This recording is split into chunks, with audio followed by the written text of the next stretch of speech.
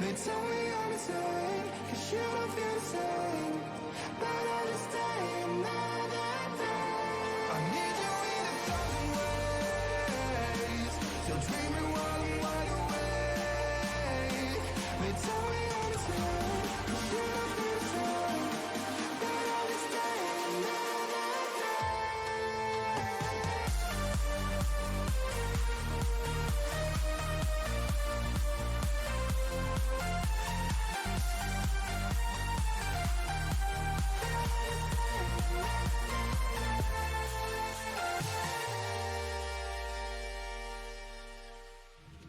Can't deny all the chances I didn't take. But I survived without the promises you didn't make. I know we weren't always set in stone, but I know I took too long with this love. Yeah, I'd rather be alone, 'cause I am right where I belong, still holding on. I need you in 1,000 ways.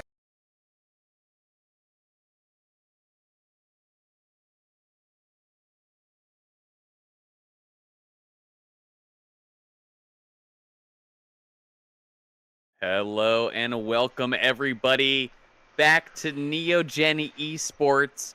We have got a banger tonight for you on this Thursday evening. Neogen Xenos is taking on XSVS in the Titan League in the first week of playoffs. This is going to be a banger match coming to you. I'm Poppy, and I'm joined here by my lovely buddy here, Richie. How you doing tonight, man? It's your boy Rich F. Young coming at you live. I'm doing good and having a great Thursday night and ready to see this first playoff game, potential 5-game series. I think it's gonna be a banger myself. How you feeling today, Poppy? I'm doing good, man. I love that enthusiasm, that energy. Richie coming out the gate, bro. Let's go, man. This is going to be hype. This is game one of a best of five series, fearless draft going on tonight. I mean, this could be a long stream. There might be a heck of a lot of content coming out here. And as you can tell, Richie, those pick and bans are already starting. We got some hefty ones right out the gates too. Pantheon, Amumu, Zinzao.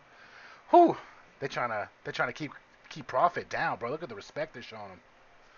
I know, man. They are target banning Profit like crazy. But Neogen doing a little target ban of their own.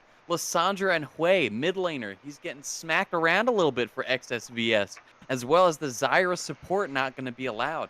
And look at this, a Ziggs pickup right away for XS. They didn't want Packy to have it. The number one Ziggs in the world. Let's not forget. That is true. That he is number one Ziggs in the world. But you know, so many teams have prioritized banning this or picking this pick. But even when it's been left open, Packy hasn't been playing it. It hasn't even really been in the team's repertoire. Very true. I have the feeling we're going to see it more often though, because this last patch they buffed him a little bit. I think they buffed his E and his Q in later stages of the game. Yeah, that's very true. You might see it here come out, but not tonight because it is not going to be on the board after this game. They don't want any shenanigans coming out from Neogen on Paxax, but you see the response here. Packy taking that Caitlyn right away, getting that range.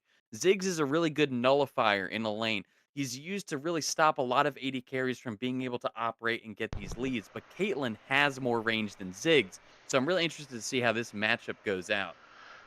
I think Packy's a beast on the Caitlyn as well, so I think anything in his range he's going to destroy.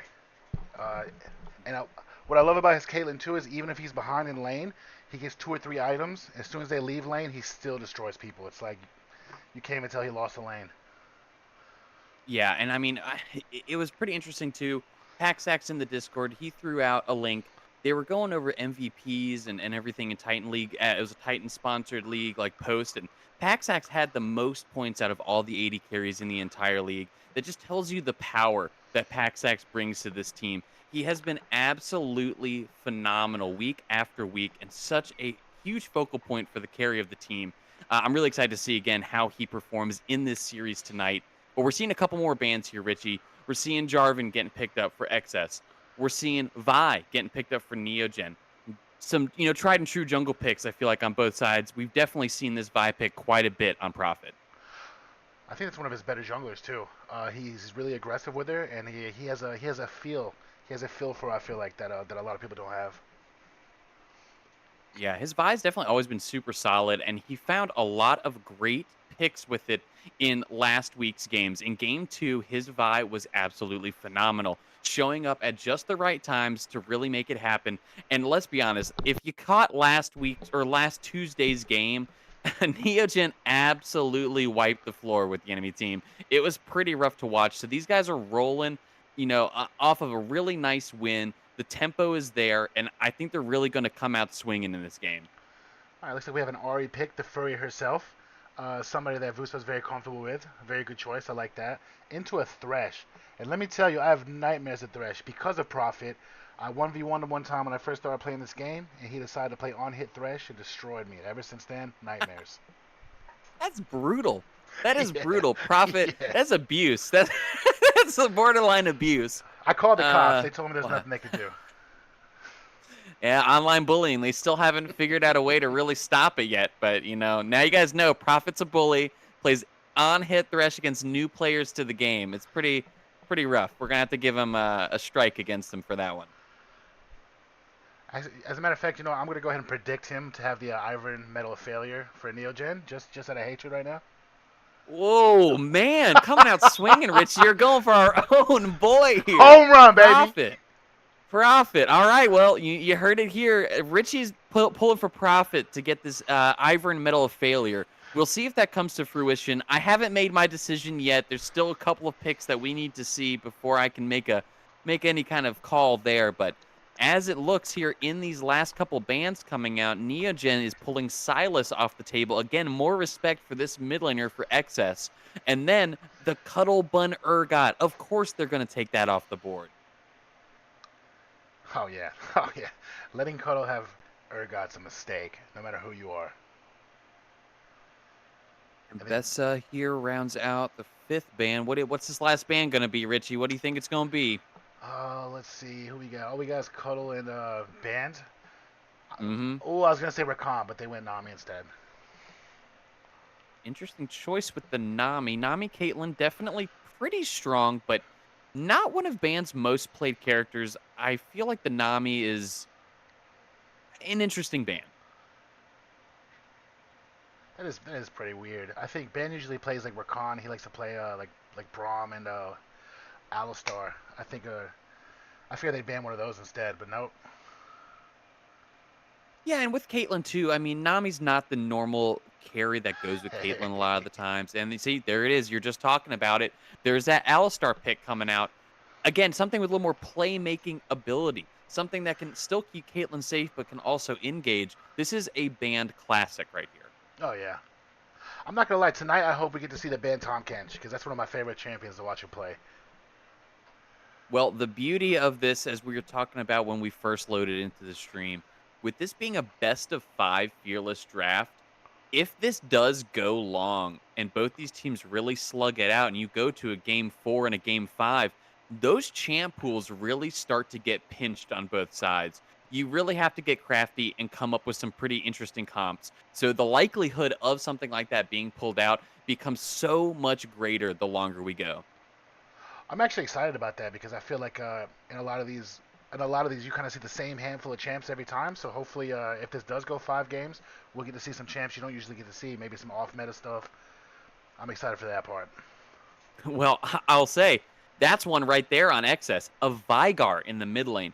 Not something you see very often at all, and pretty interesting into this comp.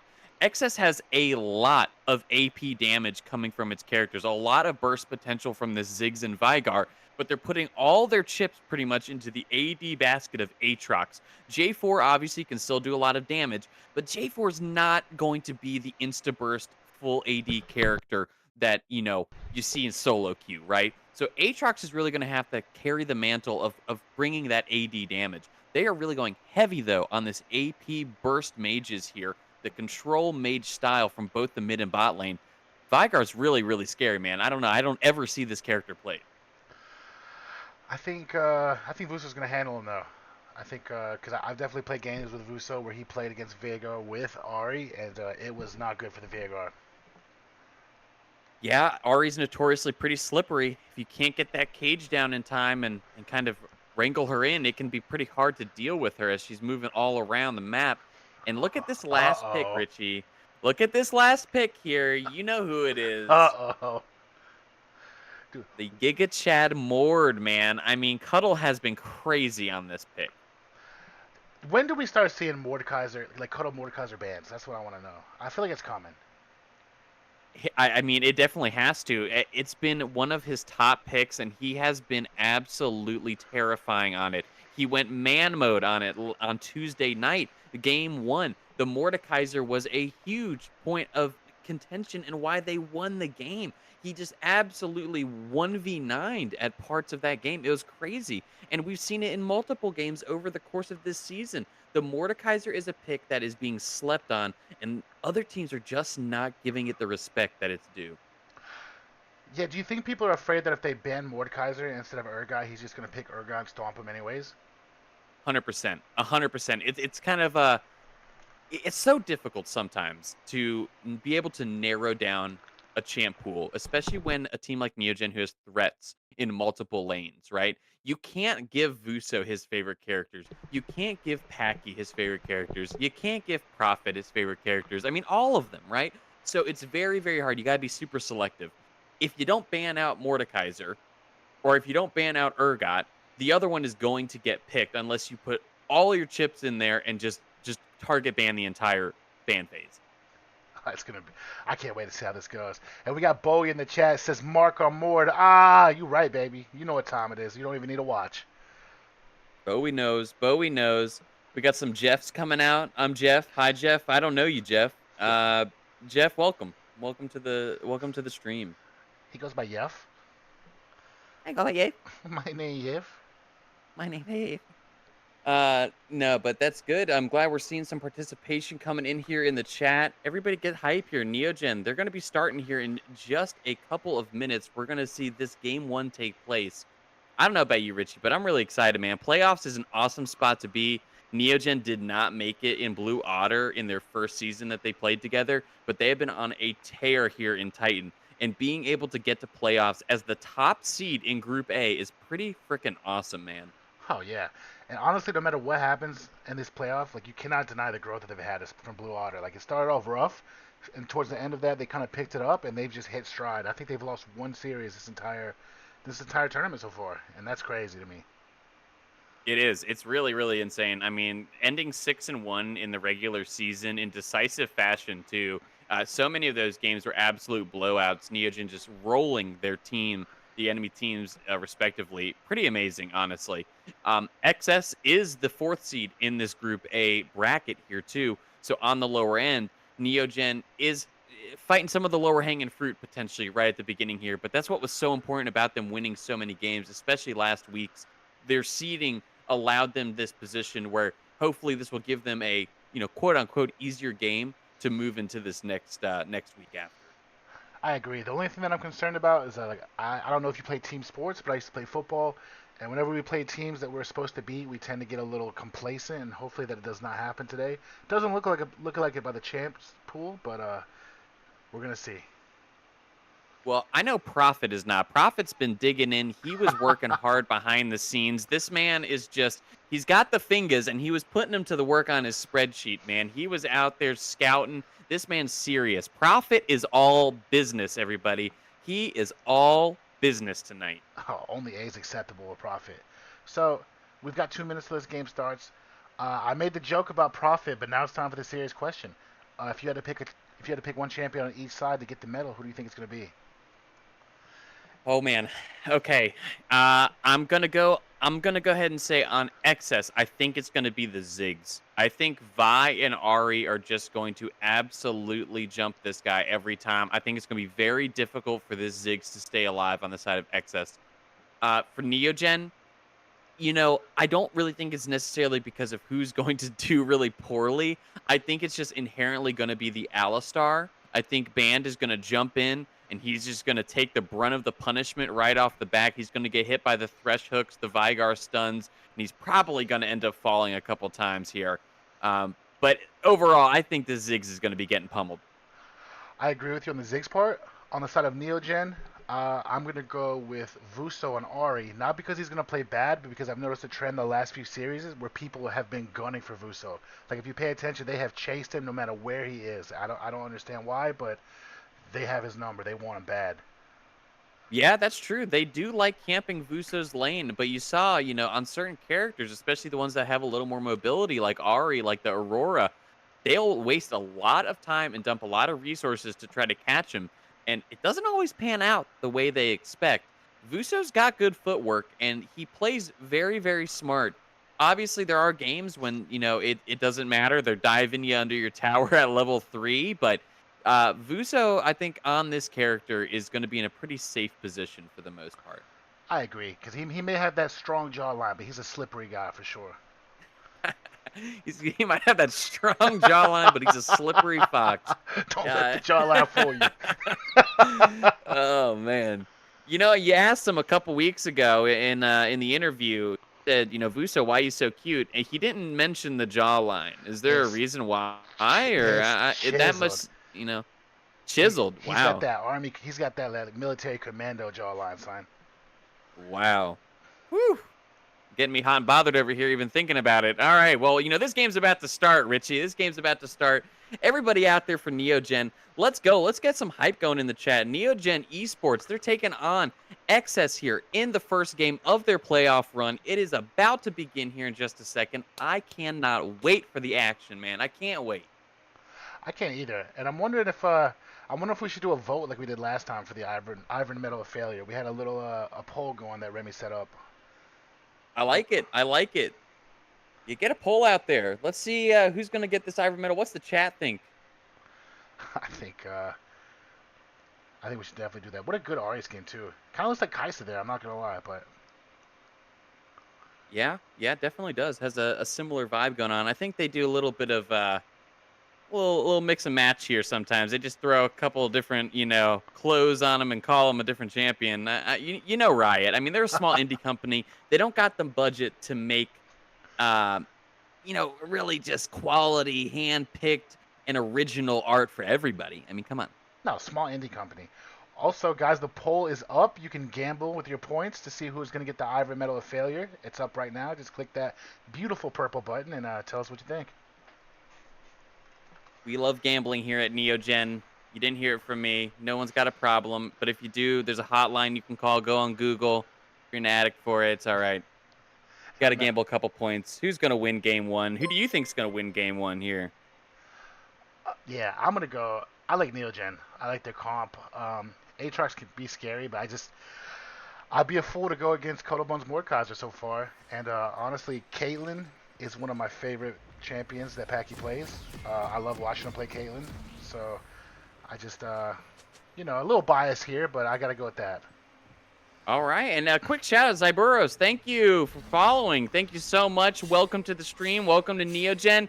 You're tuning in at the perfect time because this game is underway. Here we go. Game one of this series taking place. Looks like both teams are hitting the rift, and it looks like it's going to be a pretty standard 5-point coming out. Yeah, you always hope for some level 1 shenanigans, but not today. Oh, no, there's a little picking.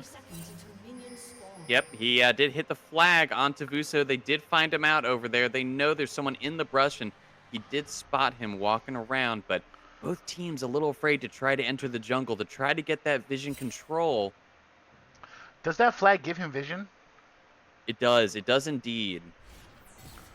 Gotcha. Ooh, and that's nice for the Vygar to hit that right away. Gets a stack onto his tier, and he gains a little AP every time he hits a champion or executes a minion. Vygar gains more ability power.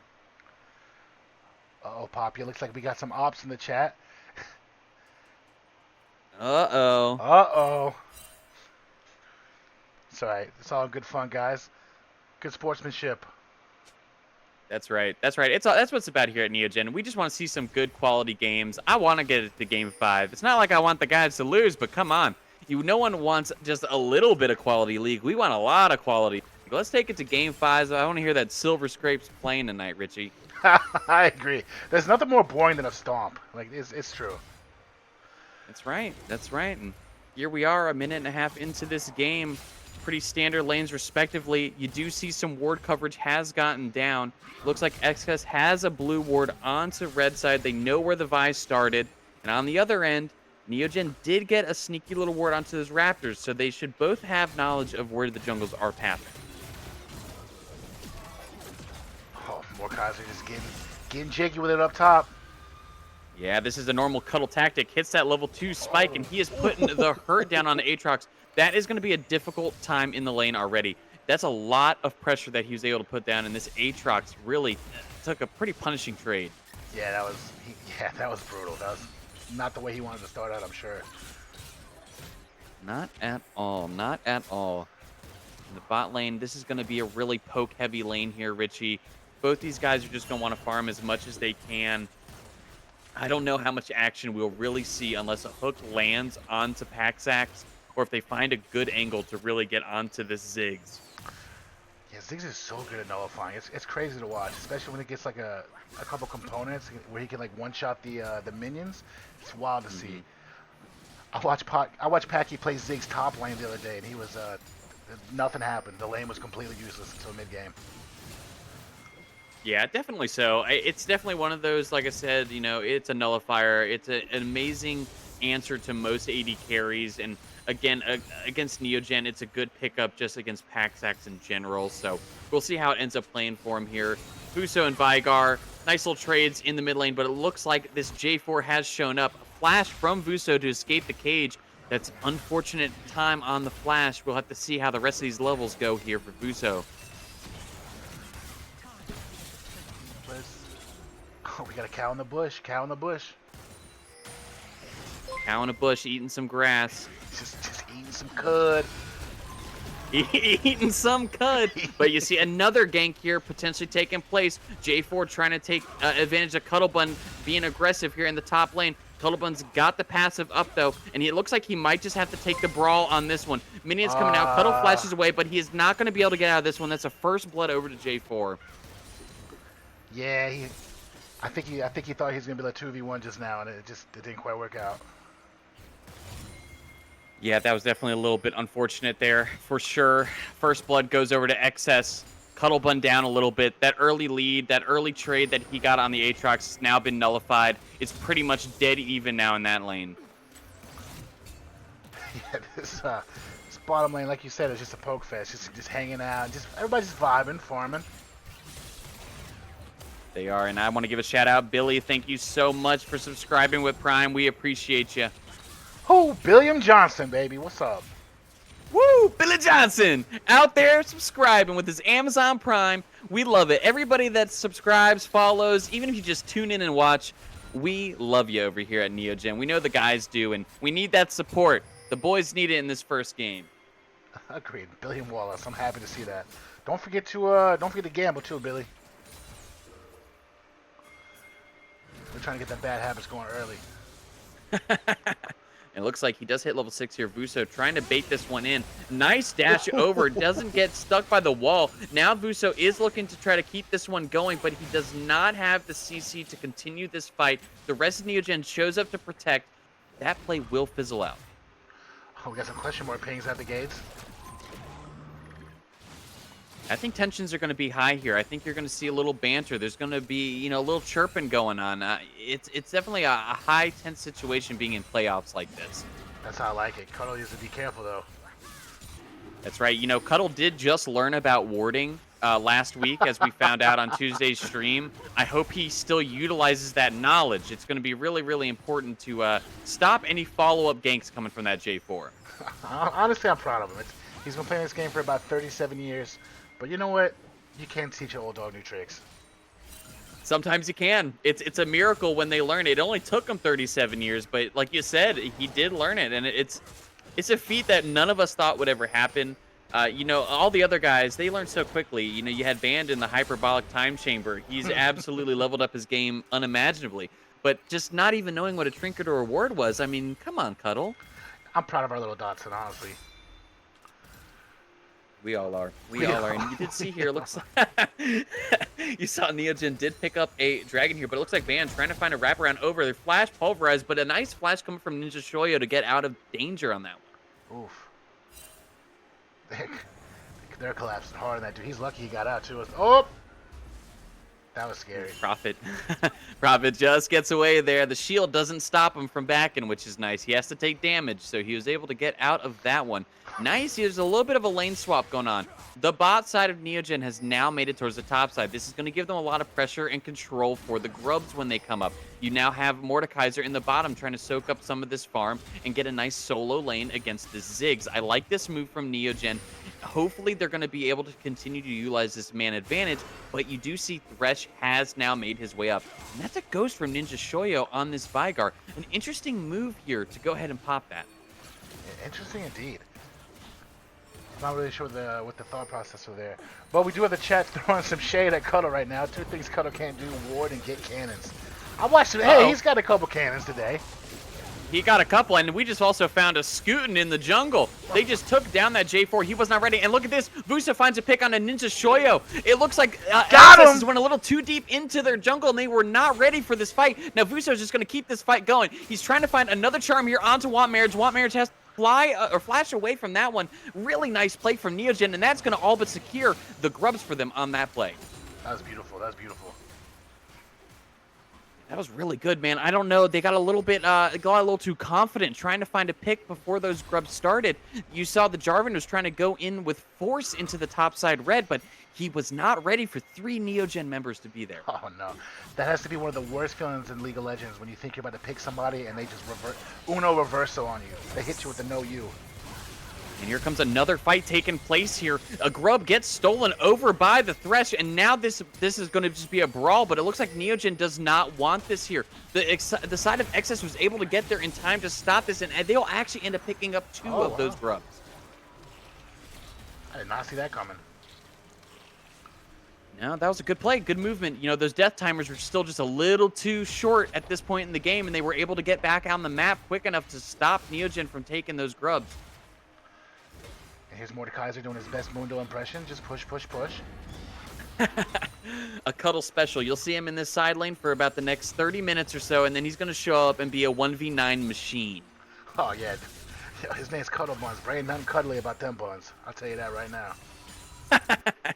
What kind of buns are they? Are they kind of spiky? Are they a little just, you know, bubbly, rough? You know, what kind of buns is he working with? Oh, they're them old Walmart buns because they're hard. You know what I mean? They're definitely hard. Those old Walmart buns. Them old man. Them old bunny bread buns. You know what I'm saying? They're kind of stale. They've been on the shelf for way too long. Gotta you know, double check them for mold. Yeah, but Walmart refuses to take them off the shelf because they need to make every penny they can because they also are a small indie company, so they need as much money as possible. So they leave those old stale buns up there. Oh, yeah, I know exactly what you're talking about. Oh, man. Yeah, he's Wally. He's Wally Bun from now on. Wally Bun. Oh, man. Wally Bun. Well, Wally Bun makes his way back to the top lane here. You see another lane swap taking place. Neogen trying to find some control for this dragon. But again, XS is trying to get where they need to be. They're trying to be able to posture to stop this control, and it looks like they're going to do so. They're now going to walk up and find some vision control of their own. Somebody said remove these casters immediately. We won't. We are here to stay, unfortunately, here at Neogen. We're the best casters around. I know. What a hater. Haters these days. You know what? The haters, they hate us because they ain't us, Richie. They hate us because they ain't us. They hate us because they ain't us. I just watched that movie the other day, bro. That shit was hilarious. One of the best movies ever. Side note, not for League, but if you haven't seen it, you gotta go. You gotta go watch it. It's one of the greatest movies that's ever been made. It's so funny. Let me sub in third caster. I'm Iron 2 player. Hey, bro, I'm a lowly silver, bro. I feel you. I'm right there with you. That's right. It doesn't matter about the rank. It's about the energy. It's about the heart and soul here at Neogen. Anybody can be a caster.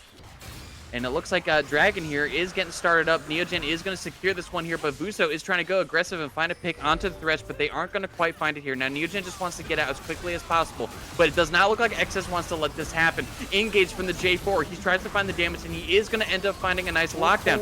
Players are falling all around the board here. Vi goes down. The J4 goes down. The Thresh goes down. The Alistar goes down. This scrap is insane. But Cuddlebutt is not finished. Triple kill goes over to the side of Kosh on that Ziggs. And that was a scrappy, bloody fight. The healing from J4 is insane. I watched him heal entire shots like over and over again.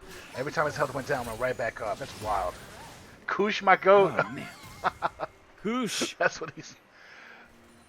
Kush over here, 3-0, playing it great on the Ziggs right now. I mean, this is a scary, scary Ziggs. While he was a little down in farm, he's now caught up with that triple kill. It's going to really make it painful for Neogen to handle the poke coming from Kush. Kush. Woo! It looks like we've got some mascots. We've got some cheerleaders in here. Blue coming. I'm the official XSV cheerleader. Well, thank you. We need somebody in here who's gonna, you know, liven up this chat. Start a little trash talk. Neogen loves that thing. Hell yeah, bro. Crack up a cold one. Be a beer leader.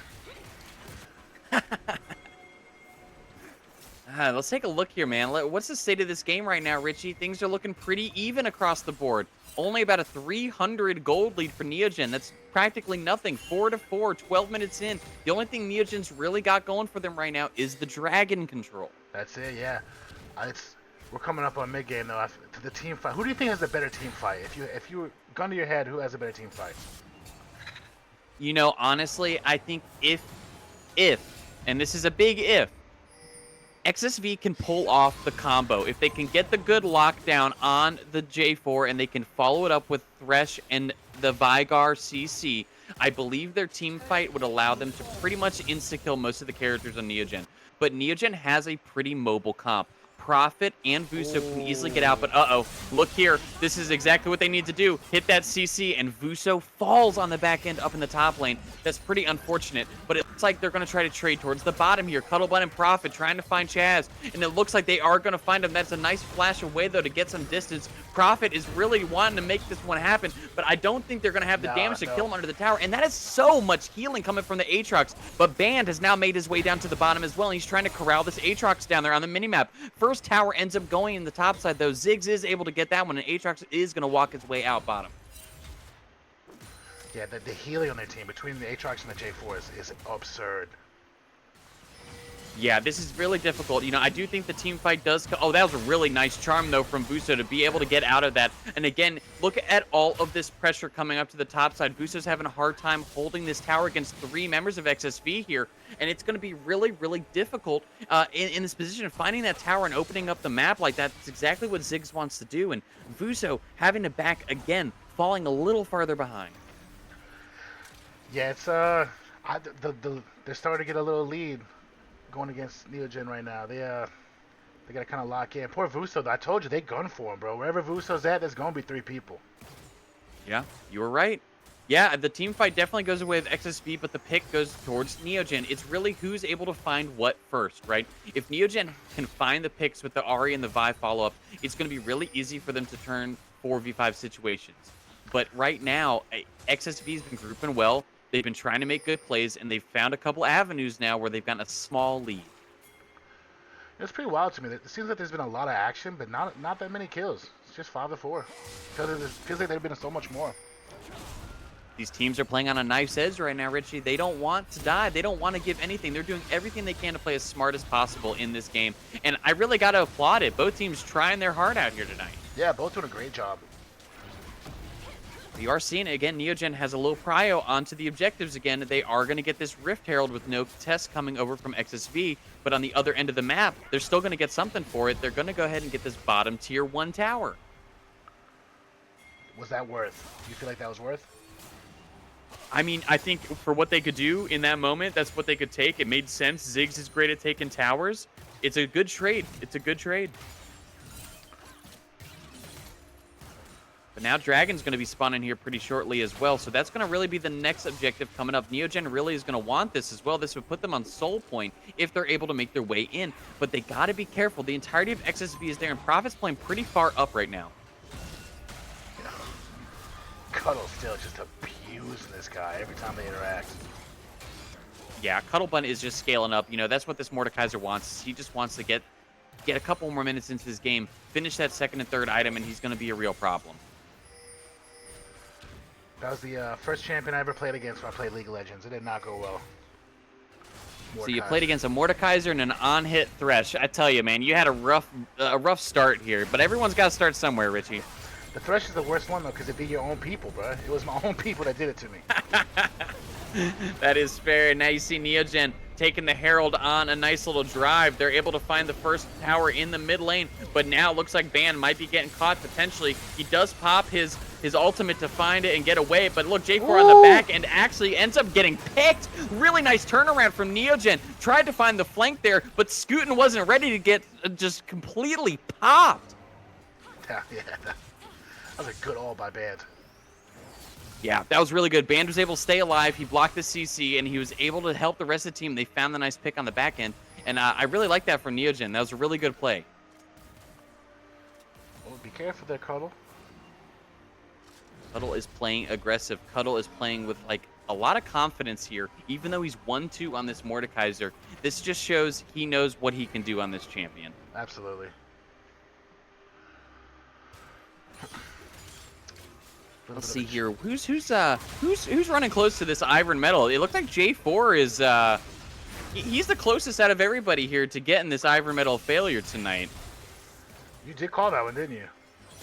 Yeah.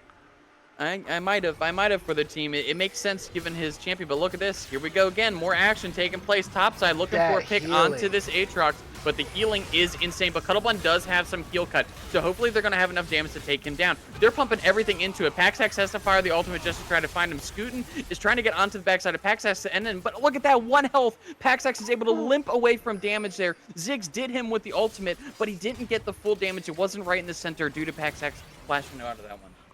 That's crazy. Got out with 100 health. That was crazy. These fights are so tense, you know. Everyone's going for picks. Neogen just barely finding it on the back end there, but now Vuso trying to, you know, control this mid lane again. But look at the entirety of XSV. They're all over the place. But that was a really, really nice charm from Vuso to get the Thresh, and he took tower aggro. There almost ended up falling. Now Ninja Shoyo trying to find some extra damage on the back end on Vuso, but Vuso is just so mobile on this Ahri. Yeah, that was a good job getting away. I thought they were about to dive him. They tried to, and then they just didn't really go their way. But look at this fight here. That was a gigantic pick. Prophet wanted blood, and he went in for it. The flash with the ultimate onto the Vygar, and they found the kill. And then Cuddlebun on the backside causing havoc. This could blow the game wide open for Neogen right here. They're now pushing down this tier 2 in the mid lane after a nice 3-team pick over here. That was really well played. Ooh, but nice ult coming out from Ziggs. He does thin the wave. That ult will get you, bro. Like, he comes out of nowhere.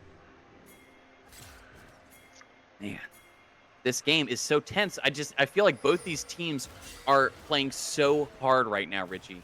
Yeah, I felt like I feel like each team was going to win at different points of the game so far. I thought Neogen was in trouble. Now I feel like the other team's in trouble. Now who knows what's going to happen in 5 minutes from now. Yep, but you see, look at this. XS is over here. Now they're trying to already take this Atacon. They're using those timers. They're using Neogen still being on the map and not having gotten a recall after that fight to capitalize and try to find this Atacon. It might end up just going over to XS. I don't think Neogen can really answer this one easily right now. Everyone is split up. Yep, I don't think it's going to happen either. They're too spread out. They snuck one on This is a them. nice play. Yep, this is a nice play. That was a really good job on their part. Yeah, good job at XS there. They secure themselves an Atacon, and that is a really, really big pickup, something they needed, especially coming off the back of that fight.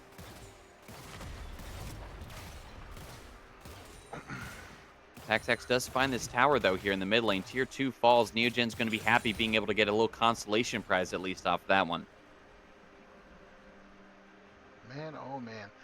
Atacon's huge, though. Their XP is invaluable. That it is. That it is. And we see Dragon here in the corner. Hourglass, it's going to be spawning pretty soon. This is going to be another big objective fight coming up here. Neogen needs to get out on the map and start getting some vision control. They've already got a good bit around the mid lane, but they need to be able to control it and keep it. XS is trying to move their way into the river here and find that vision, but topside here does go down. Tier 1. It's going to help open up this map again for Cuddle and friends.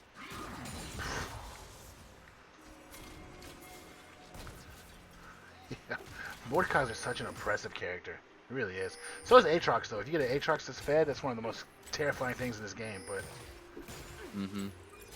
Yeah, Aatrox is so strong, but Mort is just as much of a bully as he is, and you're seeing it. I mean, they've been scrapping all game long. Oh yeah, they got nothing to be ashamed of the top lane for sure. Not at all, but looks like Neogen now. Ping's going down. They're trying to get right over to this dragon and start it right up. They've got the vision control, and XS is trying to drop a couple flags, see what they can see, and start to move in as well. Cuttlebun coming from base. He's just a little bit behind them, but you are seeing the ghost comes out from Ninja Show. He just wants to be able to get in range to pop down a barricade just like that, and it looks like it does find Band, but Band is going to be okay. He doesn't have taken a lot of damage right there. Prophet gets hit with a big Q from the thrust, but they aren't going to follow up. The poke damage is pretty insane right now. Neogen is bleeding a little bit. Two of their characters have lost significant amounts of health before this fight has even gotten a chance to start. Oh man, they're walking him down a little bit. They are. This is kind of a scary position right now for Neogen. They do not want to take this fight yet. And you can just tell it's on a knife's edge. Neither team wants to overcommit. But Vuso flashes forward, but on the back end, Prophet ends up getting picked. Oh no, this is disaster for Neogen. They're going to have to call this off. This dragon is going to go over to XS. Yep, that was Prophet's my man, but I think that was the wrong move there just now. He was trying to find the flank. He was trying to find the angle, but he was on a ward, unfortunately, and he did fall for that. That's tough. That's tough. 2 for 2 on dragons, though. Yep, now it's tied up on Dragons. Mid lane tier 1 goes down. The gold lead, again, gets even more even here in this game. It's really just a back and forth bloodbath. I mean, they're both doing everything they can to nullify the lead that is just taken by the team prior. I mean, this is a really, really good game of League. Yeah, this is, he's going back and forth, dude. Somebody needs to grab it, just take over. I thought it almost broke open with that 3-man pick that Neogen got with the tower and whatnot. But again, you know, XS finding a nice play right after it. And it's just been flipping plays each way. And we're going to have to see how this starts out. I mean, look, Baron is coming up soon too here, Richie. And this is a big prize for whatever team gets it. Cool. Neogen just needs to play it a little, I won't say smarter, but just play it a little better next time. I think, like you said, they were bleeding them out, and then boom. One mistake and it was over. Yeah, and that's definitely what you got to be careful of with this team comp. This is what you want. You want the Ziggs and you want the Vigar to throw a couple spells out, chunk a couple characters before the fight actually takes place. Makes it so much easier to actually end things. Also, with Prophet getting caught on the side by the nice Thresh hook, it just completely nullified any play Neogen could go for. Cuddle is just... There's a lot of bush going on right now. Yeah, Cuddle might not know where everyone's at. You know, he has to play a little safe right now. He has to be a little bit of a bush mongrel, just hanging out in there, waiting. I was confused for a second. He was in a bush. Vuso's chilling in a bush. It's like, what's with the bushwork in? They're bushmen. You know, they like the they like hanging out in the bush. What can we say? This isn't Alaska, guys. Chill out. Oh man, this game is gotten a little bit quiet now. A lull has taken over on the Rift. Both teams feeling it out, trying to see what the next move is going to be. Baron is up, but the lanes are pushing in Neogen's favor. I'm interested to see how this is going to kick off. Oh, we got Muffins in the chat. How's it going, Muffins? Hey, our boy, Muffins. Welcome to the chat, buddy. Feel free to join us and talk a little mess. That's right. It's all we're all having some fun in here tonight. Yeah, this is quite the lull. It is. They're plotting, bro. Everybody plotting. Everyone's plotting, scheming, trying to figure out what the next move is going to be. But, uh-oh, Vuso does find himself getting hit by Cage. But, again, Vigar doesn't want to try to insta-pop him. He doesn't want to walk up and get him. Everyone's so afraid of where one another is on the map. I mean, it really is as bad as one pick could be all you need once you start getting towards this late game. That's literally all it is. One mistake, the game's over. I'd be nervous too. I know their hands are sweaty, knees weak, mom's spaghetti. Everybody's not sure what's going to happen. Everyone's not sure what's going to happen next. Hey, you didn't know Eminem was in the chat. Yeah, who's got the vomit on their sweater though? That's what I want to know. It's probably Vuso, honestly. If anybody was gonna have it, it's got to be Vuso. Oh yeah. Cuddle Bun steals away the red buff here. Nice little pickup, but here we go. XS trying to find that vision control around Baron. Not exactly sure again where everybody is at. It is just so quiet right now. This lull is just, the silence is deafening. I think that's the right way to put it here, Richie. The silence is deafening. I'm anticipating. I can't wait to see what happens. See, we got Dragon in a minute. Yeah, it does look that way. This is gonna be a big team fight. I feel like on Dragon. I feel like both teams are gonna go for a full send. It might be, or you could see them flip Dragon for Baron. It's one thing we got to keep in mind. You know, neither team is going to be getting Soul yet. They're both trying to fight for Soul Point. So being able to give up Soul Point might be worth it if you're going to get Baron on the back end. It really just depends on how this plays out and what team is going to choose what for the macro. But as you can see, Neogen is posturing towards this Dragon. XX is trying to find themselves an avenue in, but they're afraid to enter this alcove. Neogen has complete control over the vision over here. Now we have 3-item Caitlyn, so Neogen definitely had. Look at that damage. One auto attack is crazy, but yeah, he's going to do a lot here. I mean, Paxax, as long as he doesn't get caught out or bursted, he can really do a lot of damage. This is something that XS doesn't have a lot of, is consistent DPS. They have a ton of burst, but they do not have consistent DPS. Oh, here we go. The fight's taking place. Band Director finds a nice knockup. Nice charm over on Vuso. Paxax is getting attacked, though, on the back end by Scootin. Scootin trying to find the damage, but they're not able to finish him off. Aatrox also on the back end just getting popped. Paxax is going crazy. Big sniper bullet finds a triple kill, and Vuso is not finished. He finds a flash forward with that charm and puts the nail in the coffin of XS there. That is going to be a pickup over on the Dragon as well for Neogen. Huge fight, Richie. Oh, man. I thought I thought Packy's about to get screwed over, bro. Then also he started pop, pop, done. But this is what I was talking about. This J4 is not the full damage AD threat that can insta-kill that you see sometimes in solo queue. This is Bruiser J4. This is Playmaker J4. He was not able to kill Paxax. He did a lot of damage. He did half of his health, but it was not enough. There wasn't enough access to the backline, and you saw what happens when Paxax is allowed to free fire for more than 5 seconds. That damage was crazy. And now it's a Baron going down for Neogen as well. This game has just been blown wide open. Neogen now has themselves a 6K gold lead. They just got the 3rd Dragon. They're now on Soul Point, and they pick up a Baron. Oh yeah, it's right now. It's their game to lose. Like they have to make a mistake to lose this game right now. They are in the driver's seat for sure, but you can't ever count anybody out. League is a game that can be flipped on its head in a moment. They've got to play it safe. They've got to play it right. But Neogen, they have improved so much over the course of the season in their macro gameplay. The decisiveness, knowing where to be and what to do has gotten only better and better. I think they're in a really, really strong spot right now. Ooh, the damage of that Caitlyn is insane, though. Just chunk, chunk, chunk. Doesn't even have LDR yet either. Or just wait until he gets LDR. Oh, man. Cuddleblend pushing this bot wave in with those empowered Baron minions. Neogen trying to cover for him as well. You can see Band is lying in wait in the jungle there, making sure that no one crosses and finds him. Aatrox trying to defend, but he's getting hemmed in a little bit here. Yeah, the Aatrox is fighting for his life. And there it goes. There goes the bot lane tier 2 is going to fall for Neogen. A nice pickup here. This is definitely what they want on these Barons. They want to be able to get these towers down.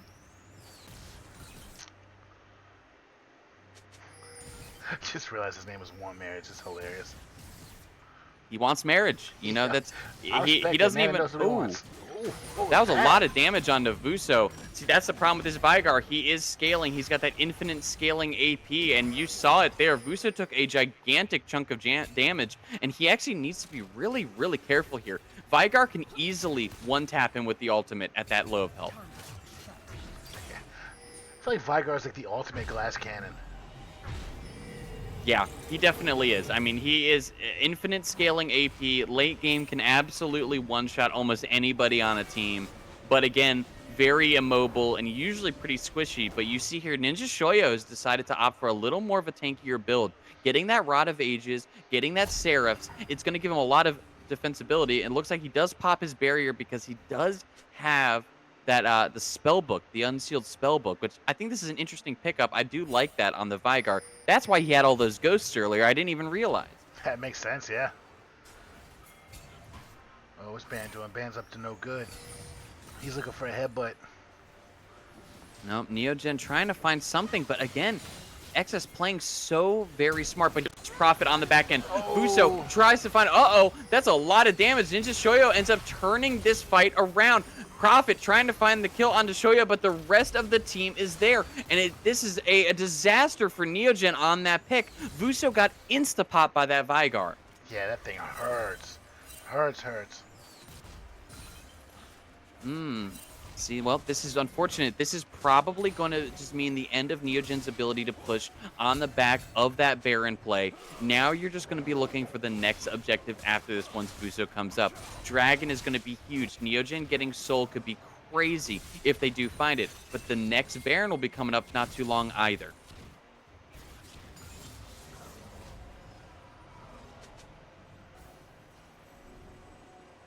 That's not...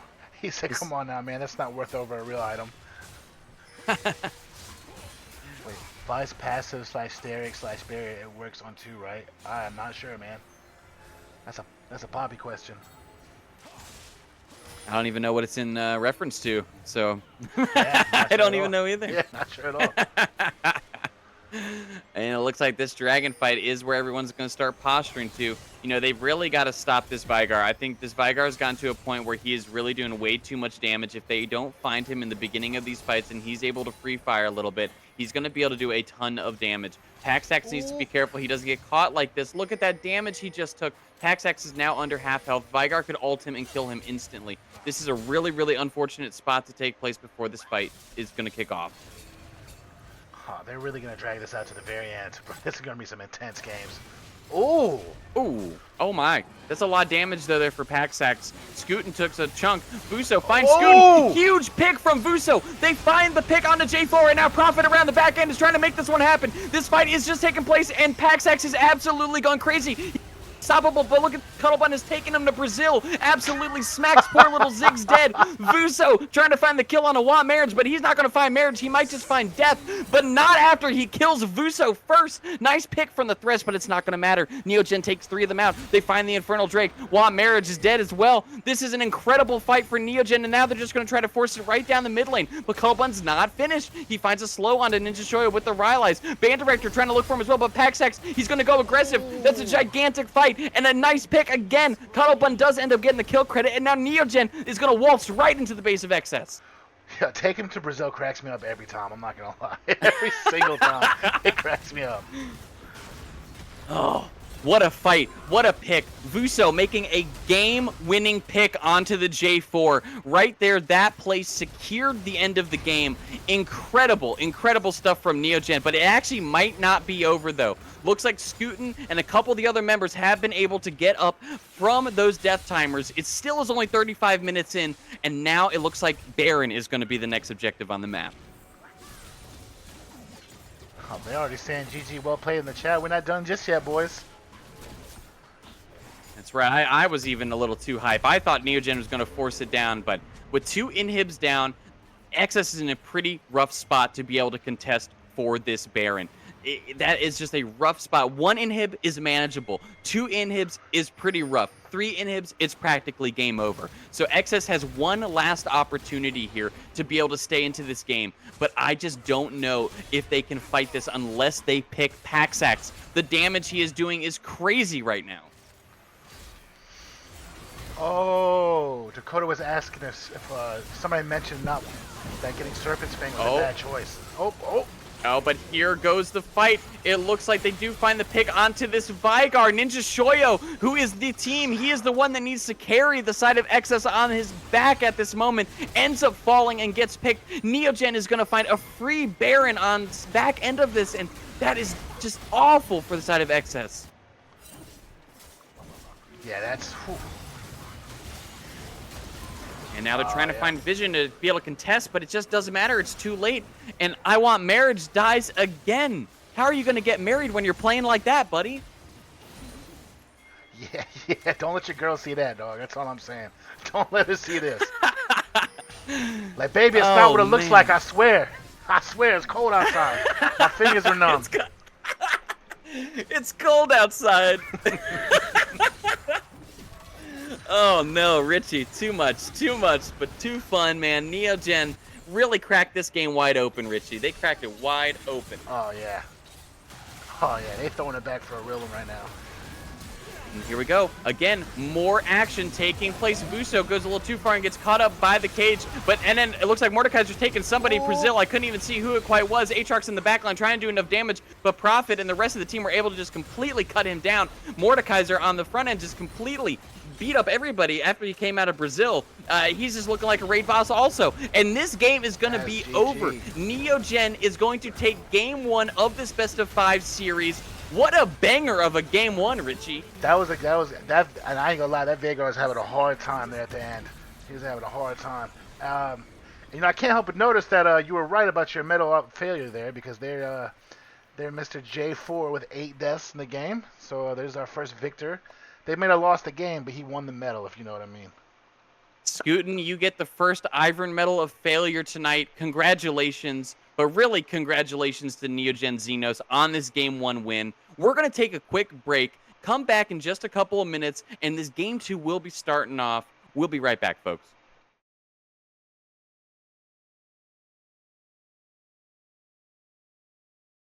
Still dreaming while I'm wide awake. They tell me I'm insane, 'cause you don't feel the same. But I just stay another day.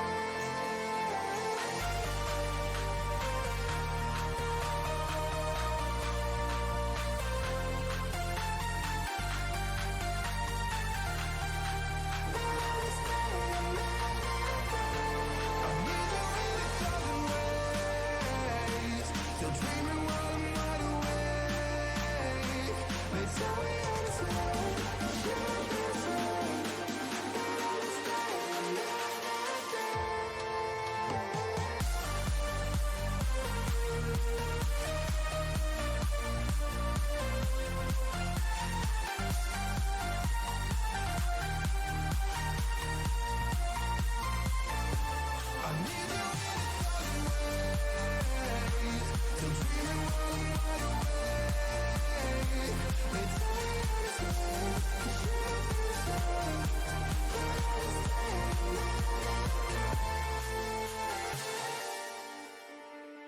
Days of our lives, there's something amazing inside your eyes. Stay here again, stay here again, again.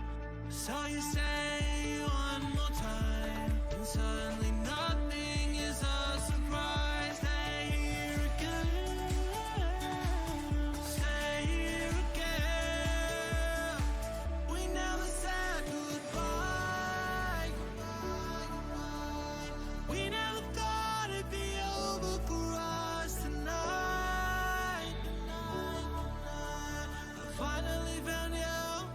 We never said goodbye, goodbye.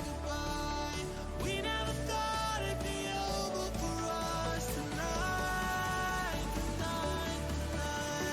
finally found you. We never said goodbye.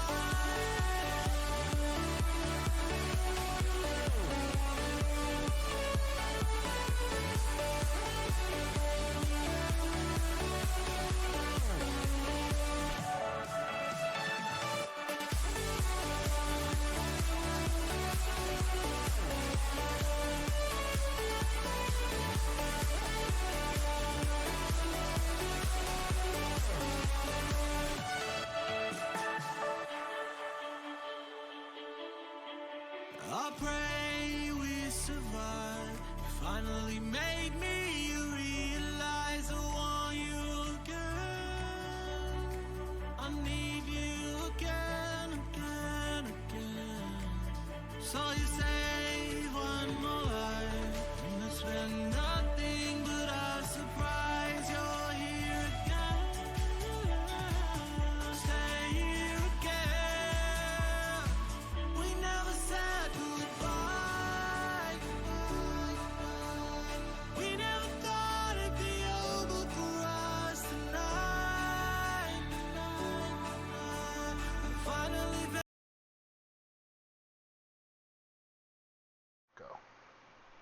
All right, welcome back everybody here to Neogen Xenos taking on XSVS.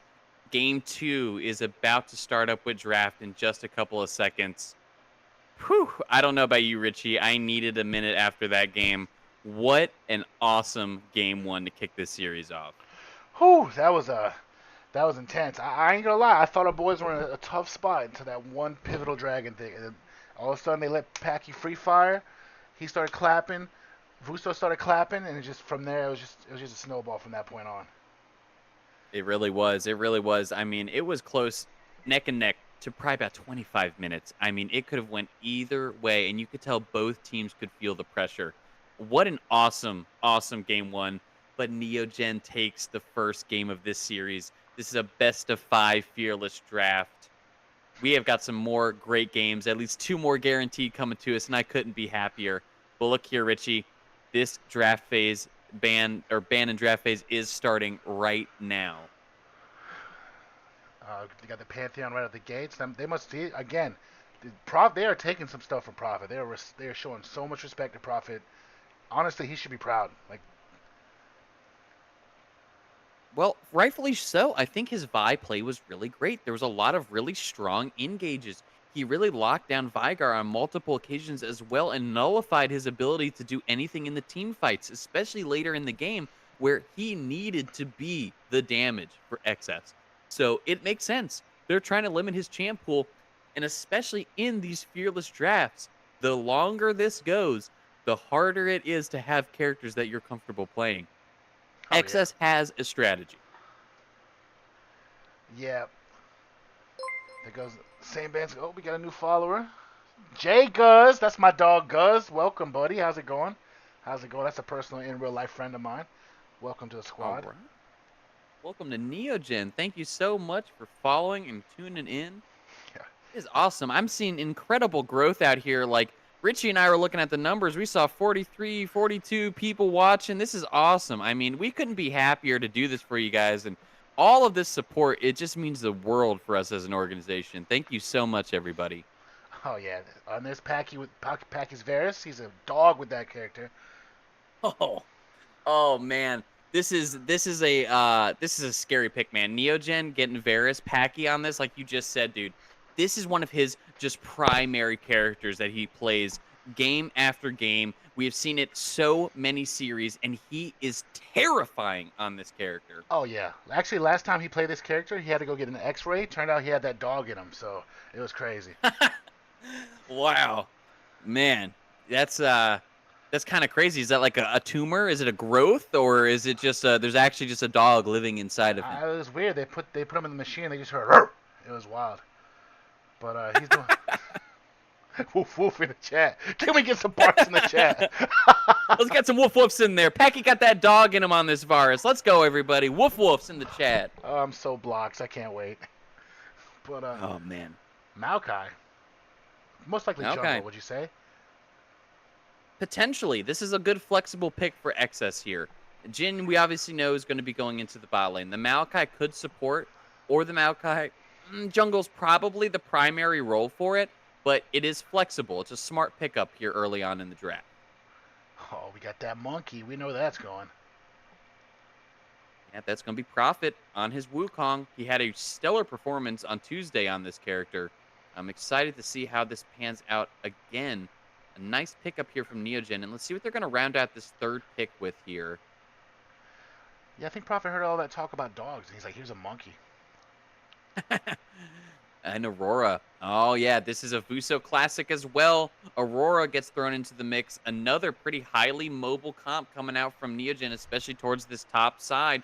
Good skirmish, good team fight. I like what Neogen's got going on so far. Again, with like 3 bans, all against Prophet. They're like, I mean, what else can you say about yourself? If you get 5 bans, 3 of them are for you personally. Like, oh, Syndra. That's a frustrating champ to go against. She has kicked my ass more times than I can count. That's a good pickup, too, I think, into this Aurora as well. As long as she hits her Scatter the Weak stun and Aurora gets knocked back, it really stops a lot of Aurora's ability to kind of chase down, get those auto procs, get that consistent damage. And then obviously late game, Syndra can become a one-shot menace. Oh yeah. I think that's a trend this mid laner likes those. I think that's his goal. He wants to just pop you and get out. He loves them Hmm burst mages.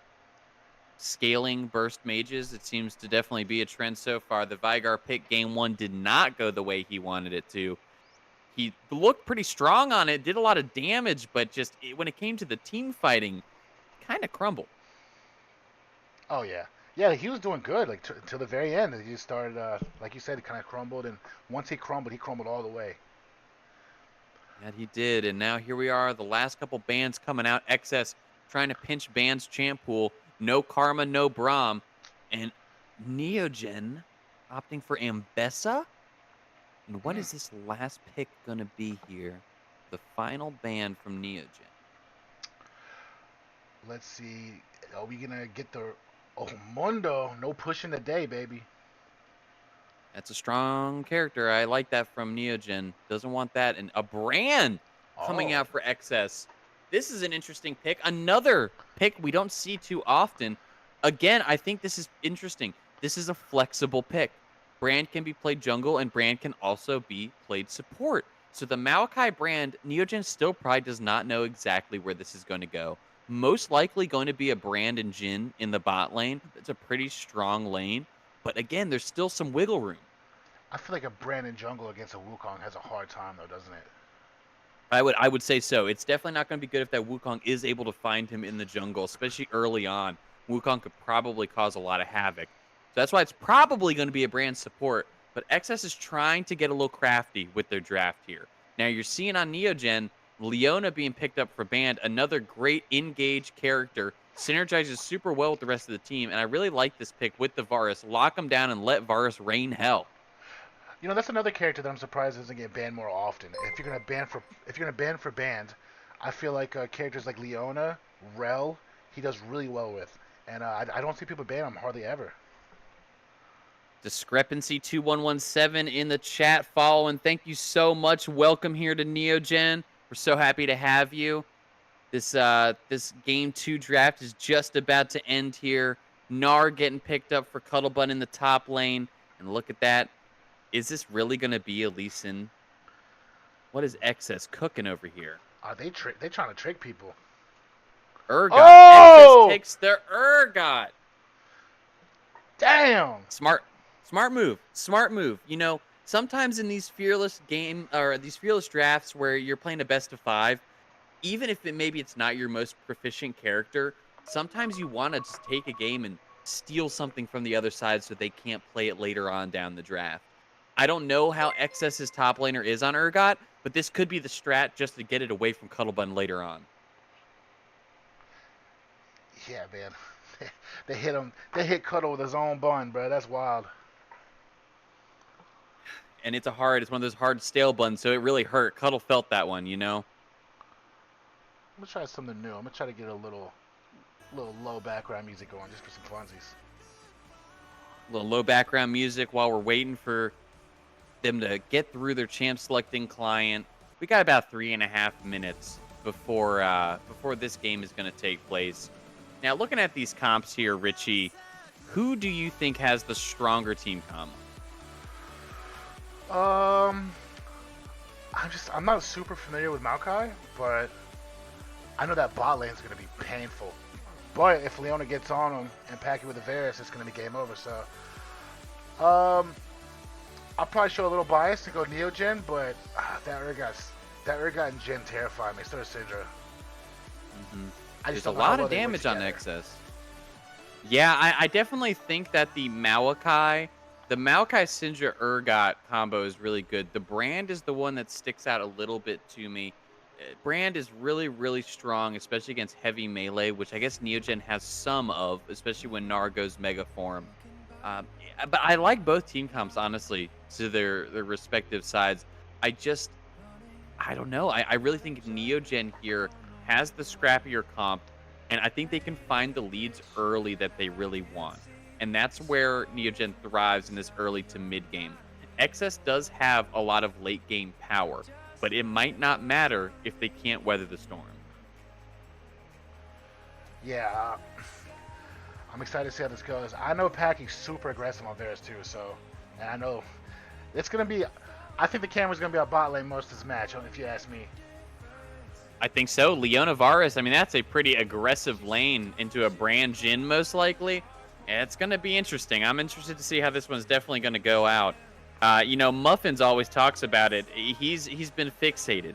Can't believe the aggression on Paxax's Varus, and it's for good reason.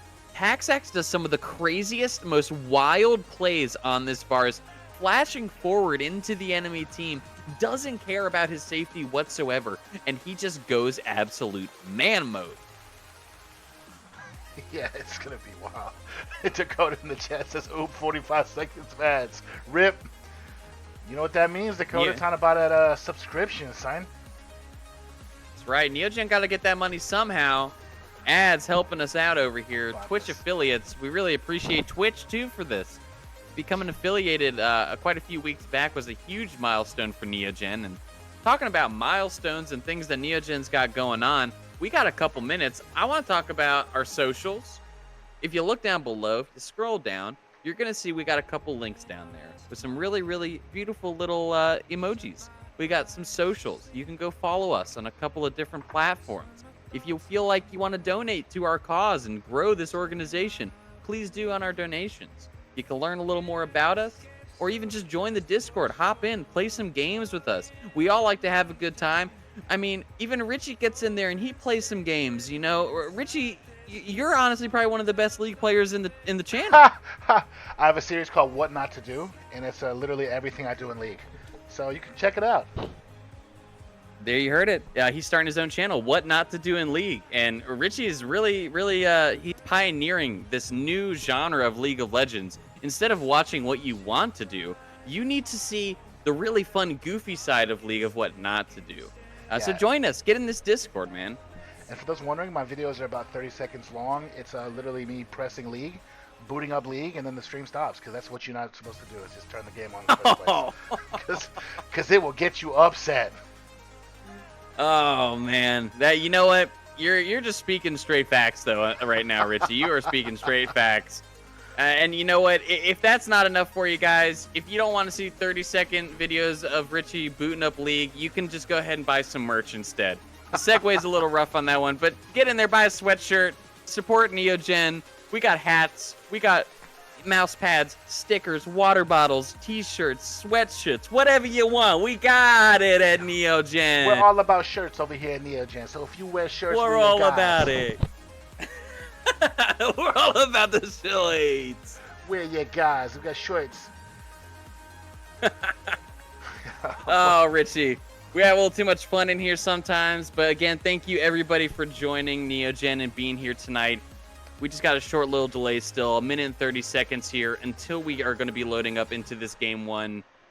If it goes anything like, or game two, if it goes anything like game one, we are in for a treat here, Richie. I'm excited, and honestly, we have a little over a minute here left, so I got to pose a question for you. On each side, that the glorious, the wonderful Iron Medal of Failure, what are your predictions? Oh boy. All right, you know what? I was right last time. Scoots on the Jungle Jarvan there for XS. He proved me right. I'm going to stick to him again. I'm going Malachi is going to be grabbing this medal again for the side of XS. But I'm going to go ahead and say Ban on the Leona is going to catch it for Neogen. And again, purely based off the fact that he is going to have to dive in. And once Leona goes in, there's no going out. I'm gonna go Syndra. Syndra, because this is one of Russo's favorite champs, and unfortunately, my man last game showed that towards the end he struggled a little bit. And on the side of Neogen, I'm gonna agree with you. We're gonna go Leona. I'm gonna stick with you on Leona on that one. We'll see who takes it then.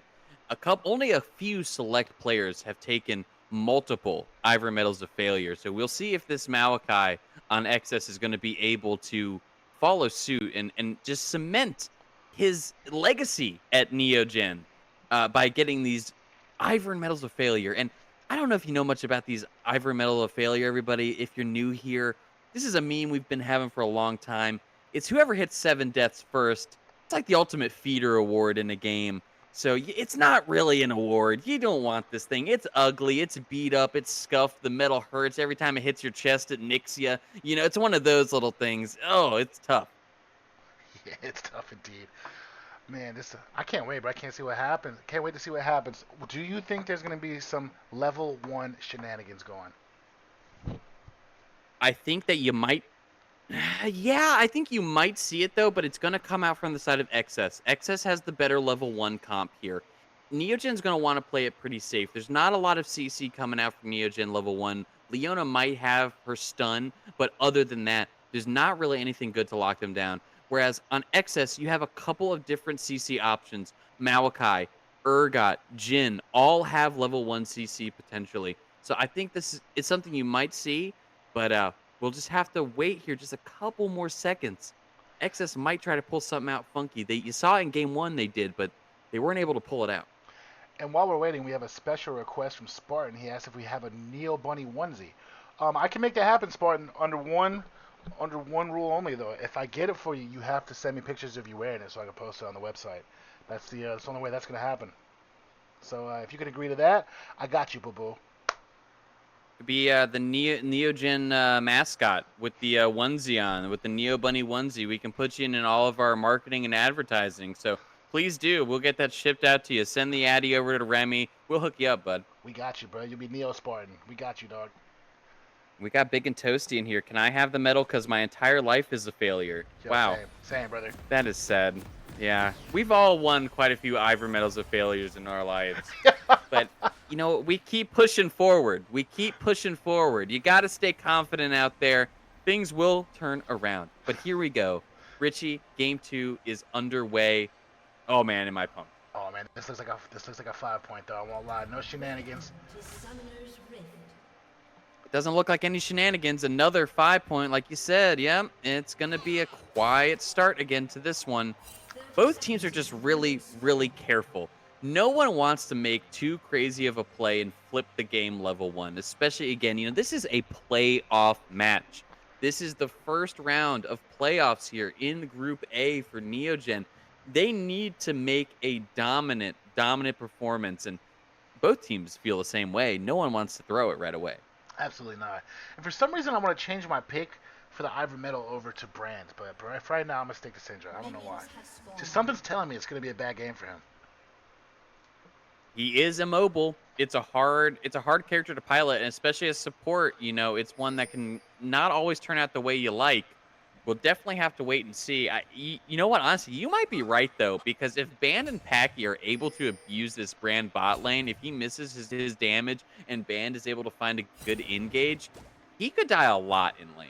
And see, that's the reason. It's no disrespect to the player. I'm sure the player's great, but I've tried to play that, and I've tried to play Brand in the support role a few times. And I just remember how, like, if we were ahead, I felt so oppressive. But if I was even a little bit behind or even, it felt bad. Very true. Very true. And it looks like the lane's going about how you'd expect. A little light poking, trying to figure out who's doing what. Looks like both of the junglers are mirroring their clears, so they should both potentially be showing up around this bot side at the same time. Oh yeah, man, it is so weird seeing an Urgot in this game and it not be Cuddle Bun. Yeah, definitely so. Definitely so. I think it was a smart pick from XS to get it off the table. I think it really was more of them taking it away from Cuddle than picking it for themselves, if that makes sense. Absolutely makes sense. How does Gnar go into Urgot? I don't think I'm familiar with that matchup though. Well, Gnar is going to really do much better once he gets a little bit of speed under him. Once he has his boots and he can keep the distance. Urgot wants to try to find the kill onto him early. But if he can't get it early, Gnar can kind of just kite him around forever. Gotcha. Throwing that boulder at him. And, you know, Cuddle, being the Urgot aficionado that he is, should understand this matchup really, really well. So I think this is going to be a hard game for Chaz if this goes too long. Absolutely. It looks like Vuso's being super oppressive, like I figured he would. This character, this Aurora, is one of his favorite. Oh, there it is. good. But see, look at that. Nice job by Cuddle. He keeps the distance. Chaz flashes forward to try to get the E, but he's not able to find the connection. That is a really, really good pickup there for Cuddle with him losing that summoner. Yeah, he's out of mana almost too, so that's very good. Really good.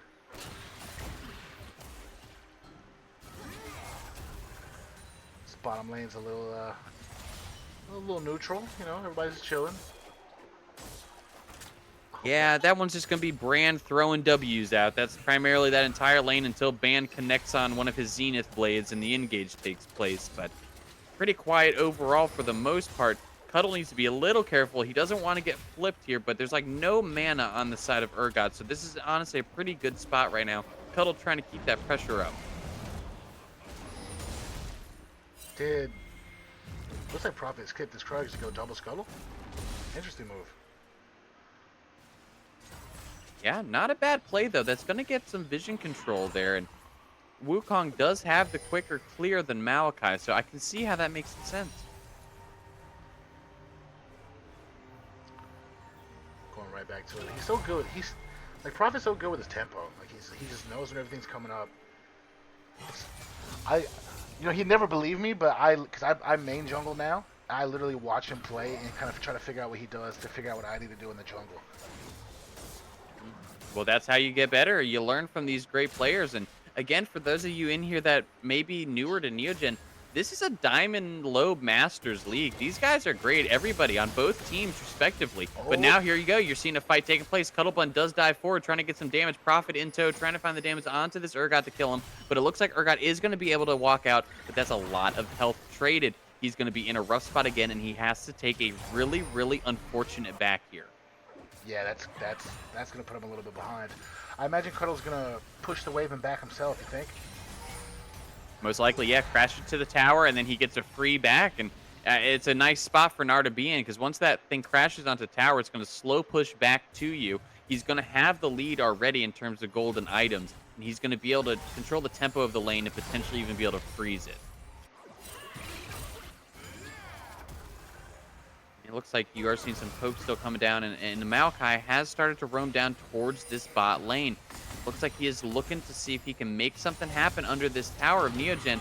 I'm interested to see if there will be a die, but look at this. Prophet shows up mid. They're trying to kill this Syndra. Vuso and Prophet doing some good damage, but the Syndra will flash away to safety. Uh-oh. Scootin', he finds the route onto Leona, but he ends up taking a massive amount of damage under the tower, and Band Director's Ignite finishes him off. That's a disastrous dive on the side of XS. Yeah, that feels bad. That feels bad every time it happens. Oh, man, that is not what you want to see right now. I mean, these games are so tense and so close, and every little mistake can be punished so greatly, and I think from either side here, Scootin', he ends up making a gigantic mishap. Hooked in the chat says who tries to dive a full HP Leona onto the turret? Oh, I've done it before, I can't lie. I've done it before. Yeah, but you didn't do it in a comp game in playoffs and Titan League and a Diamond Masters game. I did that mean, shit. come on. Did that shit in a Swift play. Yo, we safe. That's where you're allowed to do that kind of thing is in the Swift play. Not in this, man. That's a rough play right there for Scootin'. And thankfully, the kill doesn't go to Paxax for the side of XS. I mean, if it went over to Paxax, that would have been way worse. Leona getting it's already bad enough, but still. Whew.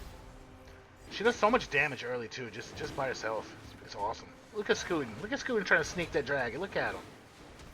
And it looks like he's probably going to pick this one up. Prophet nowhere nearby, and XS is going to end up getting a free drag here. It's like trying to dive a poppy. That I've never done. I have no clue how that goes. Not great. Not great at all.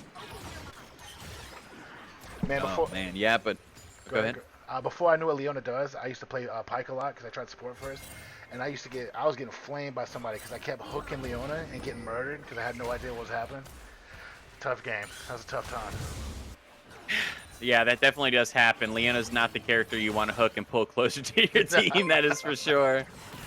But it looks like Neogen over here is going to be trying to get these grubs. You do have Scootin letting those wild branches go, and he is going to find a root on the Vuso, but not enough damage to really kill him off at the end there. That gank does fail at the end of the day, and Neogen just continues these grubs to try to secure all three.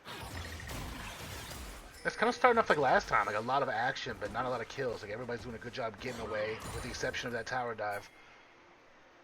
So. Yep. Oh, I might have spoken Engage a here little from too Vuso. soon. Ooh, yeah, look at that. Wow, that was clean. Ban didn't even have time to touch her. Vuso just ended up completely obliterating that Syndra. Nice footwork, and I really enjoyed that play. That was really good from Vuso. Oh yeah, Ban was just happy to be there. That's right. It was moral support. There you go. He's like, good job. I like your ears. I like your ears. Leona just said, "You go, girl." That's all that happened there. Girl power. Girl power, yas, bitch, yas. Oh, man. Good play there from Neogen in the mid lane. 2-0 now. Small gold lead, about 1K over to Neogen. Small leads, but they will mount up. So that's pretty good overall. Pretty good. And hey, thank you to Ryzini3 for following Neogen. Thank you so much. Let's go, Neogen. That's what we talking about, bruh.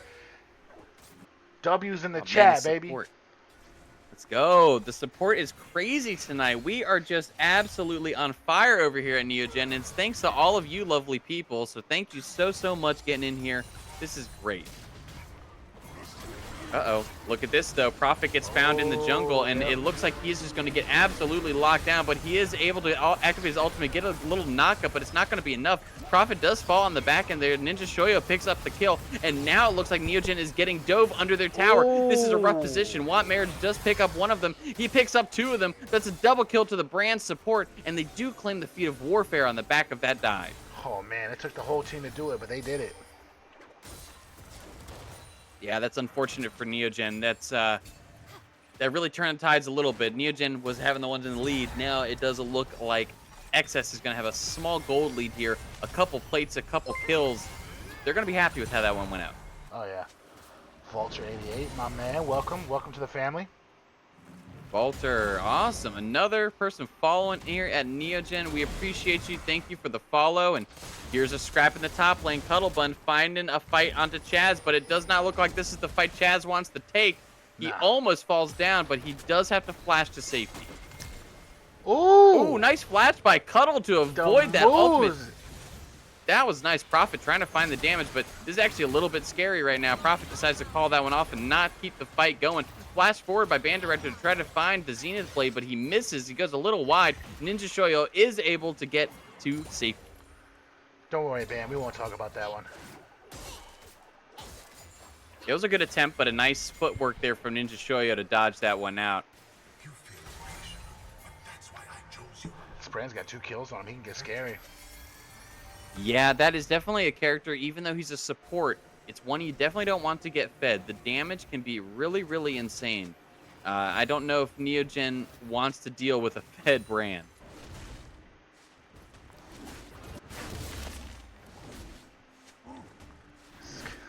That character looks What's so a dragon? silly. Maokai? Yeah, he's so silly. Yeah, especially wearing his cat outfit. It's definitely not the most intimidating costume you could put on.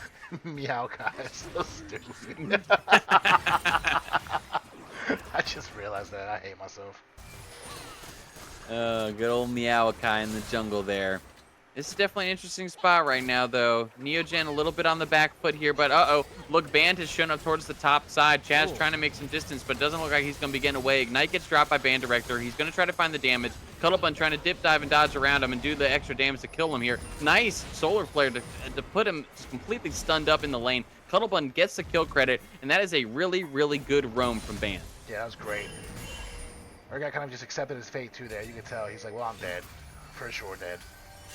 No flash, nowhere to go. No. But it does look like they are going to try to transition this to a second dragon in the bot side here. This is a pretty smart play coming over from XS to capitalize on the extra members being towards the top end. Now it's 2 dragons over to XS here, Richie. Yeah, that's, I know Neogen's paying attention to that, and I'm sure they're going to try to catch his third one heavy. Now it looks like they're pinging Rift Herald. They know what they want. Oh,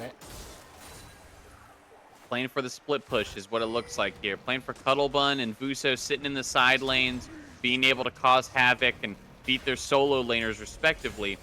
I think right now, Cuddle is in a really, really good spot. The Urgot's going to have a hard time dealing with Cuddle, especially with that Triforce being completed. Looks like we got a Ghost Blade for the ADCs. Ghost Blade on either side. Little copycat league. A little bit, just a little bit. It looks like they're pretty even overall. Just a small creep league going over to the Jhin right now, but close around the board, honestly. Everything is looking pretty even for the most part. Dead even in gold. This is a tough game again. You know, we saw the early game last time. Up till about 25 minutes, this game was dead even game one. They're fighting. Both teams are fighting. Like, this is... And honestly, I'm glad. This is much more fun to watch. A game like this, it goes back and forth. You never know what's going to happen. This is peak entertainment. Yeah, I agree with you 100%, man. It's just, this is quality league. This is what you want to see. Those stomps, while they're great for the team winning, it's not great for the viewers at home. You want to see some good quality League of Legends, and we're getting it tonight. This first game of this playoff series has already been a banger, and now we are in game 2, and it's looking like it's probably going to be the same thing. Everyone playing so tactical, so smart, but it's going to blow wide open here any minute. I want to see Vuso take off. Like, I want to see him get fed. If Vuso gets fed this game, it's going to be a spectacle. Oh, snared him. Uh-oh, this is unfortunate here. Looks like Urgot is going to be able to get the flip off of Scootin showing up, but Cuddlebun does go big. Oh. Prophet trying to find his way in, but a nice disengage there means Prophet is not able to find the knockup. Now they're trying to find the rest of the damage onto the side of XS, but Want Marriage walks up a little bit too far. Oh! Vuso finds the third proc and the kill. Now it's going to be a re-engage coming in from Neogen. Zenith played up forward by Band. He does find the stun, but Neogen might not continue forward on this fight. They're going to take those 2 kills, and they're going to just transition right down to the Rift Herald. Oh, what a backfire. That was a good play by Neogen. Yeah, the long-range engage over there from Scootin on this Maokai just didn't pay off. The rest of Neogen called the play. They showed up. The cavalry arrived. Oh, and did they? The Avengers were there, and they were not playing games. Not at all. If you were to give us, out of the Avengers, who on Neogen is who? What superhero are these guys? Who's Cuddlebun? Oh, man. I don't... Oh, that's hard. That's hard. I Like think, Squirrel Girl? Squirrel Girl, yeah. I was going to say Ant-Man, but that works too. But, Uh-oh. Prophet caught behind enemy lines here. Yes. He's kind of getting chopped up by that Urgot, but he almost falls. Urgot didn't have a lot of health there. Uh-oh. This is not good, though, either. Cuddlebun is getting caught up, and he's going to get absolutely decimated by Ninja Shoyo. They do find a kill onto Cuddlebun. Neogen decides to overstay a little too long. And again, here we are. They flip the game back over to XS. Oh, man. I saw the play, Cuddle. He tried to take the limo out of there, but that Smite said nah. Man, yeah, this is rough. This is, Neo makes a play, XS makes a play, and this is what we saw game 1. They just pass the torch back and forth. Man. After long thoughts, I just want to say that I think Vuso would be Tony Stark, because that motherfucker comes out of nowhere. So, that's the only Avenger I got, bro. I never really watched too many of those movies, unfortunately. Neither did I, but how about I'll leave that up to the chat here. The Neogen boys, if you know them, what Avengers are they? What superheroes are they? Put it out in the chat there. We'll read that here in just a little bit. Also, we got a man hooked on Flays in the chat. What do you think about this game right now? I see a man WTF. What's your thoughts, buddy? Lay it on us. Ooh, Paxax with the damage. Just one hit does like a quarter that just health. Yeah, and that's only going to ramp up. Paxax, though, opting to go for the lethality Varus, something we actually don't see him play as much. Normally, when I see him play Varus, he's playing the on-hit build, but I do like this. He's trying to poke out the poke on XS. He wants to try to just chunk down this bot lane, chunk down this Syndra before they get a chance to do damage. Oh, I can't let him get Dragon this time. I think... Yeah, it's not going to be good. This is Soul Point here. If they do get this dragon, they will be on Soul Point. Prophet going in to try to get the steal, but good it's try. just too late. He's not able to get it, and now Prophet's going to end up falling potentially. Oh, got nice out. little pullback there. Prophet does end up actually living here, but it looks like XS is not finished. They do find Buso on the back end of that fight, and a little pick and a dragon. XS is now starting to come alive. Small Cuddle, gold though. lead. But Cuddle is really getting a lot on this top side. I mean, look at that. Tier 2 goes down. He's going to take their buff. I'm taking everything. Oh, yeah. Hooked is going in on the chat here. WTF are we doing? Yeah, I know. It's a little sloppy right now. The boys are on the back foot, giving a lot of tempo and pressure over. Uh-oh. Cuddle Bun getting caught out here, too. Ninja Shoyo finding some good damage. Oh, man. Cuddle almost dies on the back end there after stealing that red. Yeah, he just hops out of safety. He's going to get the belt out. Hook says he's going to get the belt out. I can almost hear those loops no. as it comes out. Hacksax is getting spanked first, but not because he did anything wrong. It's just because he likes it. Oh, yeah, it's because that's my boo-boo. That's why. Oh, no. And yeah, Neogen got to tighten it up though a little bit here, Richie. This is a tough game too so far. It's not over. It's not lost by any means, but they've slipped up a couple times, and now XS has some really, really good win cons. Getting this Dragon Soul is the big one. With 3 dragons by 20 minutes already for XS, this is a rough spot to be in for Neogen. Yeah, this is I'm gonna be honest though, this is kind of how the game was going last game though. Like I felt like they were on the back foot, then all of a sudden one big fight. Now to be fair, the dragons were 2-2, and there was a couple other things that happened. This one definitely seems a little more one-sided than last game, but we'll see. Here we go, they're jumping. Oh. Band shows up again in this topside. Chaz has just not been able to catch a moment alone. Cuddlebun and Band just punishing him over and over. And now Cuddlebun is going to be able to take another nice lead in the top lane and push this one in for free. Cuddlebun is something we need to keep an eye on here, especially as this game goes on. He is quite ahead in this game. 2-1-2, 176 farm. He's got a lot of solo gold, and now Atacon might be their prize for that pick. Atacon could be a game changer. I think just quietly taking the bottom tower. Yeah, this is what they need, right? This is what we're talking about. It kind of gets opened up on their head there. They're going to trade back. If they get this Atacon and a tier 1 bottom, that's a huge swing again for Neogen. Oh, but it looks like Hacksax isn't done. They want to fight, but a nice flash over from Scootin, and his ult comes down just to make sure he can get away. Nice little play from Neogen, though. Good pickup on the objectives. Yeah, that's good all around.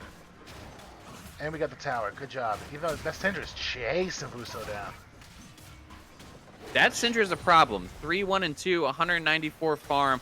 Ninja Shoyo is a problem. Again, the Victor, or the Vigar was a bit of a problem as well, but he just misplayed the fights. I wonder if on this character he's going to have better positioning come these late game team fights. I honestly, as much as I don't want to admit it, I think that he will. He seems to be playing this a little better with the CC and everything. So he's gonna be a problem late game.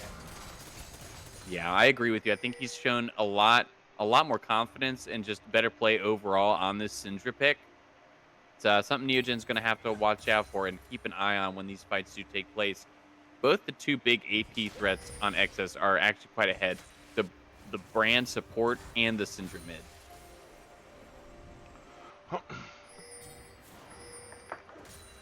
Got a little tomfoolery going mid. What's going on here? Yeah, XS is trying to look for a pick on a Hacksax. Hopefully he doesn't end up getting caught here. A little bit of a scary position, but Neogen throwing some caution warnings down saying, hey, I don't know where they're at, but Neogen's got to find some vision control here. This dragon's going to be coming up pretty soon, and if Neogen does not find the angle to start moving into this river right now, this is going to be really problematic. You cannot give Soul over this early on to this team. Absolutely not. But XS is doing everything they can to hold the vision line. And Ban trying his best to force him in. Finds a nice solar flare onto the back, onto Jin, and now the engage is going to take place. But look at that damage coming out from the Syndra. absolutely murdering the backline of Neogen. Oh. Prophet gets sucked up and he gets taken into the grinder. And now XS is just going to be able to run away with this one. This is going to most likely be a completely free Soul Dragon for XS. Yeah, that's tough. Oh man, Richie, that was an unfortunate play for Neogen. They tried their best desperately to make something happen. Ban did find a nice lockdown, but that cleanse came off on the Jin, and he was able to get distance. Not enough damage to kill it, and there it is. The smite comes down. XS claims Soul. Oh man, this is really, really rough for Neo. Yeah, this is tough. They're already saying 1-1 in the chat too, so hopefully not, but it's not looking good. The chat knows how this one is faring. Both these teams playing their hearts out. Dead even still, though, in gold. The big difference maker here, though, Soul Dragon over the side on XS. This is a gigantic, gigantic lead for them to have in terms of objectives. Yeah, I'm surprised they didn't get a single one. And they weren't even really able to contest either. It was just complete dominance at those points. Yeah, the objective control was really good from them this time. And again, you got to give credit where credit's due. XS played their objective control great. They had a game plan. They knew what they wanted. They wanted the Dragon stack, and they made it happen. I think they heard us talking. I think they said they wanted to drag this out of 5 games. They said that's what the people want, so that's what the people are going to get. You might be right. You might be right. They may have heard us. They might be in here stream sniping. Who knows? Yeah. Oh, but look at this. It looks like Urgot is going to find himself in a bit of a pickle. Again, Band Director tries to Solar Flare him, but a nice flash from the Urgot to get some distance. Damage comes down. Paxax with a gigantic arrow there does find the kill, but unfortunately, a couple members of XS have been able to rally and find their way down, and that's going to be Band going down. Uh-oh. Ninja Shoyo also trying to find Vuso on the back end. This Syndra does a lot of damage, but thankfully Vuso has the fancy feet, and he's able to get away. Here comes Baron. This could be... I imagine this Baron could be, it's not going to be the game, but it's going to be close. Don't speak too fast. It's Sam Gold. And you have the Wombo combo late. What Wombo combo is that? We've got the Wukong, Gnar, and Aurora combo on their ultimates. It could be a lot of CC and damage coming down all at once with Paxax fire and arrows and Band CC as well. There definitely is a good wombo for a good team fight for Neogen, but they've got to find it. Ooh, that's a nice pick over there. Really nice Chains of Corruption. Does find the Jin under the tower, but he is able to flash away for safety. Prophet trying to get some damage down, but he does fall on that Jin W. They do get the snipe. Now Cuttlebun, who wants to continue this fight, just can't do it. That trap by Jin slows him up, and he doesn't want to chase blindly into the jungle. Unfortunately, the play turns up. Well, actually, it looks like it ends up being Neogen's favor. They do find Scootin', and they might get this tier 1 tower. Packing's starting to get some kills, though, but so is that Jin, so they're kind of evened out there. I think a lot of this game is going to come down to Packy arrows. Is he going to be able to hit the champions he needs to before these fights take place and get this poke down? If he can half health, like the Brand and the Jin and the Syndra prior to a lot of these engagements taking place, Neogen is going to be in a much better position. But Cuttlebun getting really, really close there. Uh-oh, that's a bit of a misstep. Cuttlebun ends up accidentally taking some damage, and he might end up falling here by Koosh. Koosh trying to get him on the back end here, and he is going to find that final shot, the 4th shot to put him in the grave. Dang.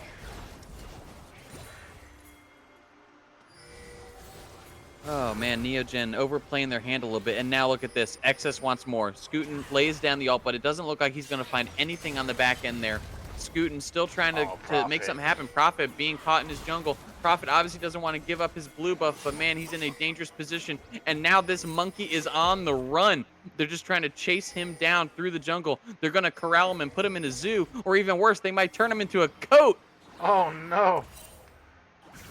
You ever seen monkey fur? It doesn't look good on a coat, and Prophet's about to get made into one. Oh, no, Prophet! That was Oh, no. an odd chase, though. The whole team chased him. Oh, and there goes Band. This Jin is starting to get fed, too. This is not looking good. No, not at all. Now Baron is going to be started up surely here by XS. This is not a good position for Neogen. They have given over too many easy picks, too many kills, and the side of XS is scaling, and they're getting stronger, and they have Soul Dragon, and now they're definitely going to be getting this first Baron most likely as well, unless Packy can get a miracle arrow here, but it doesn't look like he has the damage. He can't do it. Smite comes down. They find the kill onto Baron, and Aurora goes down on the backside. Cuddlebun goes into the grinder, and everybody on XS lives. They're going to be so happy with that. Syndra outplayed by their side in the chat.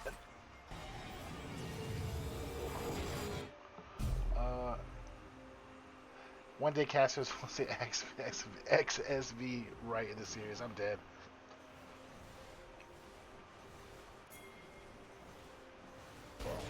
Well, XSV just doesn't roll off the tongue as well.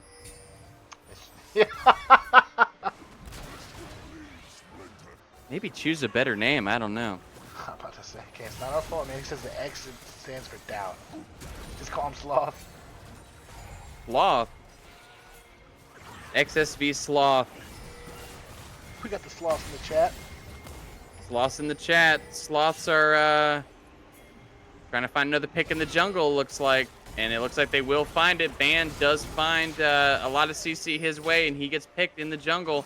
This is a rough spot for Neogen, but it looks like they're trying to make a pick now onto the Urgot, who does overstep. Nice pick from Neogen, finding Urgot on the back end, but the re-engage now coming in. Popped over there on the side from Ninja Shoyo, just absolutely destroyed Gnar on the back end there, and Scootin is now just chasing down this poor Aurora. Prophet finds himself also the recipient of a death. It looked a little good. They found something on that Urgot, but they just did not have the power to be able to take the extended fight. There goes Elder. Yeah, this one is, I mean, obviously anything's possible, but this one is pretty much cooked. Yeah, I definitely think this is going to be a 1-on-1 series here. Neogen has had a rough game. They've made some misplays. But, again, I got to give some credit over to Sloth. They have absolutely played out of their mind in this game, too. The Dragon control has really helped lead them to this, what we believe will be a potential victory. Absolutely. And honestly, Hook brings up a good point. Like, every engage has been met with a Syndra stun and a Maokai ult. Every single one of them. Mm-hmm. Yeah, the value on this Syndra has been absolutely massive. I mean, 6-1-6. Ninja Shoyo turning his bad Game 1 performance around, and he has been an absolute monster on this pick. Oh, absolutely. 22 stacks in the Magi's. Look at this. The monkey is getting pretty close to that Iron Medal of Failure over here, Richie. Oh, no, Prophet. Say it ain't so. Man, he's one death away from fulfilling the prophecy. Honestly, Prophet, just hide the fountain, please. Just FF. Hide in the fountain. You don't want to you don't want to get that. No, I don't want you to have it, bro. It's worse than a loss. Oh man, this is a rough spot. Elder Dragon over to the side of Sloth, not XS, Sloth, and they are just pushing down mid lane, just cementing their lead further and further. Crunk says I've been there. Yes, you were. Actually, Crunk was there twice, 2 times in a row last time. Oh, poor Crunk. Hey, bro, we still love you, buddy.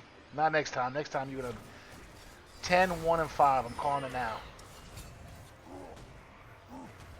He said just had to go there. Technically, you went there. I just confirmed. Neogen trying to use their skills here to thin this wave, but it's a relentless push coming over here from Sloth. They are just trying so hard to get this tower down. But with it only being Elder Drake, they don't have that Baron minion, the empowered push. But it's still so oppressive. It's so hard for Neogen at this point. I don't even know a good way back. They have to hold on for so long until everybody gets caught up. But it's just an almost insurmountable task. Yeah, it would just have to be a huge misstep on the side of Sloth. But they won't let that happen. Cuddle ends up getting picked. They're going to get an inhib here for free. Neogen, nothing they can do in this instance. The damage, they're so far ahead. The XP, everything. It is just so difficult. Oh no, and Buso ends up getting tangled, and he falls. Ninja Shoyo goes godlike, 7-1-7 on this Syndra. And also a really good performance from Kush as well over here on this Jhin. Don't do it, Prophet. A really great game. Don't do it, Prophet! No. Don't do it, Prophet! Oh! And right at the last second, no. Prophet earns himself an Ivern Medal of Failure. He couldn't let you down, Richie. He had to go out with a bang. Oh no, Prophet. I was on your team, bro. Oh, man. Hey, bro. And He took a warrior's death. he did. He did. He didn't want to go out without a fight. Neogen loses game 2. The series is tied, and we have got a real slugfest on our hands.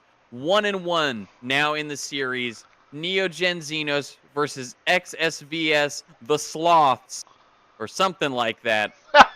Come back in a couple minutes. Come back in a couple minutes. We're going to take a real short break before Game 3's draft kicks off. All right.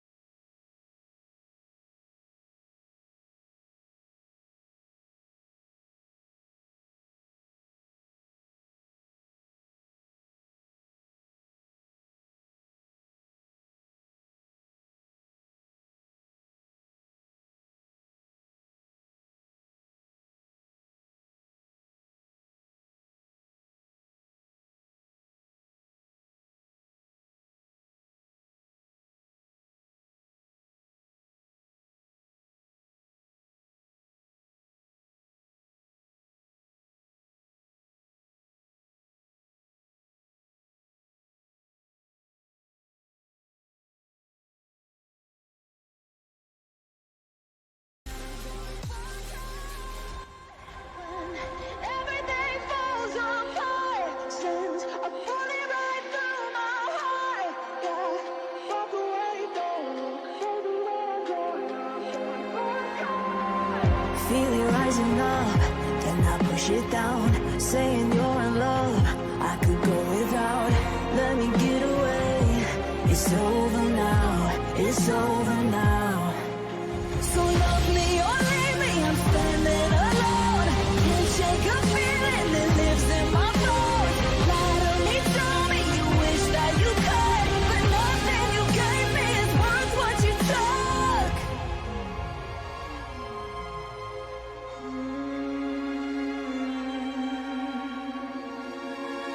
Walk away, don't look. Baby, when I'm gone for good.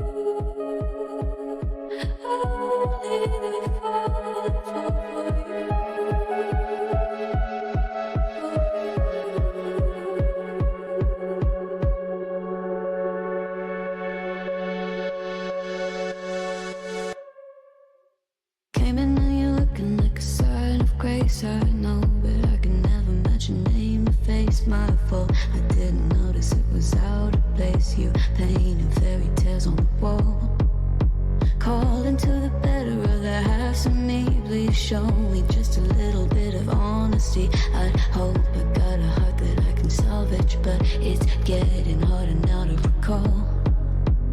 I know well, but let out both try.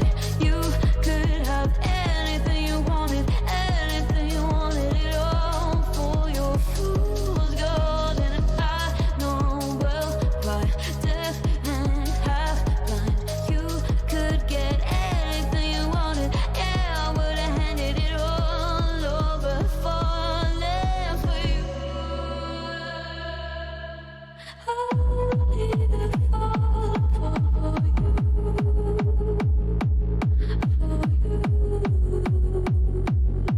for you.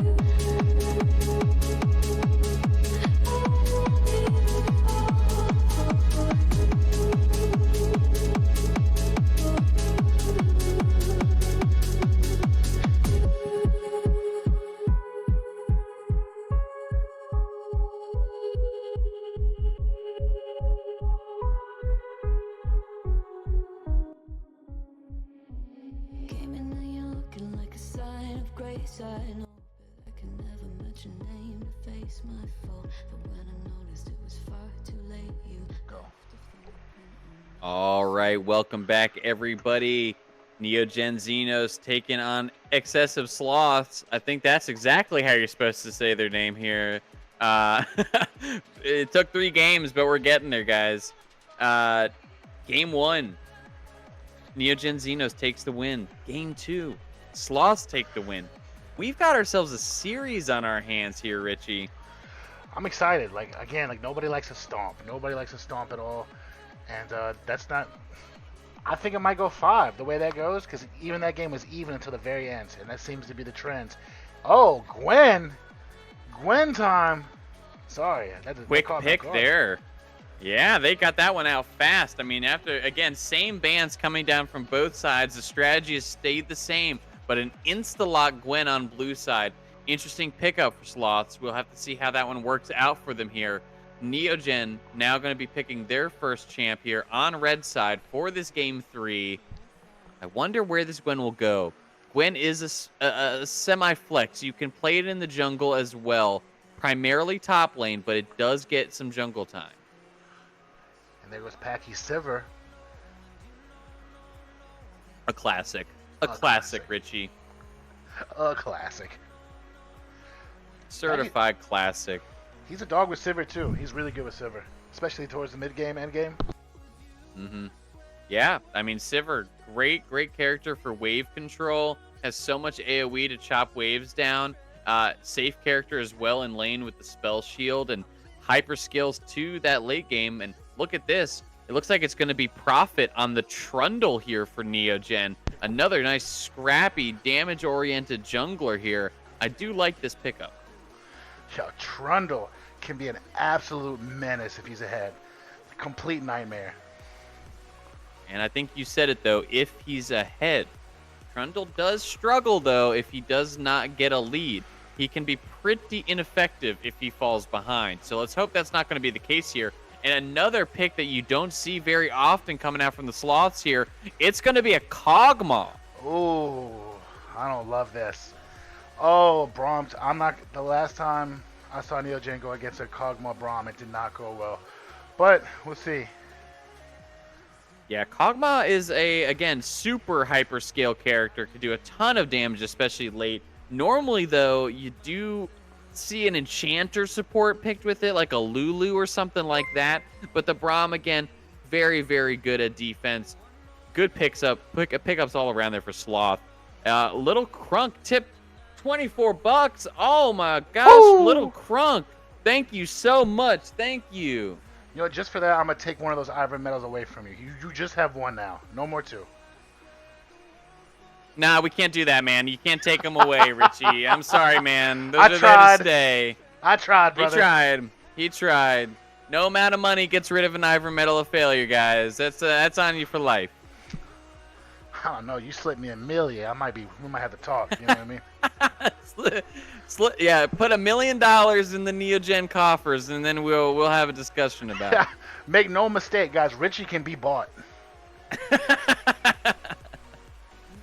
Oh, man. Well, here we go. You do see Neogen rounds out the third pick here. Going to be a Senna in the bot lane for Band. Long-range bot lane here. A lot of poke and a lot of damage. And a couple more bans also taking place. Neogen opts to take the Ambessa again off the board. Sloths, they don't want to see Cuttlebun on the Singed. That's an interesting ban for sure. They're like, that's Cuddle's next best champ, Singed. Now, I guess so, yeah. How does Senna go into Braum? I'm curious as to that counter. I mean, it's not necessarily a counter per se. It's just the range advantage, right? So you have a range support and a melee support. The range support is going to have a lot more prio in keeping the lane in control for the side of Neogen. They have a lot more poke, a lot more damage, but the Braum has good defensive tools. And if the Braum is able to get his Q and stack the passive onto Senna, it could spell disaster. I wouldn't call it as much of a counter as really just having a very strong lane. Gotcha. Yeah. Russo on that Talia, bro. I always love to see it. Against the Twisted Fate? Interesting. Yeah. Vuso's Talia is really strong. This is one that he's played, again, multiple times. And like you said, Twisted Fate coming out over here for the side of Sloth. This is a pick that did get buffed a couple patches back. And Twisted Fate can definitely be a game changer. Being able to teleport halfway across the map at level 6 and turn a lot of fights around, make uneven numbers here really easily. Yeah, that's... Ooh, Jax. Oh, as a person that plays Volibear a lot, Jax is my nightmare, so... Oh, yeah, that's one of the worst counters ever. I also was a Volibear enthusiast, and let me tell you, man, you know, that Jax matchup, that is one of the worst things ever. Oh, man. Before I knew what happened, I used to just sit there and slap away. I was the perfect guy to go against him, too. Like, I'm like, what's happening? Why can't I kill him? Why is he one-hitting me? Garen! What year is it? Ooh. 2006, here we are. Cuddle, you said it earlier. Cuddle's been playing for 30-odd years, and he's showing it. Pulling out the Garen tonight in this Game 3 draft against the Jax top. I love it. Pulled out his Walker, too. I see what time it is. They got Cuddle on oxygen right now. They had to give him the Garen something easier to pilot. Oh, no. But both of these drafts a little spicy. You're already starting to see what the damage of a fearless draft can do when you start getting into these later games. I mean, we have a Kog'Maw.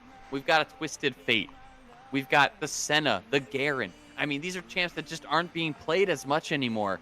And you're starting to see it here even in Game 3. And remember, folks, this is a best-of-5 series. We have a guaranteed 4th game regardless. This is going to be crazy. It's just crazy how much they're banning these shit out of Profit. Like, every game. Like, you're going to have 3 champs. You're not touching these champs. And the fact that I'm not going to lie, the fact that Amumu's one of them makes me so happy. Because I love Amumu. But, it's wild. They do not want that. They're trying to drain his pool immediately. Yeah, and I mean, we've seen Prophet's Amumu. It is scary. He has had some game-changing ultimates. So many of the games early on, especially into this Titan League, have been dominated by the Prophet Amumu. So it totally makes sense to me why Sloths have decided to take it out every game so far. But yeah, man, I mean, what do you think? Just looking at both of these comps, who do you think's got the edge here, Richie? I mean, I have a little PTSD from Gwen, Kog'Maw, and Jax.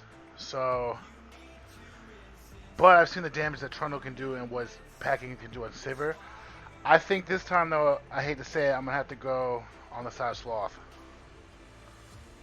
Yeah, I definitely, I agree. I agree with you to an extent. I think the bot side of Sloth, I think it's going to really depend on how ahead can this Kog'Maw and Gwen get.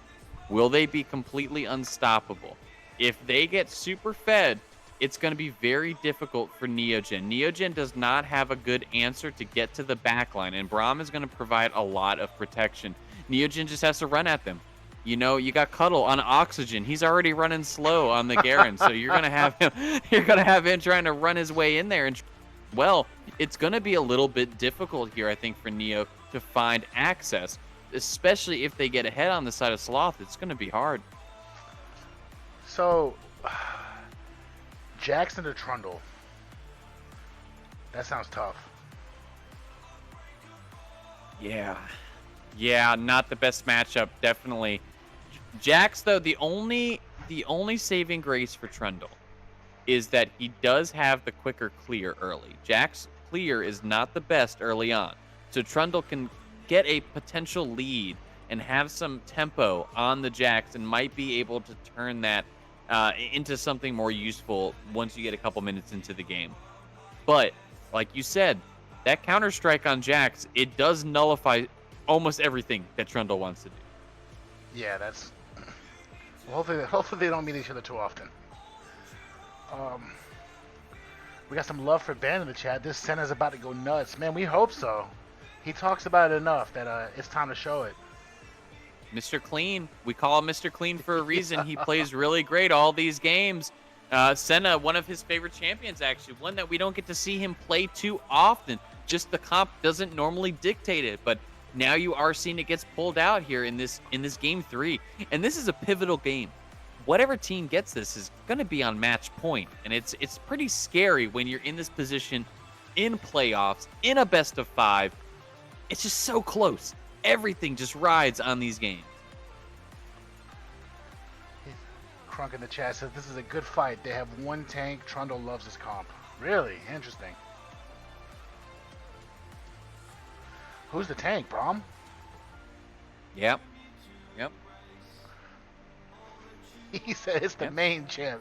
Bam, main champ. I love them caps, baby. I love this hype. Get hype in this chat. That's what I'm saying here. No more lowercase. All caps. Caps only. Rest of the stream, everybody. Caps you heard only. it from Richie. Yeah. If anybody says no cap, they're blocked. Oh, man. Right, Richie coming out the big guns. Maybe not. Maybe not. Sorry, I got carried away. We got about a little over 2 minutes here, guys, before we get into this game. Oh, I don't know, Richie. I'm just collecting myself. I'm thinking about what's happened in these past couple of games. What do you think, from your perspective, what does Neogen need to do in this game 3 to secure the victory? Get Packy fed. I think if they get Packy fed, if this game could be a wrap. I've seen what he could do in Sivir. I've also seen what Vuso can do in Talia too. So I mean, that's also an option. I hate to say it, I love you, Cuddle. It might be best to leave him on an island, just focus on bottom, and get mid whenever you can. That is true. You know, I definitely think Packy obviously is such a focal point when it comes to being able to carry the team to victory. We saw in that game 2, he had a tough time on the Varus, the lethality Varus. He was getting punished as the rest of the team started to slip further behind. He was really the only one that was still holding on, but just couldn't do enough in the face of such a fed Sloth's team. Yeah. So I think you're right. You got to see Packy get ahead this game. And in turn, Packy getting ahead should mean Van gets ahead. This double bot lane damage focused, comp they have going on here is a focal point for sure. Absolutely. And honestly, with this Trundle, I think if Prophet a couple good ganks, get some kills on Trundle, get him ahead, I think he'll be clubbing this team like a baby seal, bro. Like, I think it'll be over. Clubbing it like a baby seal, my lord. Sorry. So a third Alaskan reference today. Yeah, do you have you want to go to Alaska? You ever been there? I visited one time. It's gorgeous. Cold as shit, Richie, out there. But I love that shit though. So Richie effing Alaska out there just freezing his nips off right before the game, clubbing stuff. We're not gonna say that. You didn't club nothing. You were just out there having a good I didn't time. club anything. That was too cold. I'm too scared of the wild to club anything. I was right in my little.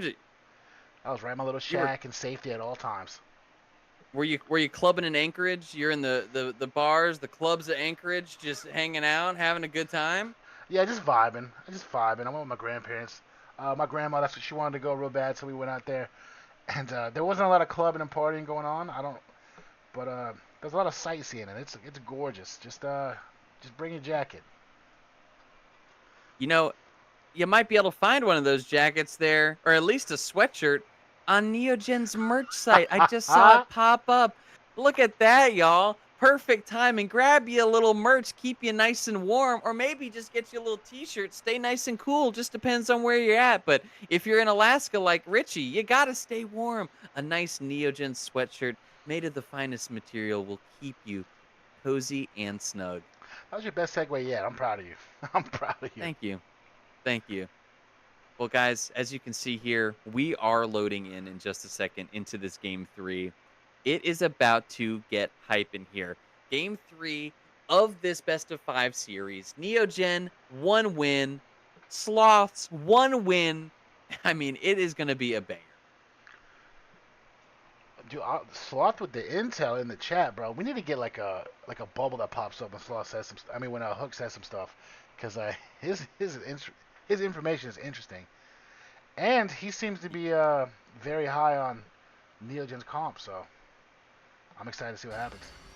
I love the support. I love it. Thank you so much, everybody in there. We need the info. We love the info, and here we go. 10 seconds in.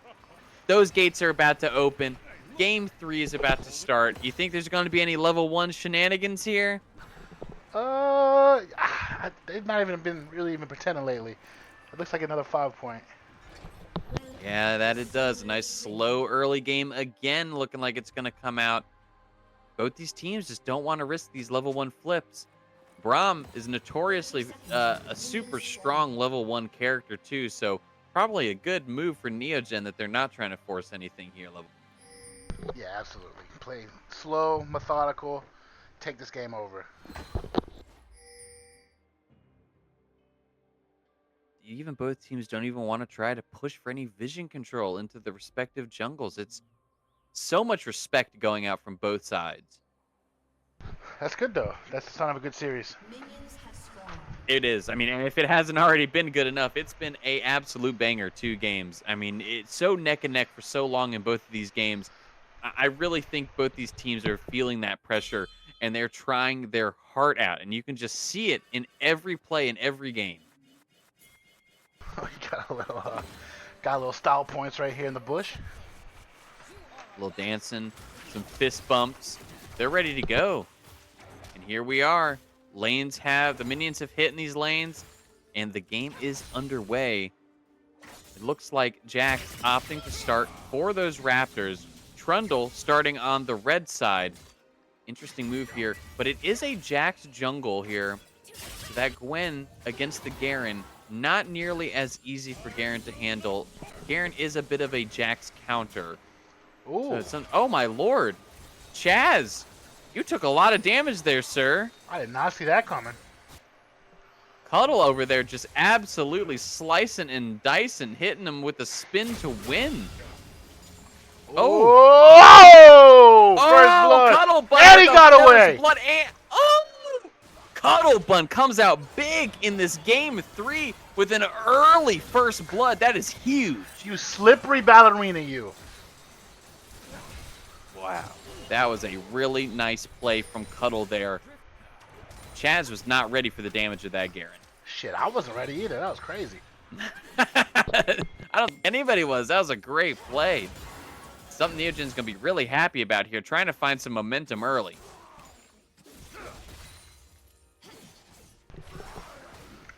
Bottom's being real impressive as well.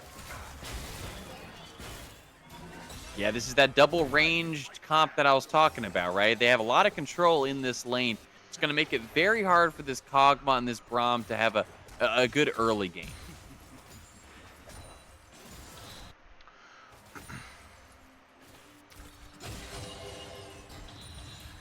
Looks like both these junglers on their respective sides here.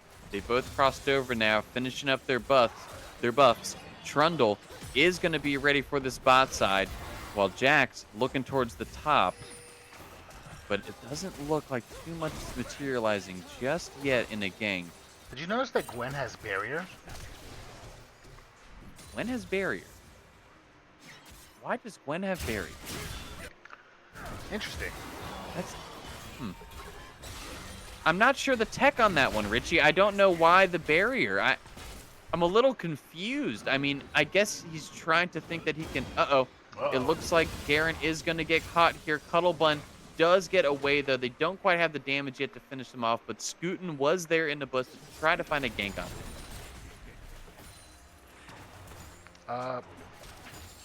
him. If Gwen had flash, he might have got a kill. Got him. Run, Kodo. Yeah, it's definitely possible, honestly. I'm not sure. The barrier tech on that pick is a little odd to me. I don't think I've ever seen that. Huddle's playing with fire over here, and he's called Prophet up now. And it looks like they are going to back off once they see Prophet. You know, this is the annoying part about Garen, too. That passive, all of that health regen, especially, you know, when he starts getting lower, it's just even more amplified. And look at the health. He's already almost back to the same health as this Gwen. That is wild. I did not know that Garen healed that way. That's interesting. How Ooh, frustrating. yeah, and especially if you have a Doran shield as well and second wind, which some players take in this matchup, it made sense for him to go with the phase rush and a little more of an offensive build. But if you play a little more defensive, you can absolutely out-sustain your opponent so easily, just trading health over and over, and then letting all of that passive restoration keep you in the lane. That's just so oppressive, this Gwen. Which is the right move. You don't want Gwen to get ahead. She's a monster. Uh-oh, and it looks like an ult coming out from the TF here, trying to find Cuttlebun on the back end. TF does port, but they just don't have the damage to kill him off yet. And that ended up being a bit of a wasted teleport. They want Cuddle dead so bad. Let's look over here, too. Look at this minion discrepancy. Bot lane is looking pretty rough right now for this poor Kog'Maw. 51-31 farm. Paxax putting on a farming clinic right now. Oh, yeah. And this is pretty difficult right now. Kog'Maw having a tough lane. So they're setting up for Dragon. I think they learned their lesson from last game. They were not going to let that happen again. Yep, exactly. Now that Prio is going over to Neogen here, like you said, and this is going to be a good pickup. They did learn. You let them Dragon stack last game, and it spelled disaster. Ooh, Gwen with the level 6. It took about Definitely a little scary. Yeah, it took about 17 ganks to get her ahead, but she is ahead. She is, but Cuddle is going to hit that level 6 soon, too, as well. But it looks like Chaz is going to decide to go ahead and go aggressive. Uses that needlework, but he doesn't really find the damage, especially on the last one. Now Cuttlebun is level 6, and he's going to try to turn tides. Barrier comes out from this Gwen, who is trying to get away, but Cuttlebun trying to find the damage. He does find the phase. Oh! And that is a gigantic ultimate. Executes that Gwen. Great pickup for Cuddle. 2-0 now in the top lane. Just turned Chaz into Chad. That was crazy. Oh, man. Chaz having a tough time in this matchup. The Gwen is just not doing well into this Garen.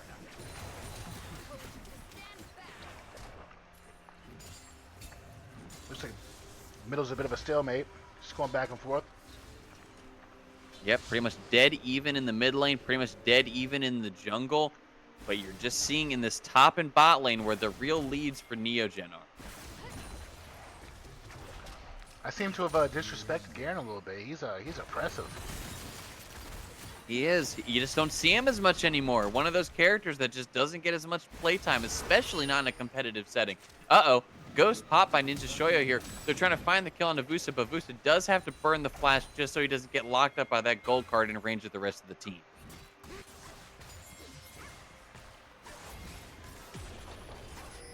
Another plate also goes over to Paxax. Uh-oh. Chaz might be in trouble here.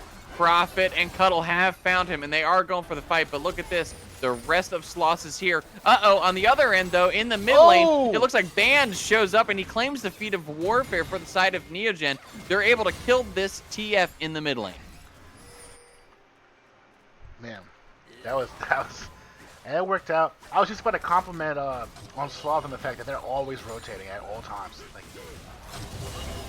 They are, Ooh. but Neo is answering. Nice flick from Vuso. Does find a nice little hit onto that Gwen. Band Director does find his way out. Now it looks like the fight is going to take place. Garen is just absolutely chewing everybody Oh my up with that goodness. E.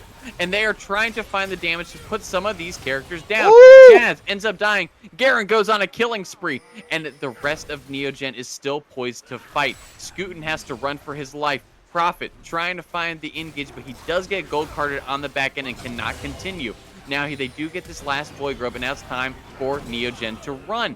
But it doesn't look like they're going to get away completely without harm. Braum does pick up the kill on the Prophet on the back end. Sorry, what's that? 2 for 1? What's that? You'll take that. Neogen's going to be happy with the grub pickups on that. They'll be fine with that one.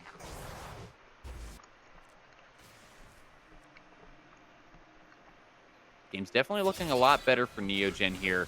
Something that they, you know, all these early games have usually been pretty even, but Neogen is pulling away with the early game here. Yeah, this is a good way to start. A little surprised. I'm always scared of Gwen. Every time I see Gwen, again, I have PTSD from her. But not so far. Cuddle's put on a clinic. He really is 3-0 on this Garen right now, poised to really take over this game well. But like you said, you got to give a little respect. Gwen is a character that, especially as she levels up and gets a couple items, her damage is insane.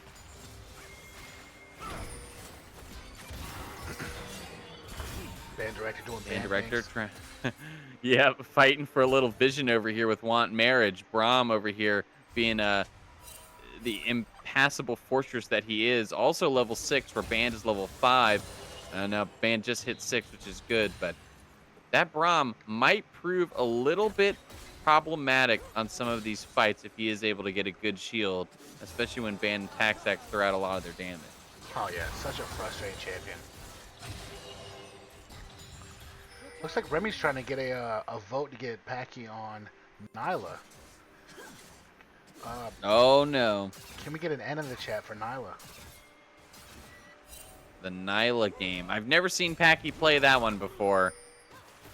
Me neither. I don't think he has. Nyla is such an interesting character, but again, just one you just don't see very often. The melee AD carries just have a hard time competing. Ooh, what's Uh-oh, going but on engage here? taking place down towards the bot lane. TF has shown up to the mix as well. Now they're trying to turn this fight around. Uh-oh, it looks like Prophet does end up falling on the back end, but will they be able to continue this fight? And it looks like it actually ends up being a victory for Sloth there on that engagement. Yeah, seemed to get a little overzealous there, I think.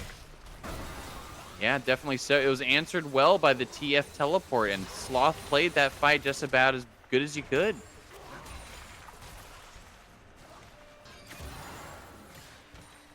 This TF can't wait to teleport. As soon as it teleports up, he's teleporting. He's No. making the most out of it. It's a long cooldown, but he wants to make sure he gets as many uses in this early game when it's vital as he can. Yeah. Van is such a bully. He stuns you, takes one solo, runs.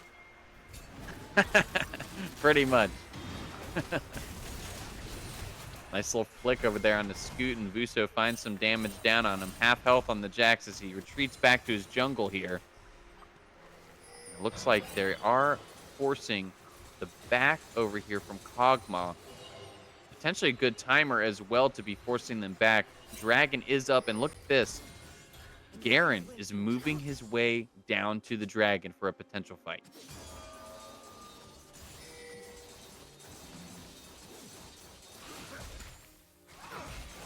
Looks like this is just going to be Neogen's Dragon for free here. No contest coming out from the side of Sloth. Neogen's going to be happy. Puts them one more Dragon closer to that soul.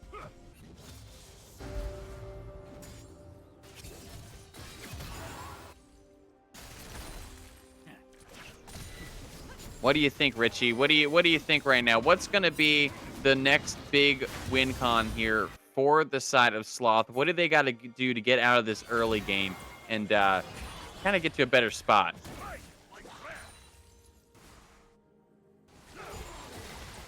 Uh-oh, I think we've lost Richie, everybody. Oh, Band gets flashed on. They do find the Q connect, but Band is able to get enough distance here.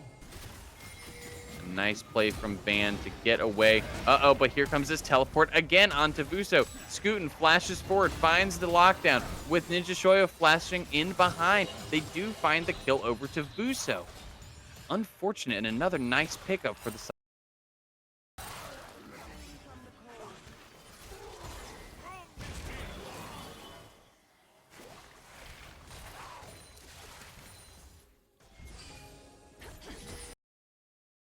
Completely just relegated, and now here you are, 3-4, completely even on gold. Neogen just has the dragon stack. I'm back. My mic just gave up. I don't know what happened. I was talking the whole time. Nothing was happening. Oh no, we knew we lost you for a second there. I think we've also lost volume on at least the Discord stream here too from the game. I don't hear anything going on there, unfortunately. Huh. I can hear it. I don't know what's going on. I can hear it in this thing. Well, I can't really switch it without messing anything up, but can you guys hear volume on the stream?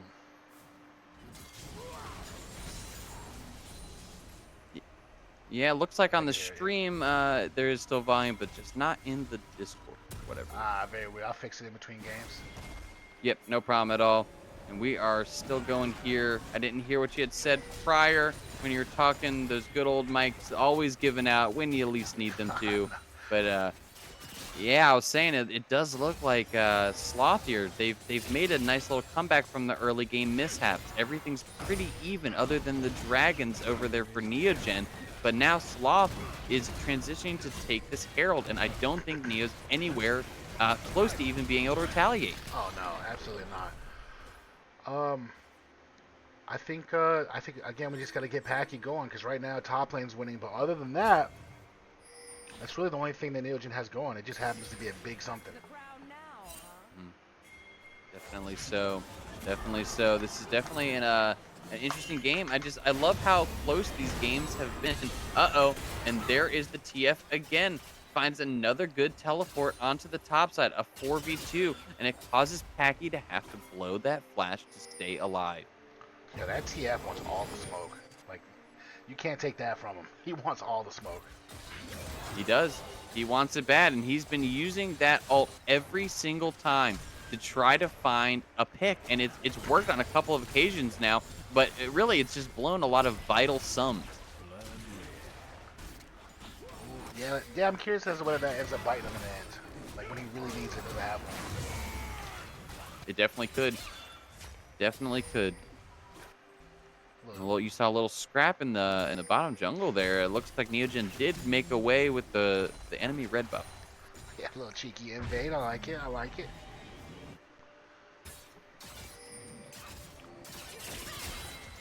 I'm not sure, Richie. I'm trying to think here. I'm looking at these items, right? I'm looking at what everybody's building here. We've already got Yuntal built over here for Paxax. He's definitely making his way towards an Infinity Edge. Kog'Maw's got that Blade of the Ruin King finished up. Pretty much everybody across the board has finished up all of their first items now, and about halfway to finishing up the second item. Talia got the that Ceres Embrace first and is also working probably towards a Leandries. You know, a lot of these item spikes, they're so dead even across the board. It just comes down to the champs and where you're at in the game. I still think Neogen has the better scrap right now, but they just have to play these fights correctly. I like that they're posturing up for Dragon already, and I love it. Like, I love watching some. Like, they got kind of dog walked as far as Dragons go last game, and you can tell that was a focal point this time. And here they are again, just kind of postured up for it. I like this. Definitely so. But you do see, it looks like Sloth trying to find their way in. Uh-oh, they do find a nice engage onto Band. Band does get caught and rooted up, and he is going to fall before this dragon is going to come out. This is a really unfortunate time for Band to get caught. Neogen, again, getting caught in a bad position right before an objective, and this is leading to a really, really bad set of events. Flash forward from Scootin. They do find Packy under the tower. They stun him up and they find the kill. And now Prophet is soon to follow as well. This is a gigantic play coming out from Sloth, and one that is going to really tip the scales in their favor. They've now taken the first tier tower in mid as well. This is tragic for Neogen. It's crazy how one misplay leads to that. Like Ban got picked, and then this happened, and they're gonna lose Dragon for that, most likely. This is definitely a really, really rough spot to be in. Losing 3 members on that engagement. And you're just seeing, again, like you said, they are now taking their prize, the Dragon. It stops the stack from Neogen for at least a couple more minutes here. Really, really nice play coming over from Sloth. And they lost the turret. Oh, Buso, he's got something to say about that turret. That he does. He might find the kill. There we onto go. Ninja Shoyo. Good pickup there for that Talia to find the kill onto TF. Get on the board, take those stacks away from that Dark Seal. That's what I'm talking about. Oh, man. Yeah, this game, that was a really unfortunate swing. Neogen's definitely not out of it, but those are the kind of mishaps that Neogen has to clean up. They can't keep having this happen in these games. You saw it in game 2. There was a lot of getting caught. And again, it's happening here. Again, I understand that obviously Sloth has a comp that is built around being able to catch you. With the TF porting right on top, and then the rest of the team following up with their CC. That is their entire game plan. But it's something Neogen has to be so mindful of. And now you're seeing a teleport taking place. TF coming to that Scuttle Crab, but Neogen doesn't want any of that. I was gonna say, I wonder who it is. Ooh, little burst. Little burstiana. You see an ult that takes place here. Paxax fires the ult, slows a little bit of distance. They're doing a lot of damage over here to the Braum. Braum does have to lay down his ultimate to find a little bit of relief from this onslaught that Neogen is trying. But TF has answered back with his ultimate here. And Gwen is also trying to find the fight. But it looks like Neogen is able to bait out some sums and bait out an ultimate on a pretty lackluster engage. I think Neogen's going to be really happy to get those cooldowns. Oh, I agree. That was a whole lot of action for nothing. Ooh, good route. Good route there. Ninja Shoyo over here. A little bit of ghosting. Trying to get over and get in range to get that gold card. You know, you got to look here in this jungle, man. The side of Sloth is playing really, really well. This Jax 4-0-1 is absolutely carrying, and Neogen needs to find an answer for him. Jax scales really, really well, just like the Kog'Maw. I'm a little worried to see how this one pans out the longer this game goes. Sloths are having a pretty impressive game here. Some biased casting, I see. Absolutely. Absolutely. Hey, but we do give credit where it's due. When they make good plays, we say it. It's not completely biased, but That's it is right. biased. Of course, it's a little biased out here. You're at Neogen Esports. What do you expect you're going to get? But at the same time, you know, these guys are playing great. Sloth out here doing a good job. They deserve the fans they have. They've been playing a really, really strong game. But look at this. Paxax gets caught again, and Scootin goes unstoppable on the back end here. They do find the kill. Ban trying to put down a little bit of damage, and they do find it back onto Scootin. But look who shows up. Here is Ninja Shoyo on this TF. He does find a nice little stun, but you just can't get away from Vuso and the flicks. The damage coming down. Prophet running him down, trying to find the damage as well to end these kills and to put Neogen ahead. But it does get a flash out of Ninja Shoyo to find a little bit of distance of safety. Unfortunately, this first tier tower in the mid will fall as Neogen's prize. That bomb shield, it's disruptive. Like Neogen won that encounter, but like it almost turned. It's crazy how much damage that thing blocks, and how much that one shield can change everything. It's such an amazing tool, and this Braum is piloting really well. He's stopped a lot of pivotal fights with the shield. I definitely like what I'm seeing coming out from the support here this game on the side of Sloth. And we got Shane 231010 saying, I haven't heard he credit once. English is a hard language. We understand that you're struggling on it, and you know, we here at Neogen we also offer English lessons. So if you're interested, you can hit the dono, and we'll get you a free lesson on the next go around. We've got, you know, some introductory English 101. But as I'm saying that, Prophet, he needs to learn how to not get caught 101. Yeah, Scootin ends up killing him on the back end, and he gets caught trying to find a cheeky little scuttle. Scootin is carrying this game right now. Like he's put everybody in his bag. He said, "Follow me." Scootin 6-1. Yeah, he's absolutely going crazy in this match.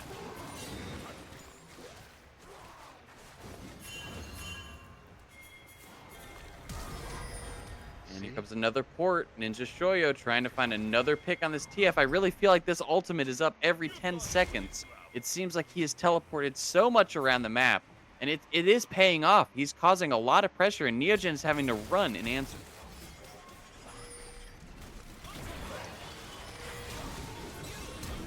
Scootin looking for another engage. He does find it on the band. Look at that damage that comes out on the band director. Band is going to fall. This Garen is trying to chop him up as best as he can, but it just doesn't look like he can do it. Now Kush does find a kill on the back end of the Garen, and this is just rough. Neogen is losing in these engagements. Scootin is absolutely one-shotting the squishies. Oh, yeah. I don't know, Richie. This is a little scary, man. I'm worried for Neogen here. This game is starting to slip out of their control. They've been on the back foot for a while now. The lead isn't insurmountable, but the problem is the scaling here. You just look at the side of Sloth. They just scale so much harder than Neogen. Yep. And unfortunately for Neogen, it's one of those games that if they go even, then they're losing, right? So, and they're not even right now, so it's getting bad. But man, credit to Scootin though. He is an absolute menace this game. 7-1 now, and he just keeps getting stronger as this game goes along. It looks like he's working towards that Zonia's as well. Once he picks that up, he's going to be so incredibly difficult to kill. I just don't know what Neogen's really going to be able to do about him. Poor Prophet has fallen behind pretty far now on this Trundle, and like we were saying in the pregame lobby, it's not the character you want to get behind on. Trundle, it excels with having a lead, but you almost feel completely useless when you're behind. Yeah, it's he's definitely behind. It all started with that engagement bot lane where he went to attack bot lane with the Braum shield up. It just did not go for him. Did not go well for him, and ever since then, I think he's been kind of having some trouble. Hopefully, it didn't knock his confidence too much, because like, they're still in this, and he can still make a difference.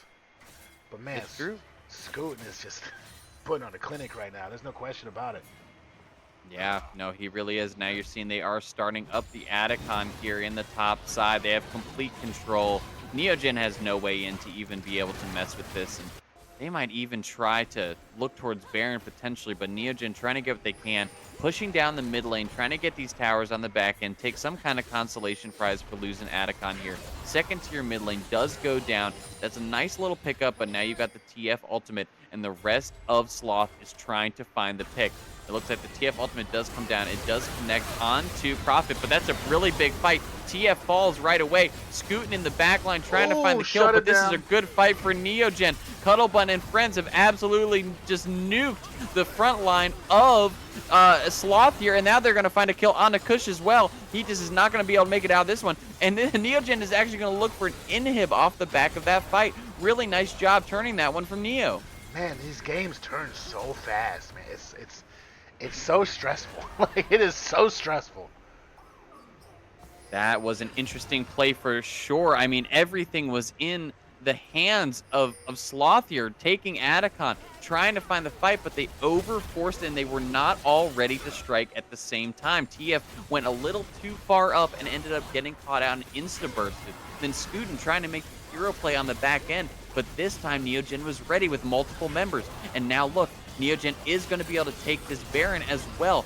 Chaz trying to get down there to cause some mayhem and stop this from happening. But Prophet is really, really close to killing the Baron. Just kill off that Baron, guys. What are you doing?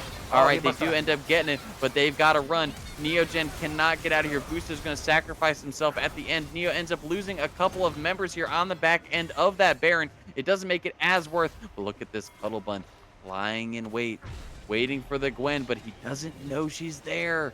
Oh, that's crazy. That is crazy. Does he go for it? These games are so chaotic, Richie. They just go back and forth and back and forth. It's which team is gonna throw first. Right, oh, a flash over by Cuttlebun, and he finds a nice pickup over here onto the TF. A nice execute with the Justice Slam or whatever you call that. He just absolutely destroyed him, but he does fall to Scootin on the back end as well. It's a 1-for-1, and honestly, I think they're going to be happy. That's another Baron down for Neo. Yeah, man, I just don't know what happened to that Baron. I have no idea what happened. That was such a weird interaction. Oh, he stole it! That was dirty. Man. That was filthy. Braum number 1. Prom number 1. Braum number 1. That was filthy. Uh-oh. Jazz going aggressive on Vuso, trying to find some damage. He does find a nice flick back. That was really smart if you saw that from what Vuso did. When Gwen goes untargetable, the only way to be able to hit her is if you have to be inside of the ring. Vuso actually intentionally walked forward into the ring so that way his shove connected and saved him. I really like that. Yeah, that was a good play. This is a great player. Smart player, too. Look, here we go again. TF ultimate. Trying to find an angle, trying to find a pick. Where's he going to show up? It just goes to the mid lane here, and now Dragon has spawned again. This is going to be the 3rd Dragon. Whoever gets this gets to be on soul point here, but it really looks like Sloth has the advantage. They have the tempo and control of the river, and they've started this one up. Neogen, though, trying to answer this one here. They don't want to let this go down, but it is just getting shredded far too fast. Vuso with a nice Weaver's Wall cuts the team off, but he does get caught on the backside. Scootin is going to be able to kill him on this one here. Chaz goes untargetable, and now he's doing massive damage. Paxax trying to get some distance and get away, but it doesn't look like he's going to, well, he might live. He's running for his life, but it is just disaster for Neo. They just cannot do damage. Can't do damage, and poor Prophet's having a hard time this game. He's having a rough time this game. Poor guy's struggling here. He's getting really close to that Iron Metal. If he gets 2 in a night, I fear for his poor mental. Oh, I know. Oh man, yeah, this is rough. This is a rough spot right now. Ninja Shoyo gets a nice stun onto Paxax. Paxax has to get the cleanse from Band there just to continue walking around and to avoid getting absolutely destroyed by the side of Sloth. And they do end up taking the tower. This is just an unfortunate occurrence for Neogen. But Sloth couldn't be happier. And again, look at this 9-2 Jungle Jax. Scootin going crazy. Oh, yeah. I can't help but to wonder if Neogen could have ended earlier when they had all those kills right there in the base. Yeah. I mean, I've seen it in the chat here, too. I mean, everyone's raising a really, really good point. It could have been close. They could have tried to flip it and end. It would have been difficult. There wasn't a ton of time, but there was an angle. There's only 2 members up on the side of Sloth. They could have tried to force the end when they got that inhib, but they tried to play it safe. They tried to go take Baron, but it backfired. They just couldn't kill it quick enough. Yeah, that was just still such a strange interaction. He must not have had Smite. Like, that's the only thing I could think of, but I don't know if they thought they'd kill it faster. I don't know. I don't know. They thought they could probably burst it down quickly before the side of Sloth could get there, but it sort of ended up that way, but they lost a couple members on the back end after securing it, and they couldn't really fulfill what they wanted from that Baron. And you've just seen Sloth really playing super well, finding good picks, being good even when it came to being reactionary. I mean, they're playing the game well. They've only had 1 bad fight mid, but that's sometimes all it takes is just 1 bad fight and things can turn around regardless of the team you're on. Well, let's see how it goes. Obviously, this is not insurmountable, but the Sloth is they're definitely in the driver's seat right now. Oh yeah, very much so. Neogen needs to try to stall this one out a little bit, but again, stalling, it only does so much. These teams both scale really, really well. Jax and Kog'Maw just get stronger and stronger as this goes on. Same with Band and Packy in the bot lane, but there you go. Looks like they've caught a couple of the members here into the jungle, and they are trying to find some damage, but Vuso does get locked up on the back end. Zonius comes out for Scootin to try to find himself a little bit of time, but he is only able to live for so long. Prophet picks up a kill on the back end there. Talia does get the TF, and now the rest of Neogen wants to continue this fight. Nice shove coming in from Vuso. He finds him with the Unraveled Earth, and he's able to knock out 2 of them. Double kill from Paxax, and that is a gigantic victory, a gigantic fight right there in their own jungle. They find 2 members of Sloth loitering around, trying to just cause a little damage in the jungle, and it ends up turning out really, really poorly for them. And this might be game for Neogen here as they just power down the mid lane. Yeah, this is yeah, they got 15 seconds. I think this is GG. Whoo! Did not see that going that way. What a turnaround fight. Neogen takes game 3 away. In all intents and purposes, I thought this was Sloth's game. Everybody was writing Neogen off, but they came back swinging. And they win game 3 after a just absolutely devastating fight for Sloth. Oh, that was wild. Scootin did everything he could. Everything he could that game. Whoo, good game by him. Like, can't take anything away from him. And then, hey, also our boy Prophet, he dodged. He dodged the Ivory Medal of Failure. I'm proud of him. He brought it back. Yeah. Actually, nobody that game earned themselves a Medal of Failure, which is a testament to everyone's skill and how hard they fought that game. Really well played all around from both sides, but Neogen now go up in this series 2-1. We'll be right back in just a minute, though, right before this Game 4 draft starts. Don't go anywhere.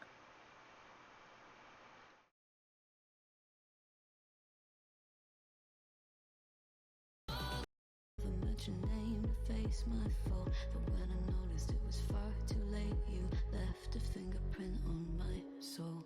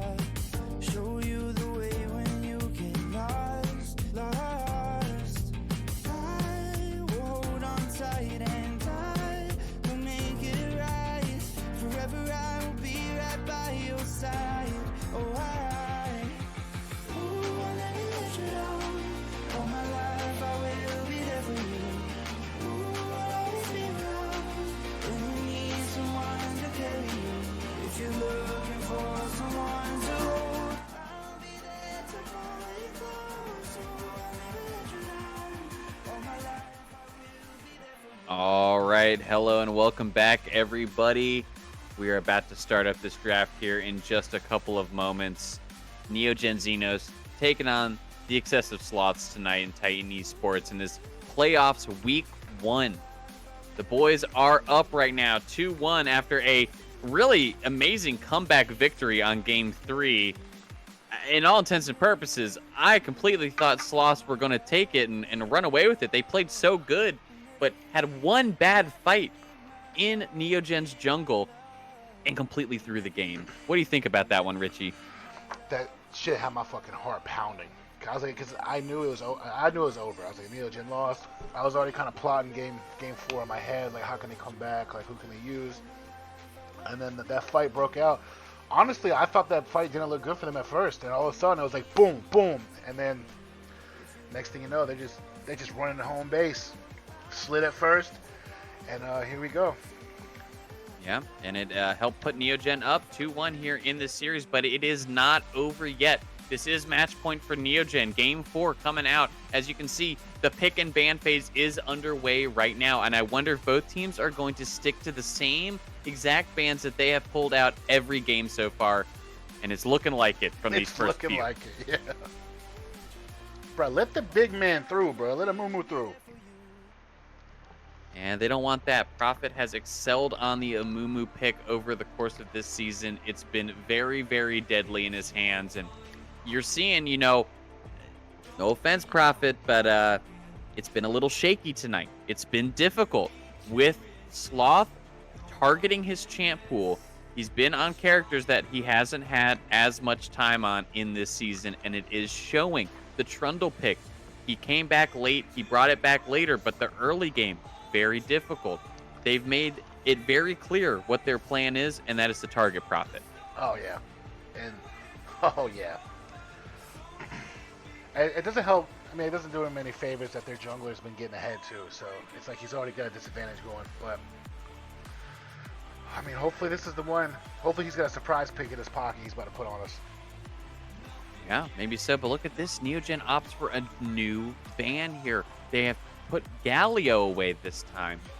Instead, what was the ban normally? I can't even remember what it was these last couple of drafts here. Let's see. Oh, I broke it. Uh-oh. We broke the draft link. Lovely. Uh-oh. There we go. We're good. We're good. Now we're back. We're back in it. No big deal. How dare I think I could look at the last draft we just did? Sorry. How dare you? Come on, Richie. How dare I? No. It was a good try. It was a good try, but it does look like Neogen. Ooh, that's what it was. Neogen was banning the Hui. That's but right. they've decided to first pick it. B1 here. I like this pickup. This is smart. This is something that Sloths likes to play. Taking this out from under them on this first pick was really, really smart. And instead opting to ban out the Galio. I like this move, but it looks like it's going to be answered potentially with a Mel, and it will be the Mel Ambessa. 1-2 swinging here over from Sloth. I'm not gonna lie, this kind of scares me because they've been banning Ambessa the whole game, which means that Sloth wanted it. So here it is. Yeah, and it really just is going to be, what's going to be the answer now for Neogen? What is Cuttlebun going to do to fight this Ambessa? You see a couple different characters do get played into this. I think Renekton is one of the primary ones, and I think this is something that Neogen probably needs to think about picking up. Bully Bear also, very good character into the Ambessa. I like this move. The big bad bear. I'm ready. I'm ready. Tune the band up. Cue the band. The big bad bear has made his way onto the rift here. Neogen will be piloting this one. We're going to see what they're going to round out this third pick here. Where are they going to go? Oh, what a... Does Ambessa and Mel get like +5 damage when they play together? Ezreal! I forgot about Ezreal. Ezreal, nice. I like this move too. The synergizes with play. There's some artillery here now on the side of Neogen. Sloth is going to have to find some answer. Most likely will be an AD carry pickup here or a jungler coming out for Sloth. answer this Ezreal, Volibear, and Hue pick, and it's going to Ooh. be the Vayne. This is another spicy pick coming out from Sloth. Vayne, very hard to lock down, good against skill shots, especially with some tight mechanics. I like this play. Ooh, Vayne. Now looks like the bans are coming out here. Karma again taken away from band director. They're not going to allow him to play this again, sticking to the same plan as every other game so far. But it's worked pretty well overall. Neogen opting to get rid of Nami here. They definitely don't want to see any Nami Vayne, Nami Lucian, Nami anything. All right, Van. Let's What just go will- Ash support. Ash support. Keep Vayne slow forever. Zareth support. Just poke him out. Don't There even we let him go. play the game. There we go. You're grounded. And here we go. What will this band be? And it's going to be a Nautilus. Another engaged support taken away from band. They've definitely tried to quell his champ pool a bit, especially in the second round each game of bans. They don't want to let him have something comfortable, something he likes to engage on. Band's pool's definitely starting to get a bit shorter for sure right now, but whose isn't? We're game 4 in a fearless draft. The comps are getting a little more wild. The comfortability gets a little harder. It's going to be an interesting game for sure. I will say though, we haven't seen the Tom Kench. We haven't seen the Rel. Like he's still got some big nasties. That's true. That's This true. Vayne and Oh, Ezreal makes me nervous though. Oh Look no, at the this. bane of Neogen. the Nocturne. Yeah, this is definitely one that Neo doesn't have a great track record going against here. It's a smart pickup over on the side of Sloth. Getting this Nocturne, I think this is going to be a really pivotal pickup, especially if he can use it to good effect. Something we've talked about a lot in all of our streams that we see in Nocturne. It's just the ability to turn a 1v1 in the side lane into a 2v1 is so incredibly impactful, and it can really just Oh. completely change the tempo of the game. You're kidding me. No way. Profit on the Rammus. No Profit way. on the Rammus. This is wild right here. This is wild right here. Rammus come out in this game 4 when everything's on the line and Neogen wants to put the final nail in the coffin. Who do you go to? You go to okay. Oh no, Prophet, he officially is a meatball. He's gonna be a little spiky meatball. He is a spiky meatball flying around, and this is a pick we've seen before. Rakan for Band. I love it. This is one that he has a lot of time on, and he makes a lot of really, really great plays on. But we got to go back to this Rammus, Richie. The Rammus. I can't believe it. Syncry, where you at? You've waited for this moment your whole life. He's been asking for this. Ooh, a Soraka pickup. Man, I'm going to be honest with you right now, though. I'm afraid. I'm afraid of Sloth's draft. It is good. I like it. It is scrappy. It's got engage. It's got disengage. It's strong. It's very strong. It's that's gonna be a tough one. No question. How does Volibear go into Mbessa? How do you like that matchup? It's a good matchup for Volibear. I think Volibear is one of the quote-unquote counters to Mbessa. I've seen it quite a bit. It does well in the extended fights. You can lock her down and get your burst down usually pretty quickly if you can time your E and Q well. It does work out pretty solid for the most part. So I think this is a winning matchup overall for Cuddle. Do me proud, Cuddle. Big bad bear time, baby. What I'm worried about is this Vayne. I think if Vayne can get going in this game, it's going to be very, very hard to really be able to stop her. I mean, she is a tank killer. Rammus definitely is a strong character, but even Rammus can't handle a completely buffed up Vayne getting Soraka healed. Yeah. Prophet in the chat says, if I'm gonna int, I'm gonna int fast. Oh no. We love it, Prophet. We love it. The Rammus pick is awesome. We're all super hype on this one. The big armadillo rolling around. We're going to see what Prophet does on this character here. I mean, this is definitely a pick we haven't seen before yet. and I'm pretty interested to see how it pans out. Oh, yeah. Profit on the Ramlissi. We're going to see what happens here. Koosh, thanks for the follow. Kush, thank you. Good playing out there, Kush. Good playing out there to everybody on the side of Sloth. This has been a fun series to watch, but Neogen's got you right now 2-1. Will you be able to come back? Will you be able to tie up this series and take us to Game 5 Silver Scrapes? Well, we're going to find out in a little over 3 minutes here. Just a little over 3 minutes. This is a terrifying comp. Like the Vane's scary, but man, the Nocturne, it makes me nervous every time I see one. There's threats everywhere on the map for Sloth. There's just threats everywhere. You can't let off the gas on any of these characters. Anybody on this team can carry the game. And I think that's what makes it so scary. But again, if Neogen plays their fights correctly and they don't allow these characters to get ahead, the team fights, I believe, go towards Neo. Right. I also think that if Volibear gets ahead, I think that he could engage that Vayne and make short work of it as well. So potentially, if he can catch her, I do think this Vayne is very slippery, and with the Soraka, in that back pocket, this is why I was talking about this bot lane combo. It can be very, very strong. The lockdown needs to come in, and it needs to come in pretty fast onto this Vayne. She can't have time to react. oh, looks like we had a slight delay. Somebody, there we go. Ban's back. Oh, yep, I think Ban's hamsters stopped running on his computer again. The wheel stopped turning, and it turned off for a second. But we're going to have a slight delay, a little tech delay here. They're going to have to go back through the ban and draft phase. Sorry, guys. It's going to be probably about another 4 to 5 minutes now. That's okay. We all needed a break. It's been nonstop action. Right. Well, while we got 4 or 5 minutes, that gives you more than enough time to go ahead and just scroll down below and take a look at all of our awesome links. We've got links to our socials. You can join us on TikTok, YouTube, watch the VODs back. We've got all kinds of things you can look at over there.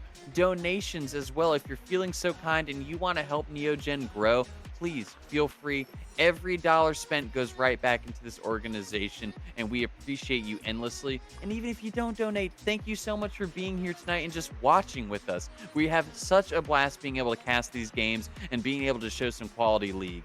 And as well, join the Discord. Get in here and talk to us sometimes. Let's have some fun, play some games. We're always chilling and hanging out. Everyone's welcome here at Neogen.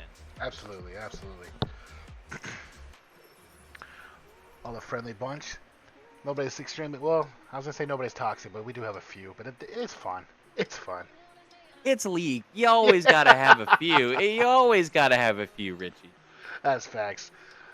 League and Valorant, two of the most toxic fan bases I've ever experienced in my life. Valorant's a whole nother beast. That's one that I've barely dipped my toes into there, Richie, but I don't think I ever want to tread those waters again. Oh, man, my first game I ever played Valorant, I got flamed. They're like, why didn't you do everything right? I'm like, dude, I'm level 1. That's no excuse, Richie. Perfection is all. That's it. It's all you can bring. I'm just like, what button do you press to buy guns? Good old Valorant.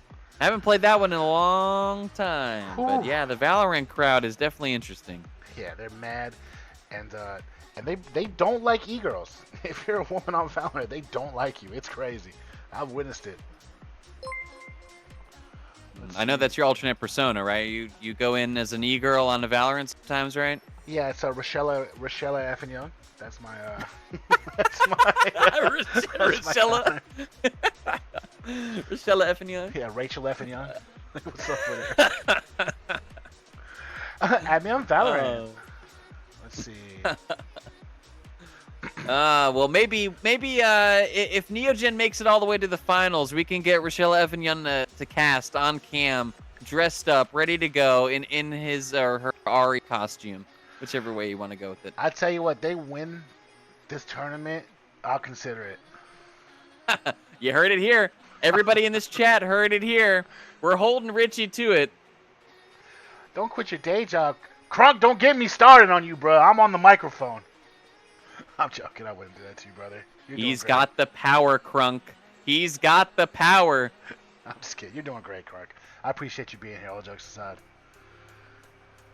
All right. T-minus 3 minutes. We on our way, so You know what time it is? Our favorite time before every game, the prediction of the Iron Medal of Failure. What are your predictions? I'm going Soraka on the side of Sloths. I think Soraka's going to get caught. I think Soraka's going to get absolutely blown up. She's immobile. Hard for her to get away. And I think Neogen is just going to pile in on top of her. On the side of Neogen, though, I got to give it to my boy Prophet. Yep. I got to give it to my boy Prophet, the turtle himself, flying into his doom each time. This pick, I'm excited to see how it pans out. But Rammus is a scary one to pilot. Yeah, I think this is the first time we agree on both sides. I definitely think it's Soraka, and if the history of the last few games is any tell, they're going to be going for Prophet, and I just don't know what Rammus can do about it. And I think, just in terms of the overall trajectory of this game, we really need to keep our eyes, though, on the jungle. Scootin went crazy on the Jax last game. Even though they went down and lost game 3, Scootin had a incredible performance. And it's something that we need to watch out for in this game 4. I think Scootin has carry potential. And if Nocturne can get ahead and start to really bully the other lanes of Neogen, this could be a very, very difficult game. Oh, yeah. Who do you think scales harder between Ezreal and Vayne? Oh, Vayne. 10 out of 10 Vayne. Yeah. I kind of thought so. Vayne is so good into Ezreal too, just being able to have the dodge, the ability to go invisible when the ult is activated, to roll out of the way of skill shots. It makes it hard for both Hwei and Ezreal to really hit anything onto Vayne unless she's already been affected by CC. So you have to have the Rammus or the Voli or the Rakan lock her down and with enough time to be able to get your burst. Yep. Yeah, I actually looked it up. Vayne is considered a counter to Ezreal, so... Yep, exactly. This was a great pickup. I think they made an incredible move here to get this one, and we're going to see if Kush is going to be able to pilot this one to a victory. I think they have a lot of carry potential on the side of Sloth, Ambessa, Nocturne, Vayne, and you can't even sleep on Mel either. Mel's damage is crazy. Yeah, she could be a nightmare too. I've definitely seen her take over many games. Even as support, like just support Mel is absolutely blowing people up. Yeah, everyone's a threat. It's what I was saying a couple minutes ago. Everyone on Sloth is a threat, and it's going to really come down to how Neogen pilots these fights and how this early game pans out. But as you're seeing here, folks, in just a short moment, we are going to be getting into game. These loading screens are about to pop up. I cannot wait for this game 4. Neogen is on match point here in this best of 5 Fearless Draft Series. Playoffs week 1 of Titan Esports. Come on, Richie. We got it. We got it in us. We got a couple more casts. We got this one. And if it goes to game 5, we'll be ready for that too. Yeah, you'll hear me snoring a few times, but hey, this is what we're here for. Also, what a cool volley skin. Like, we gotta win, right? Because it's... Oh, Rammus skin too, right? Skins matter, right? I feel like they do. Skinergy. Skin intimidation. There's whatever way you want to put it, but look at this. There's a Risen Legend Vayne for Kush over there on the Vayne. That's a expensive skin if you bought the whole pack, so you got to look at that one. Ooh, he put the cash in. Kush. Let's see. And what the fuck? Vayne versus Ezreal. No Mel skin. No Ambessa skin. Yeah, no skins for these guys on those characters. So Neogen has an advantage, 5-3 in skins. So already slight advantage Neogen. I can't see that the second one for them. What is that? It's just a ghost. That's crazy. Pay to win. Yep. I'm dead. We're gonna have to get you some skins, Crunk. We gotta get these dubs, baby. Crunk only needs Porcelain Amumu. We've seen his Amumu gameplay. It's crazy good. We just need him Porcelain Amumu only. I respect or that. Sad Robot. Or Sad Robot. See, I like my favorite is the Emumu. That's my favorite one, personally. Oh yes, that's a good one. That is a good one. Almost Prom King Amumu. Also a good one. I haven't seen that one. I gotta check it out. He was almost a Prom King. That's all you need to know. And then he died. Oh. Aw. Well, no tears here. We're getting into game 4, and it is only excitement that is going to be gracing the Rift. It looks again just going to be another pretty quiet 5-point taking place. But you could just tell how much they respect each other. Like, no, there's been no foolishness level 1. Just all just normal. Ooh, poking. Yeah, and the first strike is landed by Cuddle. Gets a little damage down onto Chaz. I think Chaz is going to be reeling a little bit from last game. I wonder if he's pulled it back together. The Gwen versus Garen matchup was pretty difficult. Chaz had a hard time, so we're going to have to wait and see what ends up happening up in the top lane here. Yeah, word on the street is that Chaz is currently on his villain arc, so he's going to be going hard in the paint right now. Villain arc. It's all part of the plot. It says cold diff GG. Let's see. Nice little, nice little nothing. Nice little nothing. A little quiet level 1. Every game has been so easy, so quiet, so relaxing. It's like a vacation at the beginning of each game. I just still can't believe we're about to see the Rammus pick, bro. That's blowing my mind. I've had to try to block it out from my memory.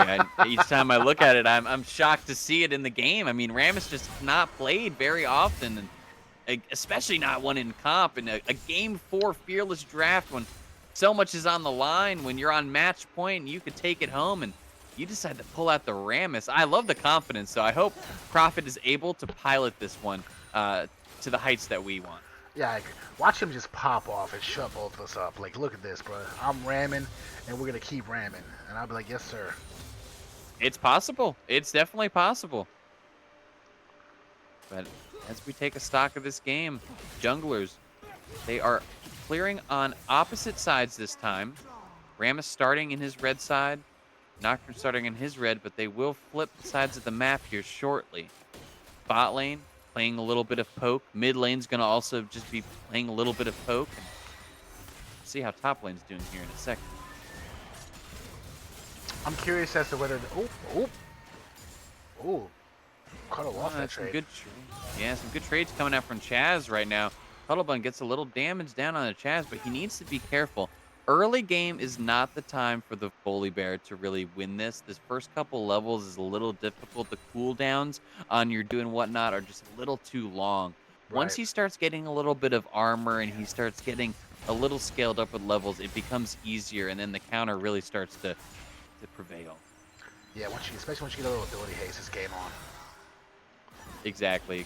Being able to take a little more damage and being able to throw those W's out more often, that's what Volibear really needs. It keeps that extended trade going for so long with that extra health.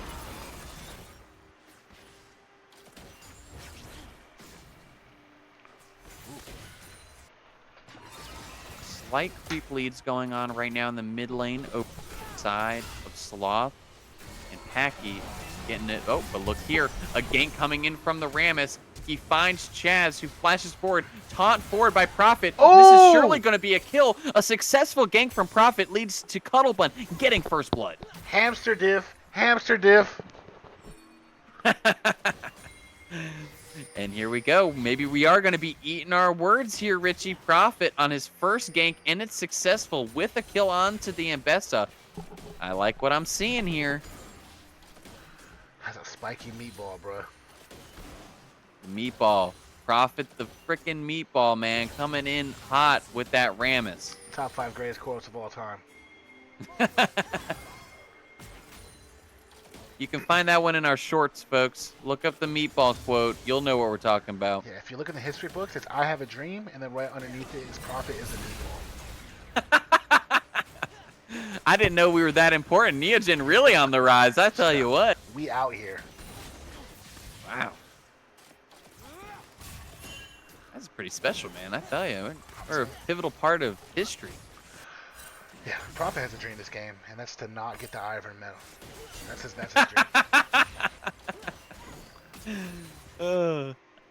Yeah, I think he's been dreaming that every game, and unfortunately it works sometimes, and sometimes it doesn't. Sometimes he's still sleeping. Now, see, you're seeing Cuddle already having a little bit of a better time now, right off the back of that gank. He's opting to go for some AP, though. Cuddle not wanting to go the tank route. He's deciding to go for the full damage, blow you up build over here on Volley. That's my man. That's how we do Volley out here. Fuso's doing well. He's a little behind the CS, but he's doing well. Still pretty neutral. Yeah, yep, slight lead for the Mel right now, but nothing too insane at this point. Jungler's pretty even, just one successful gank over for Prophet, but that makes sense. Really, all Scootin wants to do at this point is just power farm to 6. Once he hits 6, then the map starts to really open up. Yep, and it becomes a nightmare. And look at this, though. Scootin's taking Dragon, but on the other side of the map, Prophet is moving up into the top side brush here for a lane gank. I wonder if he sees him. Not yet, and they might look for the dive here. Cuttlebun is level 6 here. They could turn the tower off, and it is going to be a dive. Prophet going in forward. A nice public execution from Chaz to try to create a little bit of disruption and a little bit of distance, but Cuttlebun is still on the chase with Prophet, but it doesn't look like they're going to be able to get the kill. Now Prophet's trying to run, but he does end up... Oh, nice roam from Vuso. He ends up finding his charge, and Vuso picks up... or actually, I'm sorry, Cuttlebun picks up the kill credit there. I'm going to start calling Vuso George because he loves the jungle. He is always in the jungle. Didn't you guys have a stream where you followed Vuso around in the jungle every time he roamed, and it was like every 2 seconds you were in the jungle? Yeah. I thought about doing it this time, but I was like, nah, this is too important. We'll have Vuso can next time. George of the jungle, and it's accurate. I mean, Vuso loves to roam. You see it all the time, and it's working out good. It's working out to good effect, even on a character like Wei, who you don't really see roam as much. Oh, Prophet's Way does. That's for sure. I mean, sorry, Vuso's Way does. My bad. I was looking at Prophet as I said that. And it looks like Nocturne is 6 now, so we need to keep that in mind here. The next couple minutes could get pretty hairy for Neogen. Once that paranoia is unlocked, it's really easy for him to close the distance and really turn any gank that he wants into a success. So we're going to have to wait and see what Scootin can do on this. Yeah, oh. Cuddles with the 2 kills. He's got the CS advantage. He's sitting pretty. But yeah, Nocturne is almost level 20. 6, and he is right there. So I feel like we're about to see our first engage. Yeah, he needs to be careful here. It looks like they are posturing to get these grubs. Prophet is starting them up right away, and they have pulled Band up. So they should know that Band is here. Uh-oh. But it looks like Vuso is going to be the recipient of this first gank from Scootin, and that's going to be an easy cleanup for the Mel. Gets a kill onto Vuso. Oh, Nocturne. Good call by him, though. Yeah, it was a good move. They found the pick, what they wanted, but it does look like Neogen is able to still get the grubs, though, for that, which is still going to be a worthwhile trade for Vuso's death.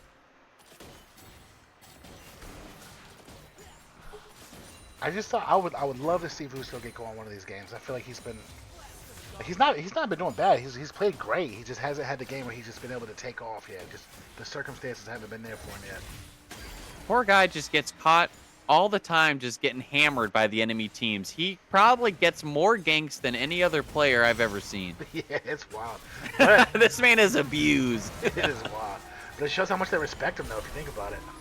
They do. They do. They know Vuso can take over. Vuso's a strong player, and here we go again. We might see another dive taking place. Cuttlebun turns off the tower once more. Public execution to try to gain a little distance. Nice moves by Chaz, but is it going to be enough here? Cuttlebun, Prophet is taking that tower aggro, and he takes just enough. Prophet ends up living on the back end. That's that Rammus tech right there. So much armor when the W's on. He's able to withstand all those tower shots, and Cuttle picks up another kill.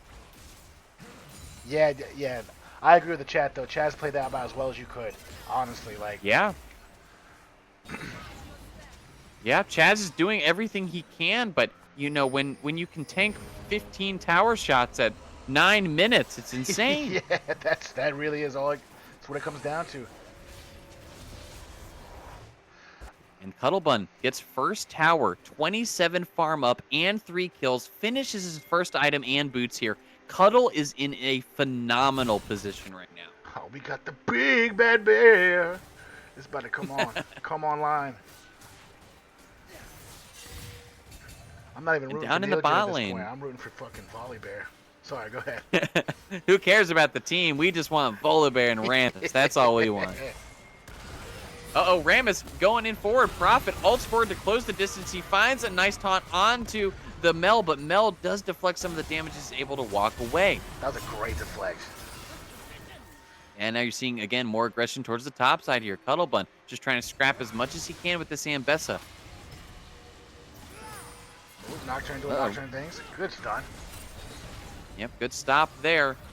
Band almost got caught, but he is able to get out. I was going to say, I'm pretty impressed with Paxax as well right now.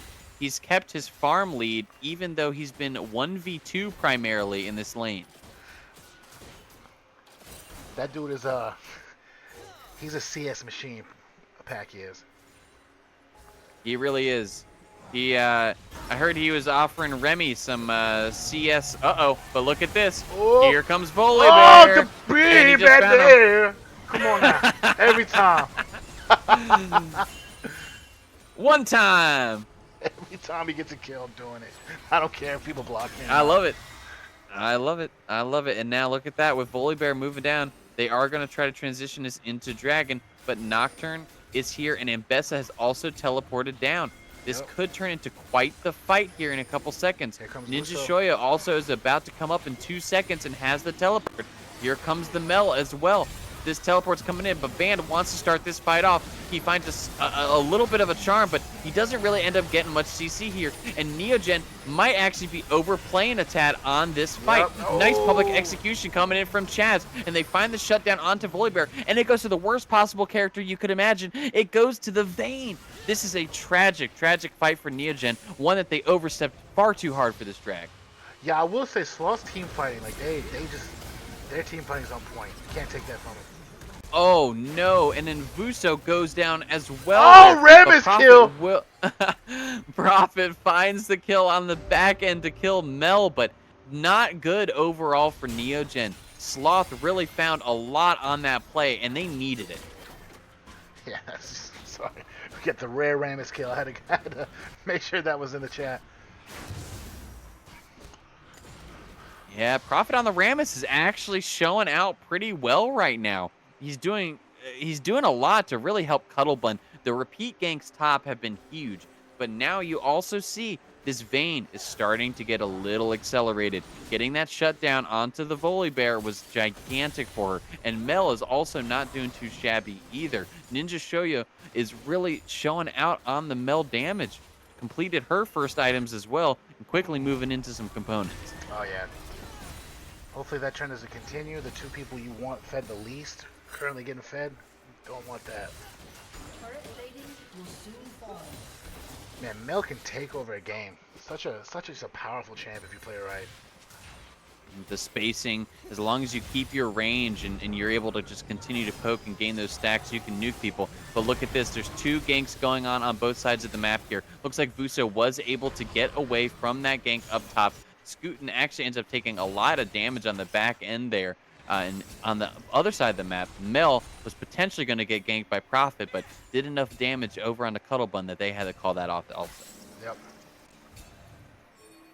Good job, both of them. Both Mel and Vuso for keeping that off. Yep, just staying alive. Uh-oh. And now Kush looking for a bit of a fight with Paxax. Look how much health was gained back with the shield from that Soraka.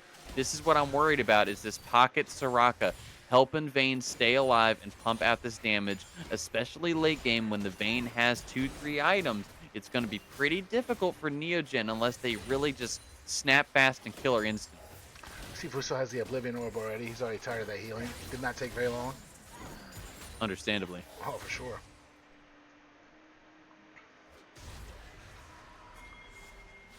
Let's see here. It does look like Herald will be spawning shortly.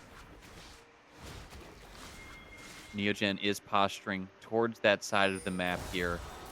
Volley Bear holding down the bot lane, but he's even starting to move up a tad. Looking for a gank potentially onto the Vayne, but they saw him coming on that ward. Yep. Sloth does a good job with their vision. There's wards everywhere. Both teams really playing so well tonight. I can't say it enough. These have been such close games, nail biters in so many regards. Usually not even opening up to a lead until about 25 minutes respectively. I honestly think Yeah, this looks is going like to come down to Neogen's ability to win a team fight later, because that seems to be where they've been struggling the most against these people. It's just the group yeah. 5v5s. Yeah, Sloth's team fighting has been very, very strong. Neogen's been good when it comes to picks. Neogen's been good when punishing mistakes, but their overall team fighting has definitely been weaker than Sloth. And like you said, it's really just going to see how they're able to navigate some of these fights. But now you see after that Herald being picked up, they are going to go ahead and drop it mid. They want to get this tower down and break open this map. I like the idea here, and it looks like Sloth is not really going to be able to answer quite yet. Nocturne waiting in the wing, but I don't know if they're going to try to do anything here, and it looks like they won't. Ooh, they're going around town with the... Oh, Prophet, you might be finding yourself in a bad situation, my guy.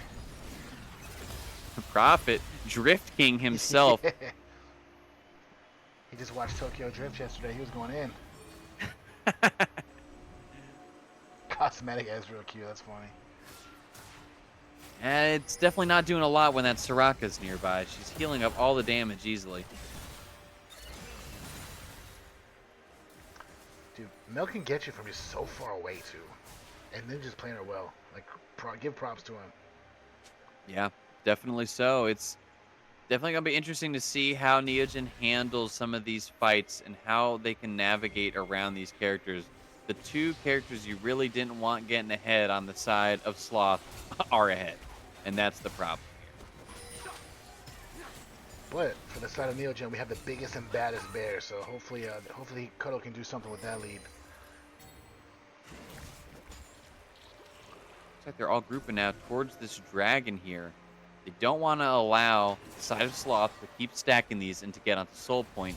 I think this is a good move. They're going to end up trading, though. The top tier one is definitely going to fall for this. Seems worth to me. I agree. I definitely don't think you want Sloth to be able to dragon stack. It's how they won game 2 of this series. You can't let them do the same thing again. Oh, they will lose. I was going to say they might not even lose top tower, but yeah, they'll definitely lose it. Potentially. Vuso might be able to get there in time, actually. That tower hadn't even taken a single hit, and Best is not able to push it quite quick enough, so it actually looks like they will not get tier 1 off of that. That's just a really nice pickup then for Neogen. Uh-oh, and here comes the engage from Scootin on to poor Vuso. But the re-engage comes back. Band and Prophet are there, but they don't have the damage to kill, and it is a 1-for-0 in favor of Sloth. Dude, Ninja cannot wait to teleport. I've never seen somebody teleport faster in my life. You saw it on the TF when he was teleporting every 2 seconds. Now you're even seeing that on the Mel. He'll pop that summoner so quick. He's there for the team. That's a team player right there. Oh, yeah. If somebody sneezes, he's teleporting. You saw Cuddle Dig pick himself up a tier 1 bot lane tower in response. That's still, again, going to be a net positive for Neogen.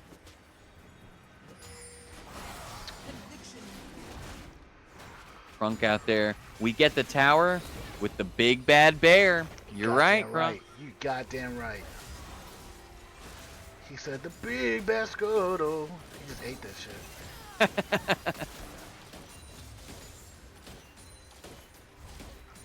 Yo, Fane. Fane is such a cool character, I ain't gonna lie, though. Like, just the concept of her is badass. I'm gonna hit you, knock you up against this wall, and just air you to death. Free proc. Does extra true damage on the third proc of those autos. Just a tank shredder. Vayne is definitely going to be something we need to keep an eye on as this game continues to scale. Oh yeah, it looks like she's almost got that. I imagine it's the Rage Blade, right? I imagine she's almost got that finished. Mm-hmm. Yep, Rage Blade's definitely becoming. Terminus is definitely going to be coming in this build as well. Potentially a Kraken Slayer or a Wit's End, or may even just opt to just start going tanky after that. Very similar to the Varus builds that we've seen Paxax employ, where he goes 3 on items and then tends to go, oh lord, what is the name of Jack Show for the extra resistances. Right. It's a similar build you can still pull on Vayne as well to have a little extra survivability. See, I feel like this is the unfortunate part about Rammus, is that the Nocturne's starting to take away when it comes to farm. Like he's up 30 farm on Rammus. He just clears so much faster, I imagine. Oh yeah, Rammus is notoriously slow in terms of clear. It makes it difficult if you're trying to fully clear your jungle and just not go for repeat gank over and over. And like you said, you are seeing it here. The Nocturne is able to get a small lead. Scootin doing pretty well in this Nocturne. While he doesn't have any kills himself, he has been a part of 3 of the 5 kills for his team. And again, just being a pivotal member here. And look, Scootin is waiting in the wing.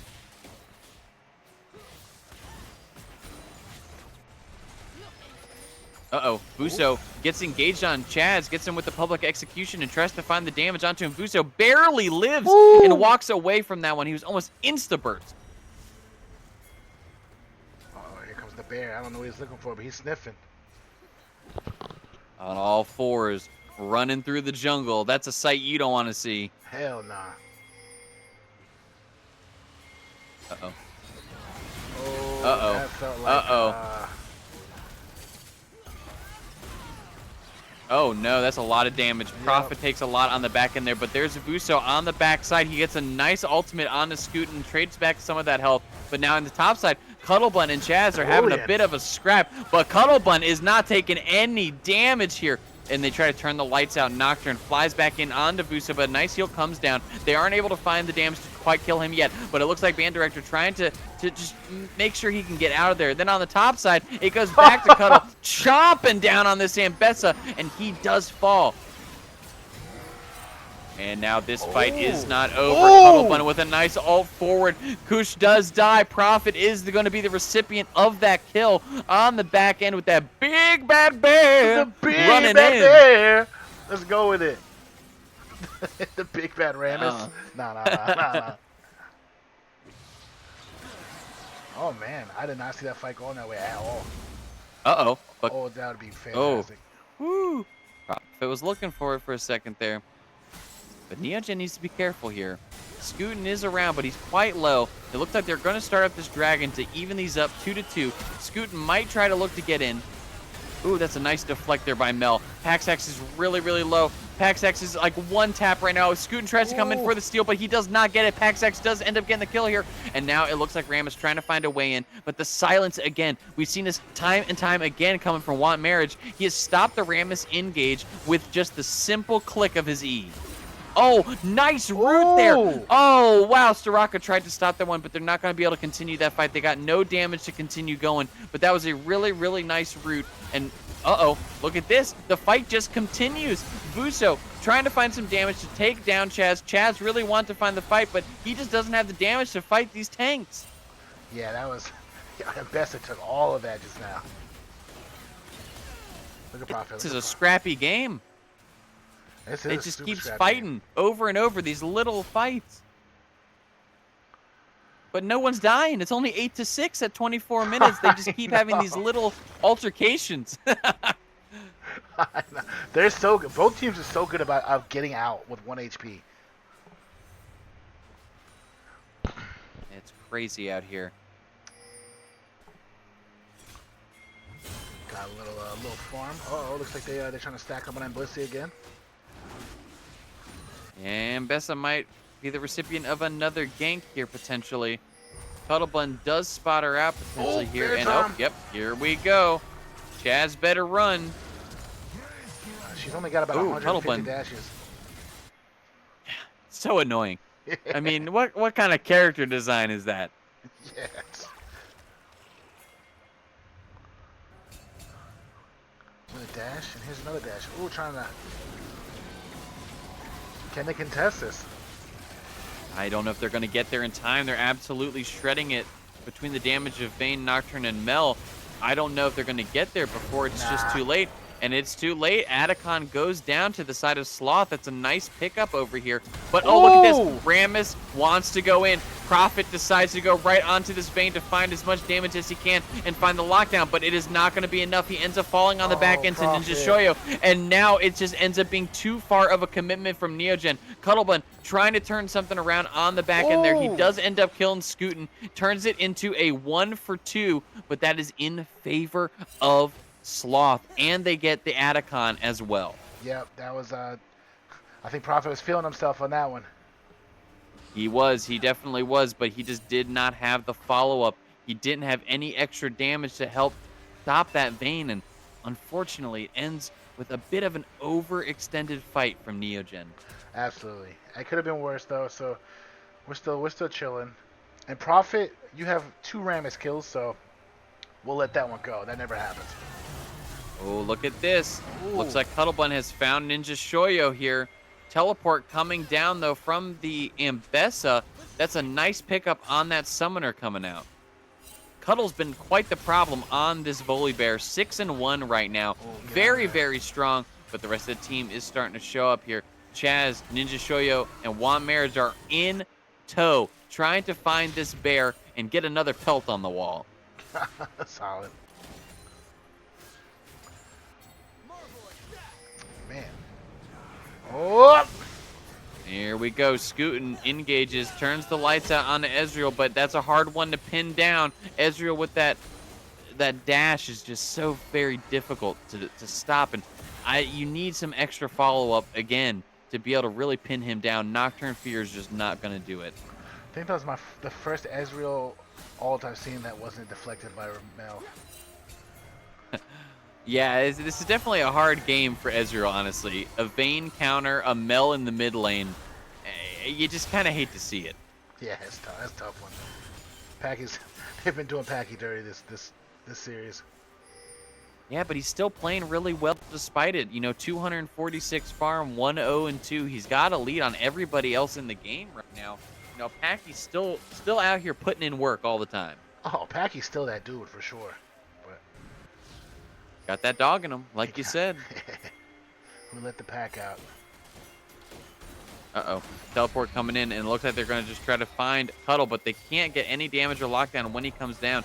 Now it looks like the Soraka is trying to run for the hills, but this bear wants none of it. Goes deep into the back line, trying to kill Soraka. Paxax ends up getting the kill credit here. Vuso with a nice pull-in. Oh, the They're bear! a ton of damage. Oh, God, I'm choking on myself. This is terrible over here. They are just absolutely getting destroyed. Neogen completely finds them and beats them up in that scrap. They were not ready for the entirety of Neogen to show up to that fight. Oh, looks like they're going to trade Baron for Dragon. I think Neogen's going to be fine with this trade, getting a Baron here. But I don't know if they can even really go for this Dragon. They've got no Nocturne, and Neogen is aware. I believe that they're going to try to just run straight to it here. They should. I think they can contest this. Dragon might Oh, no. fall, though. Oh, nope. They got it. They did get the Dragon, but still, Neogen's going to be happy. Now they're going to push this tier 2 in the mid lane. So much damage from those two. That's wild. And Neogen gets another turret. That's going to be a nice prize on the back end of that Baron. They're definitely in a good spot. They just got to hold it. Little Crunk the goat. Hey. I mean, look at that chat. That's a wall of little Crunk. That's a wall. That's my Thank dog. you. That's right. Thank you for keeping this chat alive, Crunk. We like the chirping. We like the yapping. Keep it coming. I know it's late out here, everybody. I know, depending on where you're at. I mean, it's 11:44 p.m. for me out here. But we are dedicated to the cause. We're here for the rest of these games. And we're going to give you the best casting we can.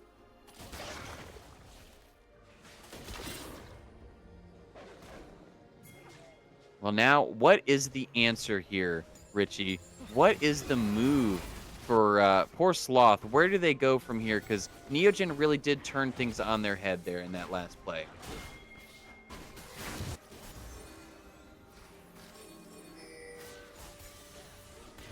We may have lost Richie again. I don't hear him.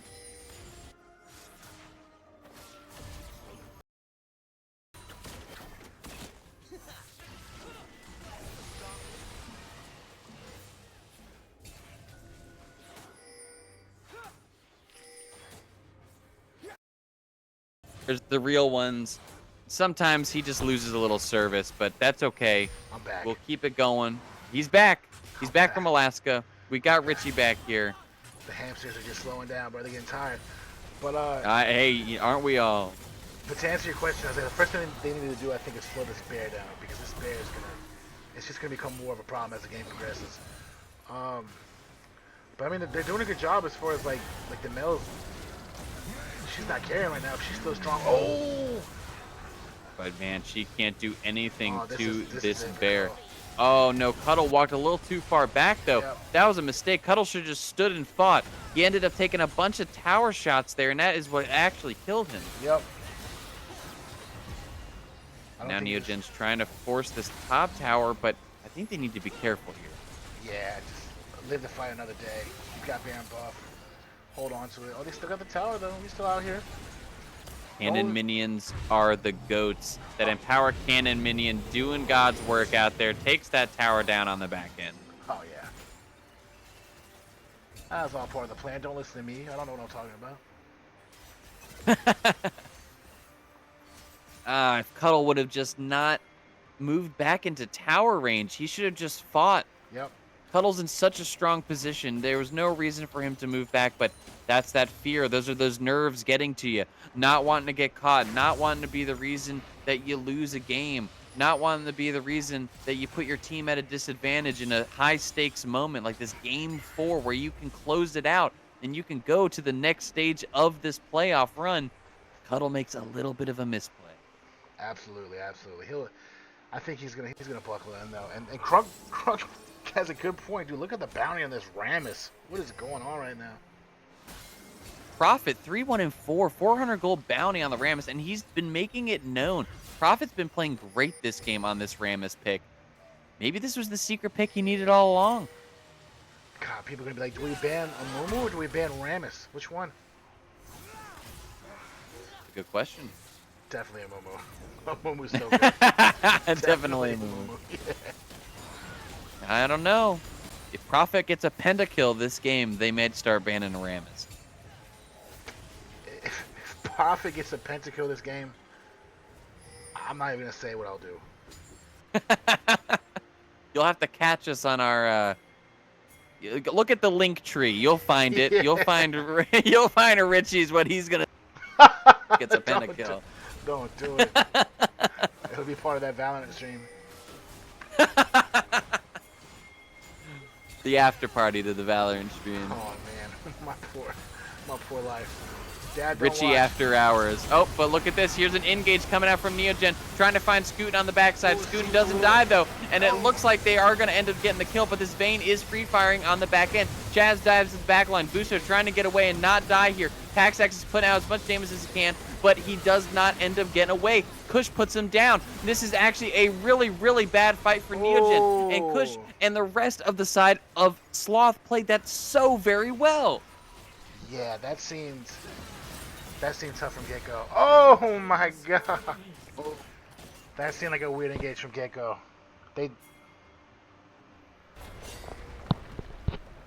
That's rough. That's actually really rough. That puts them right back into this game. The lead that Neogen had has now been cut down. Soul Point is going to go over to the side of Sloth, and they're going to be able to push down this mid lane. This is a pretty rough spot right now that Neogen just put themselves in. Dude, Vayne just solo Dragon. That's crazy. Oh yeah, that's easy for her, especially at 3 items. This Vayne is a problem though. Take a look at this here, Richie. 6-1. Vayne got a lot of kills, especially on the back end of that fight there. You have got to lock this Vayne down. You cannot let her do this. You can't let her free fire like that. Yeah, that was a tough one. She took that over. Like she played it well. She stayed on the outside and just blasted. Yo, kudos to Kush. He did well. Did as well as you could. Yeah, it's definitely going to be an interesting spot here. Now everything is really evened up across this game. Baron has spawned. That's going to be the next big objective that everyone's going to be looking for here. Neogen might start it up to try to drag them into a fight.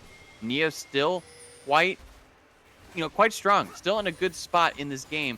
Not behind by any means, but it's definitely become much tighter of a race as this game has went on. Right. Cuddle 7, 3, and 5. He's still doing his thing. Now, and it does look like they are going to go ahead and start up this Baron here. They are going to spot it out, though. Scootin got it on that scrying orb. They do see Neogen trying to take this out from under them, but Scootin is going to turn the lights out here soon if they don't back up. Neogen wisely does back on the back end of that, so they don't try to flip this Baron. It could have been disaster if you do a 50-50 flip. Well, this is such a scary, like, this is such like a pivotal moment in the game, it feels like. Oh, yeah. Everything rides on this right now. One bad fight, and whoever takes it is going to win the game. Cuddlebun putting that pressure still towards the bot side, and it looks like Neo back on that Baron, but they are kind of stopping it potentially. Lights go out. Nocturne looking for an angle. Baron is reset, though. This is so feels tense. Bad. The longer this fight is, the Yep. worse it feels. Oh, but here goes the engage. Prophet, they find Kush on the back end. Prophet has got her locked down, but he's not able to kill her. There's not enough damage to put him down. Oh, no, this is just not good. my Paxax goodness. does find the kill onto this Mel, but Kush is free firing, and he's doing a lot of damage right now, but it does look like Neogen is able to limp away after losing 2 of their members. They are able to get out with minimal losses, but this is still not good for Neogen. Now it looks like the side of Sloth is going to be able to try to transition to find this Baron. Yeah, that is tough. It's so hard to take down Kush when he's got this Soraka pocket healing him the whole time, Yep. giving him the Mikhails, giving him all this health, and what do? Looks Now like you- Buso is trying to... Uh-oh. Prophet. Look, though. Prophet trying to find his way in. He doesn't want to let him get this for free, but it ends up going over to Scootin. Scootin gets that smite, and that is really unfortunate. He is not going to be able to stop that Baron take, but Prophet now trying to just run. Prophet is going to end up falling, though. Chaz does end up getting the kill here, it looks like, and he will fall as well. But Paxax isn't finished. He's still looking for a little bit of more poke. But this is a big Baron that is going to be going over to the side of Sloth. Man, again, it's just like the ones that you don't want fed are just getting so fed right now. It's alright though. Oh, Chaz trying to find Buso here. Buso might get caught out. This could be just absolutely detrimental if he does end up falling. Kush on the side finds a little bit of damage, but he does take poke and a big flash. That's a lot of damage coming out there, and they Got him. are going to find the pick onto Kush. This is a gigantic pick that they just got, but it won't matter too much. The Baron empowered minions are going to stop most of the pushing on the side of Neogen. This is going to be more of a consolation prize than anything. That is 1,000 gold going to Vuso though. That is a lot of gold. You're right. That is a big shutdown that goes over to Vuso, and hopefully it will stop any kind of power play coming out from that Baron from the side of oh my God, it's Sloth. No, it's Their getting name late. escaped me. It's getting late. It's getting late. The brain is shutting down. It's getting late. I see what he's trying to do though. Prophet's trying to engage on the vein, like with his ult, but like it's just they just have so much frontline and so much CC that it's not really working out. You still got to get to the vein after the engage. Yeah, no, it's definitely very difficult. When he's able to get even onto her there, she's able to tumble away with invis on her, and you just can't lock her down. And then there's also, on top of that, if you do get some CC onto her, the Mikhails comes down from Soraka, giving her the cleanse. It's so incredibly difficult to actually lock this Vayne down. And then if that wasn't enough, cleanse is on Vayne as well as a summoner. So you have to expend a lot of energy just to be able to try to lock her down. And while doing that, the rest of the team is blowing you up. Yeah, it's wild.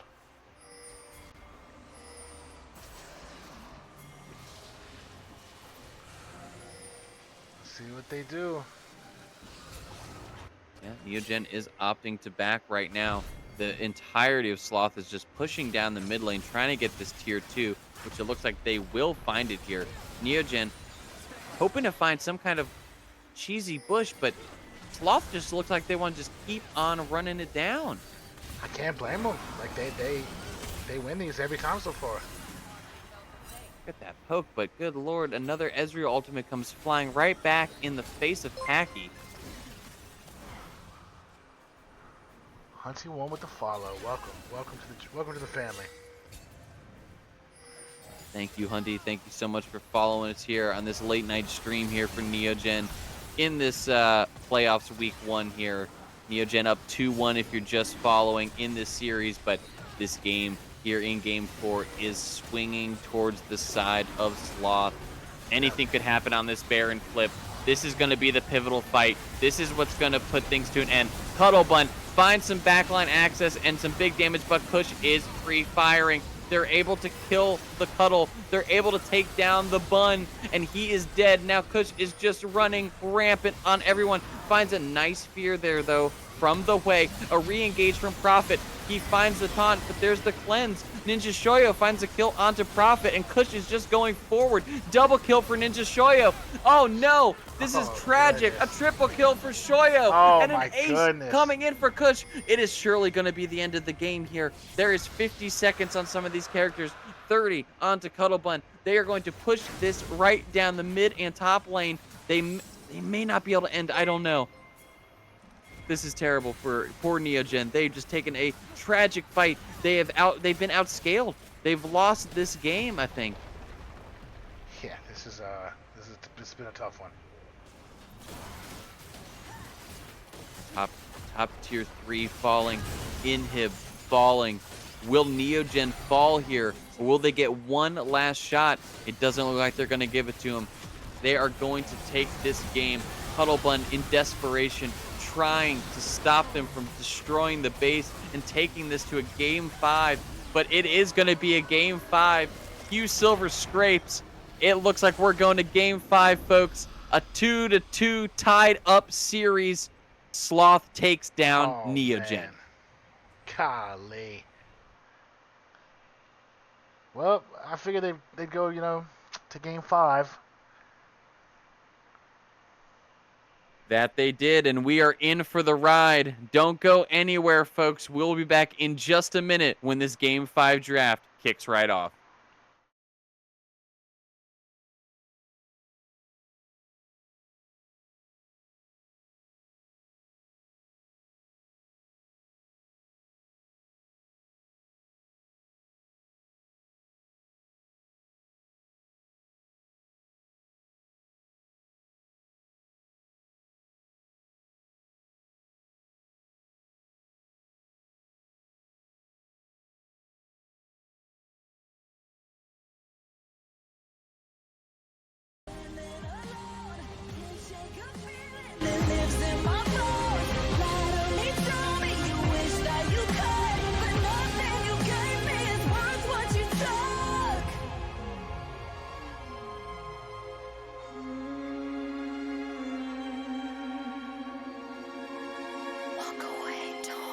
Baby, when I'm gone for good.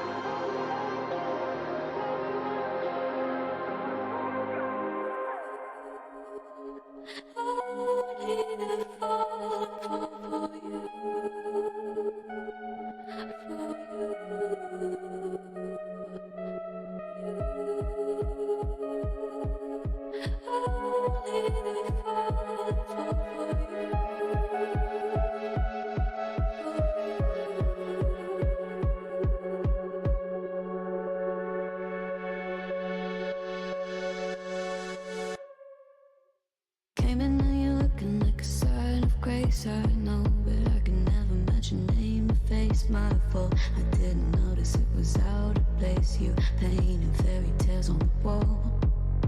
Calling to the better of the halves of me. Please show me just a little bit of honesty. I'd hope I got a heart that I can salvage, but it's getting harder now to recall.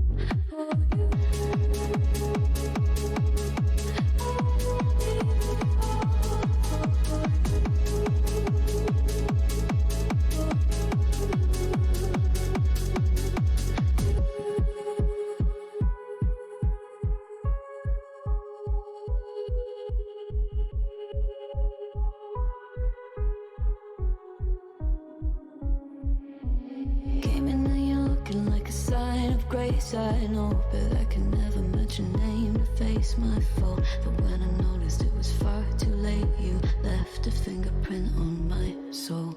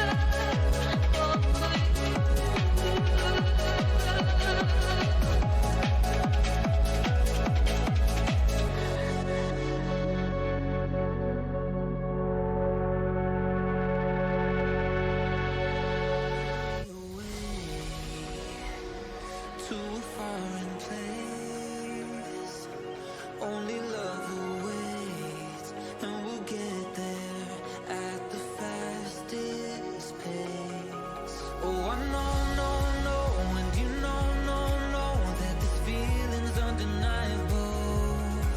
Oh, I know, and you know that it's indescribable.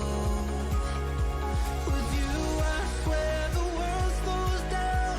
It feels like time is frozen. I treasure what we have right now. I'm living for these stolen moments. With you, I swear the world slows down. It feels like time is frozen. I treasure what we have right now. I'm living for these stolen moments.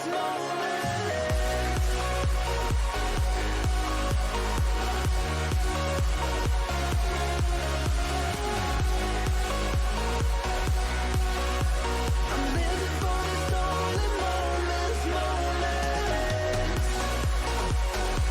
You take me away, stolen moments. This feeling's undeniable. Stolen moments.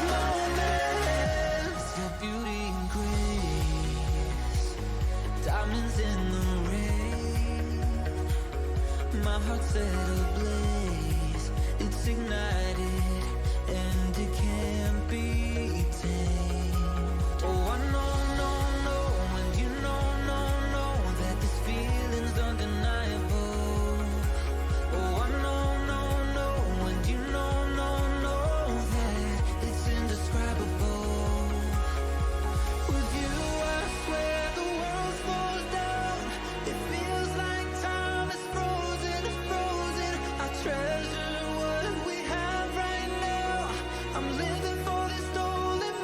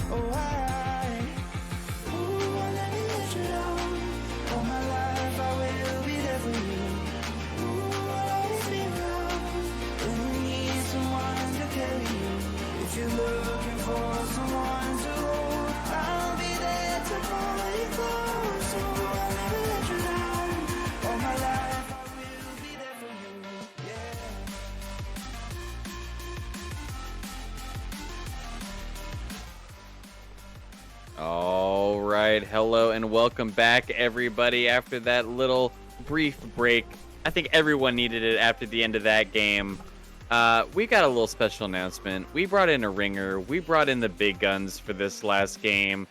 Myself and Richie been up here. We've been working. We've been sweating. It's been a difficult cast, and we said, you know what? We need help.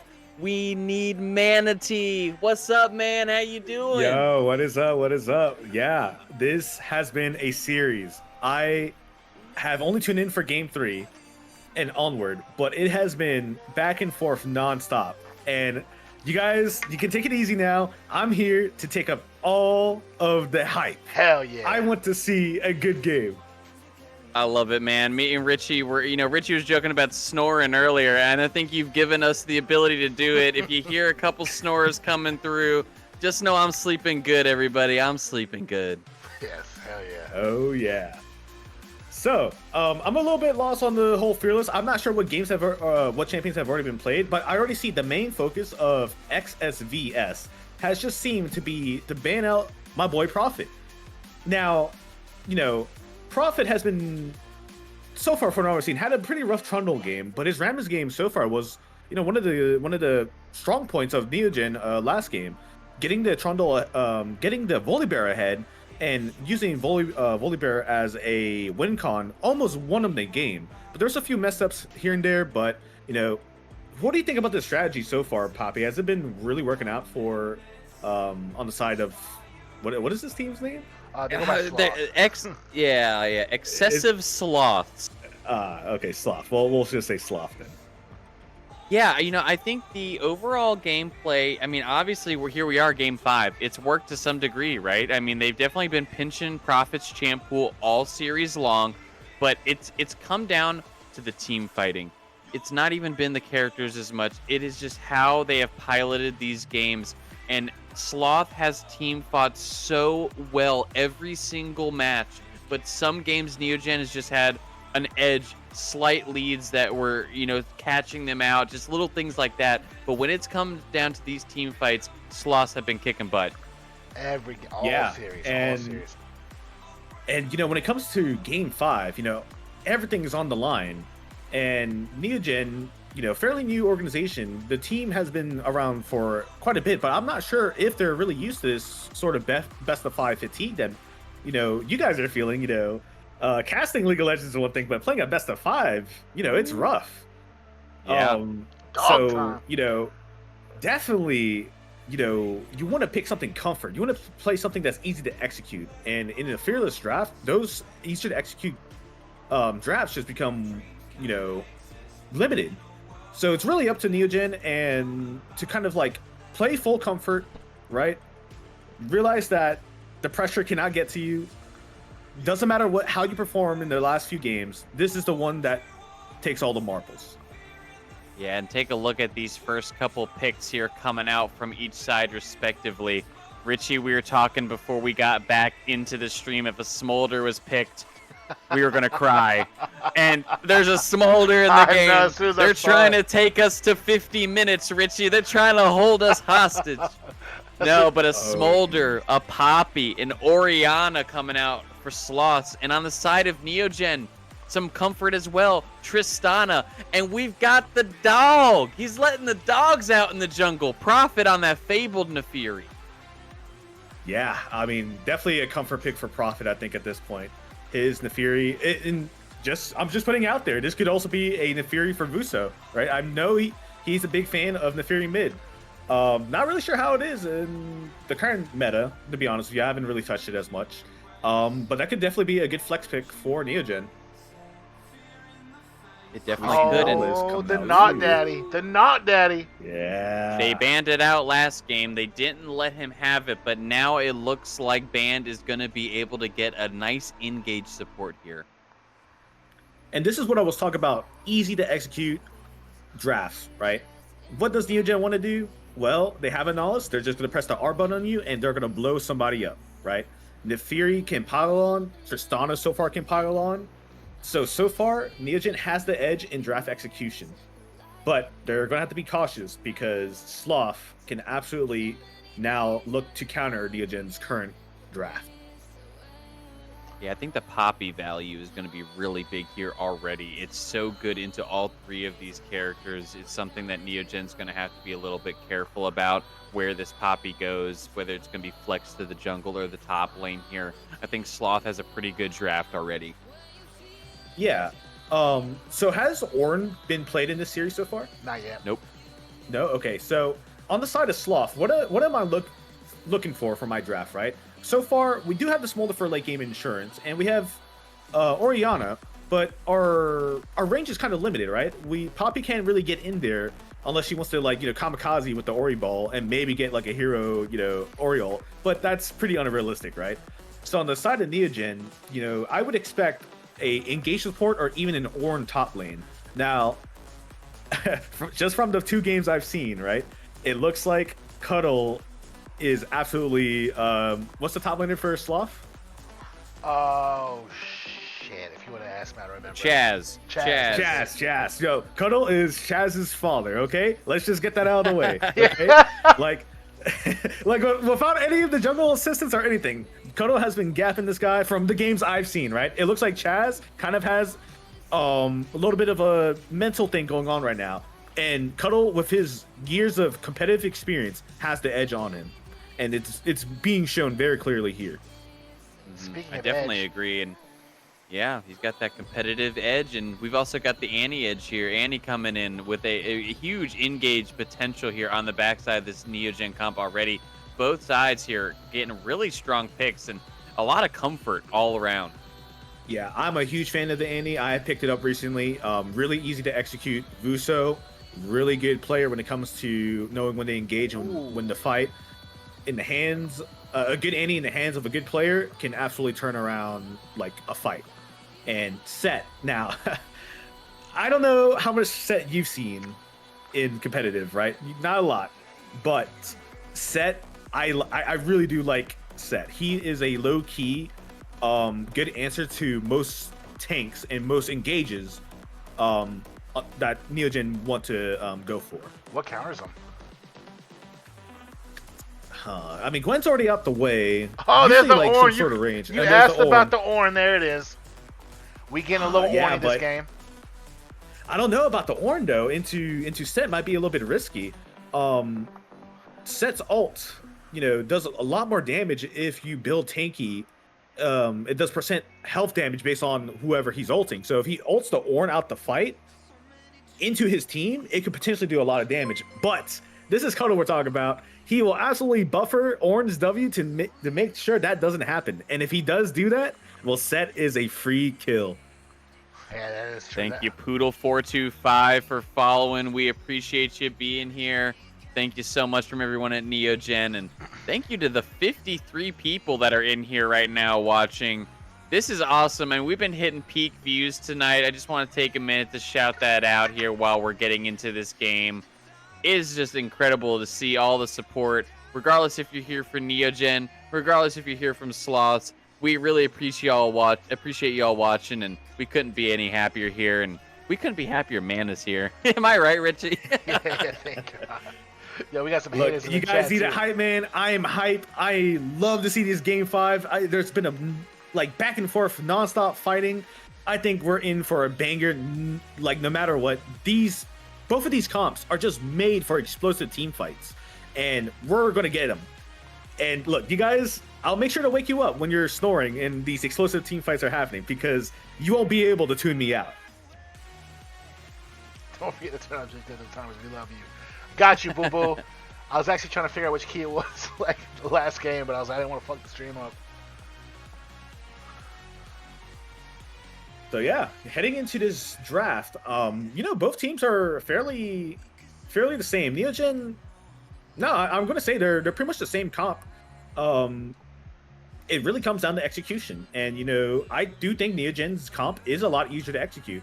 They have the range advantage with the Ornn. They always have Nihilus as a safety, as a fallback. And as soon as they catch or make a pick on somebody, the follow-up is so much easier for Neogen. Meanwhile, on the side of Sloth, you really have to coordinate with the Set. Make sure that he grabs a target. The Ori ball into Set ult can absolutely destroy Neogen in a split second. but that takes much more coordination. Gotcha. Yeah, I'm I really definitely interested to see agree. if it works. I definitely agree with you. It's definitely going to take a high level of coordination in these team fights to pull off what they want. In a lot of cases, it really just seems like they just want to probably run around as a 4-man and let Smolder scale into infinity and then hit a certain break point where it just doesn't matter anymore and he does Smolder things. Yep. Yeah, but I'm just gonna say Tristana late game is no slouch either, right? Tristana late game with the range advantage, the attack speed, I would take my money on Tristana fighting a Smolder late game. If they had to go like 1-on-1 with each other for some reason, Tristana's taking that fight 100% of the time. I also know Packy's super comfortable in Tristana as well, so. Yeah, and that's a massive advantage for best of 5. This is game 5. Everything. I'm not gonna say the famous line. Everything's on the line. How about I switch it up? I got nothing. I got nothing else for that. Chat, help me out. Hey, so I do have a question, and we've talked about the Ivory Medal of Failure a couple times, but I just realized to the new people in the chat, we haven't explained what that is yet. Ivory Medal of Failure is when a champion dies at least 7 times. As soon as they hit 7, they get awarded the medal. So that being said, if you guys had to pick one champion on either side to get the medal, who are you choosing? I think I gotta go Nautilus here. We're looking for Neogen. I think Band, he's gonna find himself hooking in and dying a good little bit. If I'm gonna say anybody on the side of Sloth here, I'm throwing their Oriana under the bus. Oh, Yeah. Wow. I mean, I would not expect the Oriana, but my predictions are probably going to be Nautilus. I think that one's spot on. I think, playing Nautilus into Poppy is, and especially Janna as well, it's going to be rather difficult for Ban. But, if he plays his cards right, it won't be the Iron Medal of Failure. But, sometimes you need to get those 7 deaths in order to make an impact for your team. So no hate if it does turn out that way. Now, on the side of Sloth, I'd say maybe it's Poppy or even Set. Definitely, if Poppy does not play her cards right, she can absolutely just walk into Neogen's full burst and just die instantly, especially earlier in the game. So, gotta watch out for that. I'm going to go Smolder just because I have a personal vendetta against all Smolders. And I'm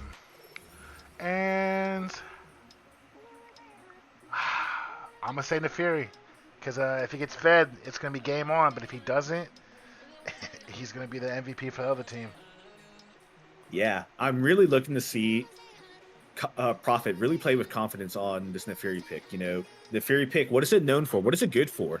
It's good for walking into the enemy jungler, stealing all their camps, and saying, this is my jungle.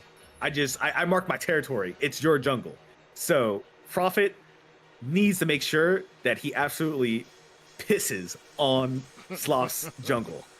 That is end of story, right? I got faith in him. I've seen Prophet absolutely cook on Neferi before, so I know he's got it in him.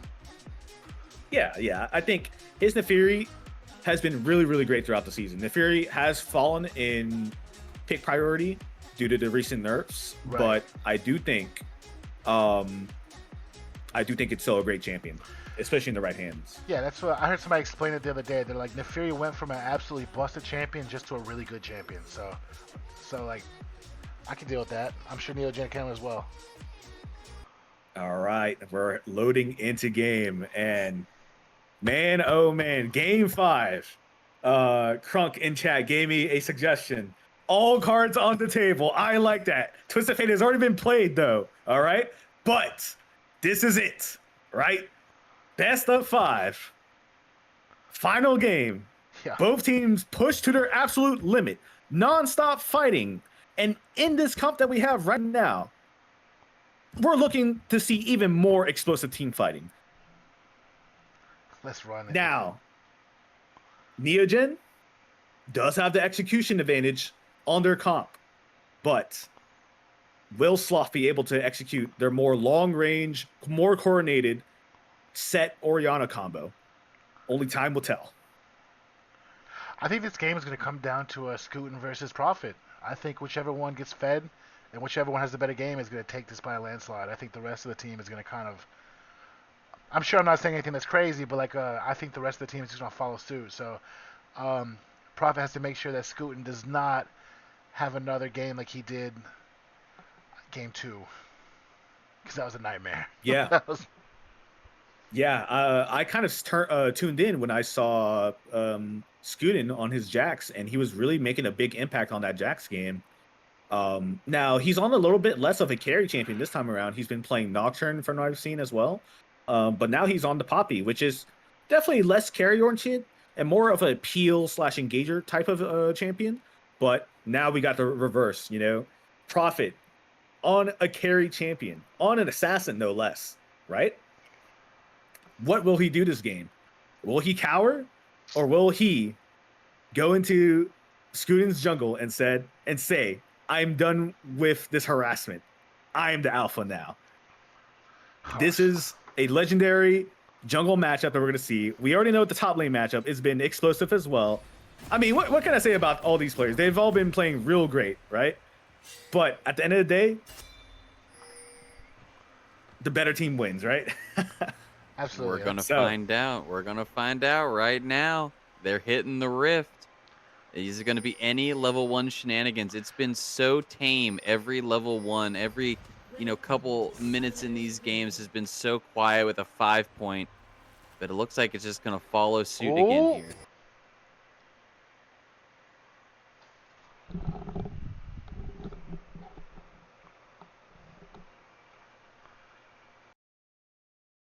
Seconds until minions spawn.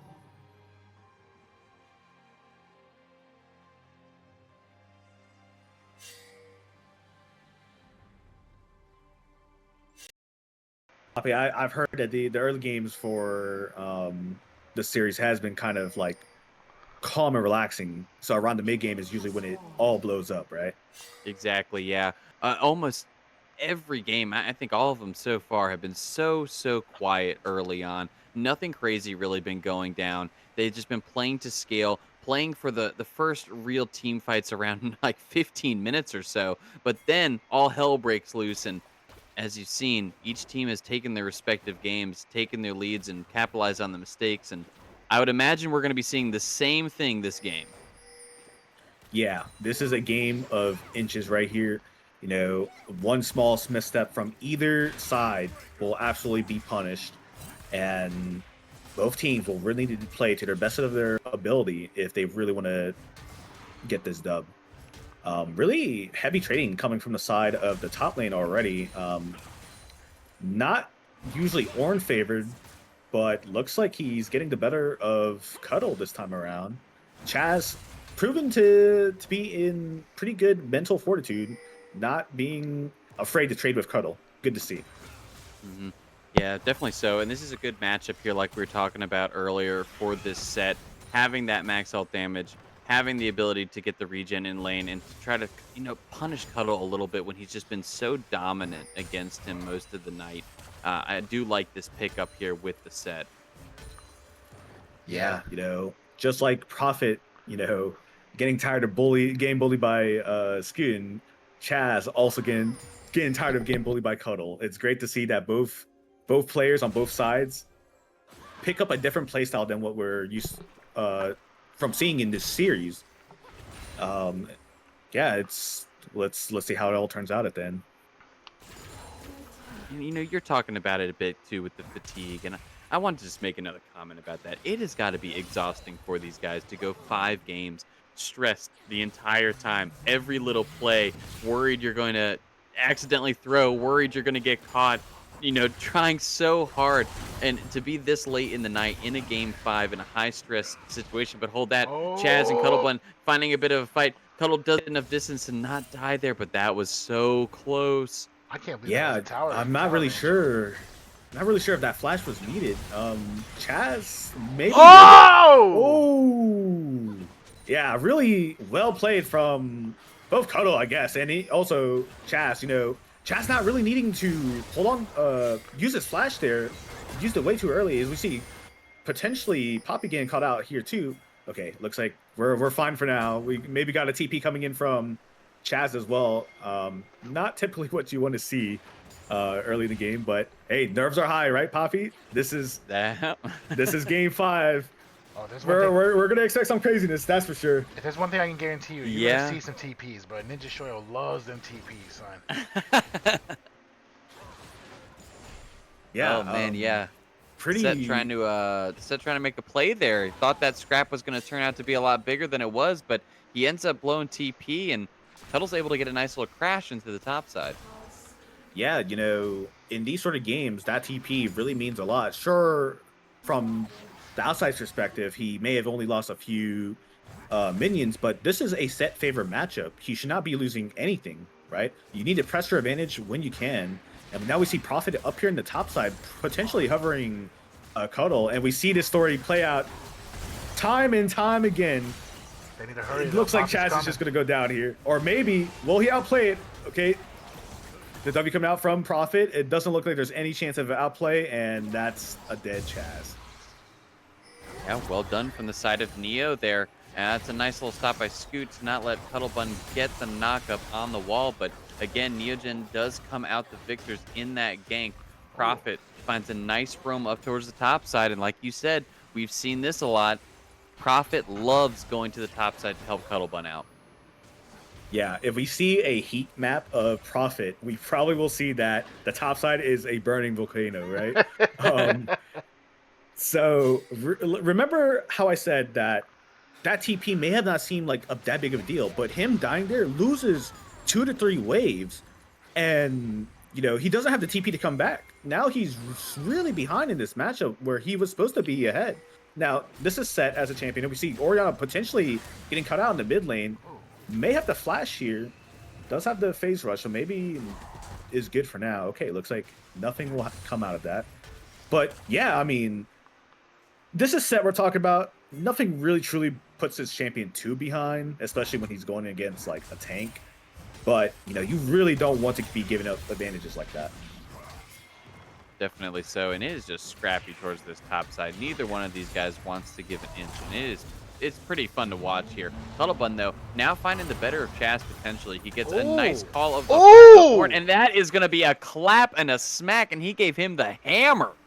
Oh, geez. And we've seen this before, right? In the last 2 games, Chaz really just getting outplayed by Cuddlebun time and time again. The experience really playing a huge factor here. We see Tibbers being used. No flash on the mid laner. It looks like he burned TP as well. You kind of see Ennies do this quite often just to get an extra priority and really make their opponent a little bit uncomfortable in lane. So Vuso with a pretty good control over the lane, and we now see bot lane over here with a little bit of a scuffle. Ban will go down, but it looks like that's just about the end of it. Man, up top though, Yeah, bro. Cuddle's about to have to start paying child support. Like, if this keeps going. Yeah, Cuddle's got his number all night long, and it's definitely been showing, but as you just saw in the bot lane there, this is unfortunate right here. Yep, Yeah. canceled the jump. Paxax's not giving enough respect to that Poppy being around. He gives over a freebie. That's tough. Now, Cuddle is no stranger in being in this situation. Maybe when his bot side of the map is losing and having an advantage in the top lane. Oh, a little bit of a whiff on the not hook. I don't know if this really converts into a kill because of that. Oh, it was really close. Ban! That was your fault. That's tragic. That was, That's tragic. Maybe wanted to wait on the Annie stun before throwing out the Q like that. Really tragic, but nonetheless, really big for Vuso. And as you can see, they're posturing really aggressively around the mid side. Orianna may still fall down here. Prophet with the kill. There you go. Really, really smart from Neogen to really realize that this mid laners are greedy. I would have done that same recall, and I would have died the same way. So really good on Prophet to really realize that the greed of mid laners is universal. It's good to know. Yeah, Prophet finding an early lead here onto this Neferi, and we've seen what he could do early in the season on this pick. I really like this. I really like where Prophet's headed here. You know, he's just a great jungler when he gets a lead like this, and I'm interested to see how he transitions this into the mid game here. Yeah, and it's not really that big of a deal. Oh, Prophet getting canceled with the flash coming from Poppy. That's a dead dog. He just got euthanized. Man. That was brutal. Yeah, look, caster cursing coming out. I'm glazing Prophet for a good play, and then he gets absolutely killed on the back end there. Sorry, buddy. Yeah, but absolutely beautiful play from Chaz and the Poppy, really setting up in like there was so much that went into that play. It was insane. The set positioning himself between the Grub and Prophet, allowing the stun to go through. And then obviously the follow-up from Poppy was beautiful. Really well executed. Whew. It looks like the same old man. story though from the last game. That's what makes me nervous though. They got Dragon, they got Grubs. We'll see how it plays out. Like both teams dead even. Neither of them want to give up an inch. And this is the type of League of Legends you really like to see, right? Nobody backing down. Nobody's afraid. They will fist fight to the bloody death. And we see Chaz now with the red buff, maybe getting a little bit of a good trade on Cuddle. But let's take an overall state of the game. Let's see what's going on right now. Mid lane is doing real good for Vuso, right? This isn't Annie. Annie, typically just gonna spam the Tibbers. Yep, classic Annie stuff. So he's doing real good. He's happy where mid lane's at. Prophet still with still a little bit behind in CS, but does have a completed item over Poppy, and it has a little bit of a tempo advantage right now. Will he use that to go maybe gank bot lane? And if we look at bot lane, Paxax still died to that Poppy gank, but still up in CS, so really not that big of a deal.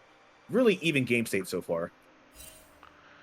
Yeah, I would like to see Packy just go off this game. We still just because of circumstance haven't seen that game where Packy just lights the fucking stage up. So hopefully we can get him going this round. Yeah, I think this is the game for Packy to absolutely pop off. He has a beefy front line with the Nautilus and the Ornn.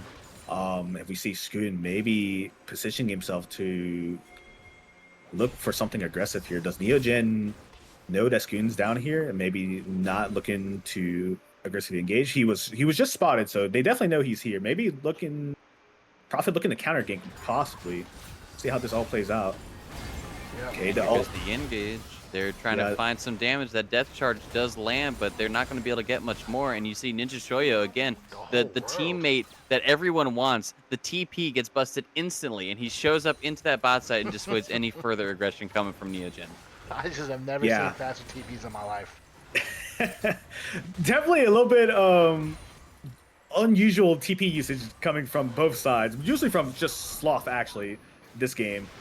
Usually you don't use your TP in that manner because it means you're sacrificing a lot in lane, especially when Orianna TP'd and basically got nothing. She's already behind, and Vuso ended up getting a free plate off of that, so really further putting herself behind, just trying to cover for her bot lane there.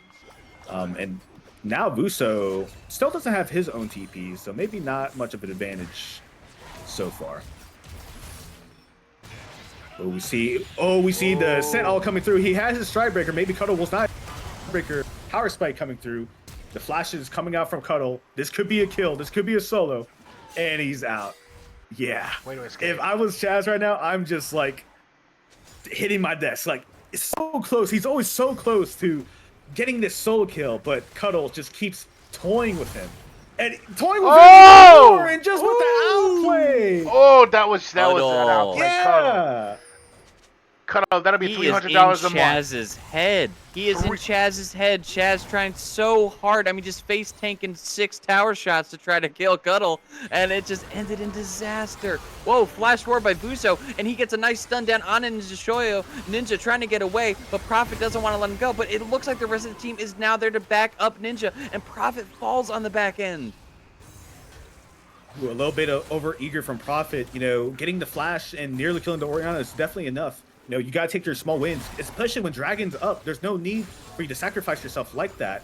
So we're gonna have to see how this fight plays out. Neogen down a jungler, but they have control over the bot river, especially with Cuddle TPing there. Run ban. See ban maybe getting okay. Looks like everything's good. You can just tell these teams are tired. I feel like there's sloppy play coming from each side.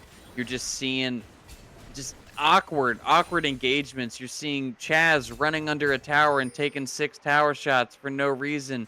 You see Prophet trying so hard to get a kill when it just doesn't matter. And now look at this. Paxax finds himself caught. Scootin' and Koosh take him down. They find the kill, and this is just rough to watch. Yeah, Yeah, you know, Packy Sacks twice now getting baited. And wait, we got Chaz taking the first tower of the game. That just happened. So that's a 2K gold lead going over to Sloth, and Vuso needs to beautifully spaced from Vuso. Needs to be careful. That set is not to be messed around with. But yeah, Packy Sacks for the second time this game, greeting over CS or greeting over award placement. And man, this set is relentless. He just wants to kill anything in his face. Might go down, may have overstepped his bounds, and he's dead. Yeah, he's just there's got to be some tilt going on from Chaz right now. He's in full Chad mode right now. Hey, you know, this is not a game for Sloth that plays out from the top side. I think what Chad is doing right now is great for Sloth in terms of divvying up pressure, right?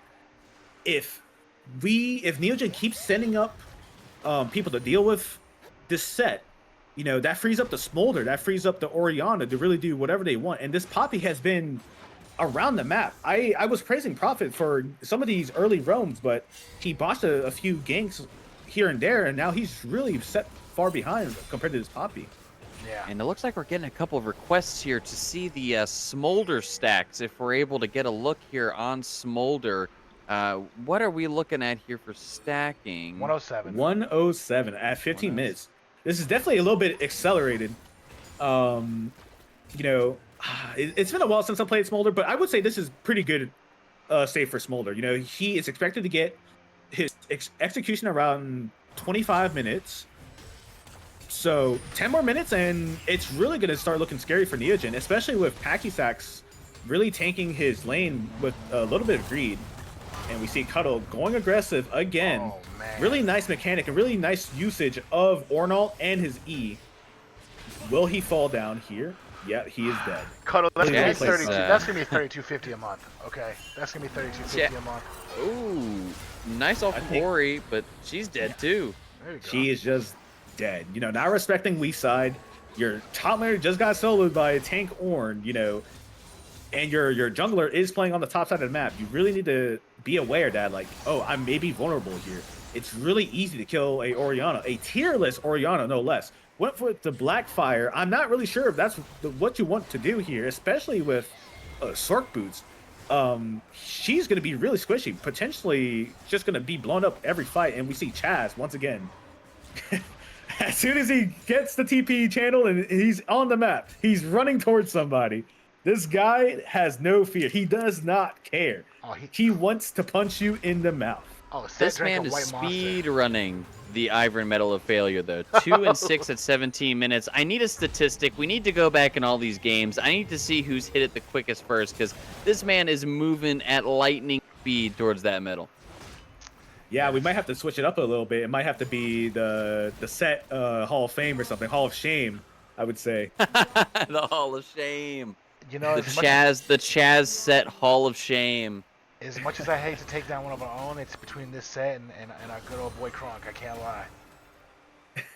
Oh. Nah, you can't put Krug down like that. He's the goat. He's the goat. Nah, he You is can't the shoot goat. shots at Crunk. He's in the chat. Come on, man. I'm sorry, Kronk. I'm sorry. You know it's true. He big bad beared him sway to death so many times. All right, and we see once again the Poppy making aggressive moves, but this is Poppy, and she's at the point in the game where she's tanky enough to just go into 3 people and just say, "Yeah, I'm gonna take like 50 damage from y'all and just dip out." Look at all And the let's just take medals an up there. overall stock of the game real quick. You know, lots of bloodshed so far, right? Like 14 kills across the board, and yet the gold is still so even. Poppy, I'm telling you, this game is anyone's to take. All it takes is one team fight, and the game is completely flipped on its head.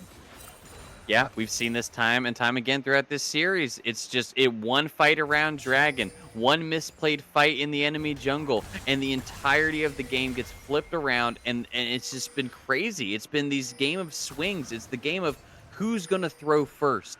And right now, again, everything is on a knife's edge. Yeah. And we see Cuddle. Cuddle is not to be underestimated. You know, it doesn't matter. Oh, the Orianna whiffs!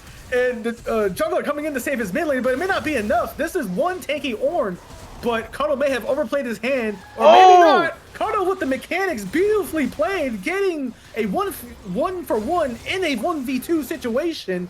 Yeah, I mean, horribly executed from the Orianna. I'm being totally honest. There's no way you ever let Ornn just get in your face like that, but Cuddle is taking names up in the top lane. 5-2 on this Ornn. He is a solo kill master on this champion. I mean, whoever said Ornn was just a tank, this guy is a bruiser. But look here, another fight is taking place. Banned with a nice dredge line into the wall to get some distance away from Chaz. And now they have the tempo. They're going to route off the side of Sloth, and they are going to try to take this dragon for themselves. Here comes a teleport, though, coming in from the Orianna to try to join her team. Paxax jumps forward onto Chaz, gets a little bit of damage down, but that's not really going to be enough to hurt him too bad here. Scootin misses his ultimate as well on the back end, and look who's coming now. The raid boss is on the way. Ban trying to get some distance again to not die. Nice blast come, but he throws Chaz right into the team. That's a nice little ultimate. Paxax does take a lot of damage here on the back end, but Cuttlebun has joined the fight, and they do take down this set. Nice Orianna ultimate, though, sucks in two from the side of Neogen. And there goes Cuttlebun on the back end also. Profit with a good W to go invulnerable, because that is a really fair and balanced skill. And now he is okay as well. But on the back end, who's going to get this dragon? Vuso with a hero play. He ends up absolutely taking care of that dragon, but a triple kill over to Smolder. That is very scary. In a couple of minutes, this Smolder is going to become a real massive problem. Poppy. This isn't even sole point. This fight was over a third dragon. It was just so close. Both teams just playing around each other so perfectly, right? Like, they're just baiting each other. Like, I'm going to use this. No, you're going to use that. So I'm not walking in there. But I thought Neogen was at the disadvantage because I saw Vuso with his timbers out, but he has Malignance, and with Electrocute, his ult cooldown is deceptively low. So I think that it gave Sloth a kind of a false sense of hope and security, knowing that, oh, Timbers is down. We win this fight hella hard. But in reality, Vuso had his Timbers, he threw the giant bear at you, and it turned around the fight. But on the other side of that, Sloth with this Smolder, massive that fight. This is their late game insurance. And can we take a look at Smolder stacks right now? Oh yes, absolutely. Let's clickety click. 180. 180. Now once again, Smolder usually gets his executor around 25 minutes. He's at 180. He is extremely accelerated now. That fight was massive for the Smolder.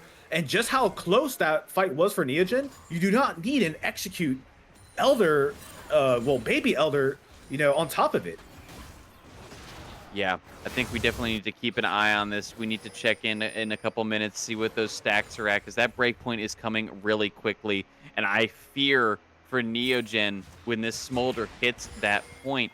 Neogen needs to honestly find a big fight here and something to swing the tempo drastically in their way within the next 3 minutes. Absolutely. Yeah, absolutely. As we see, Chaz is still applying a lot of pressure.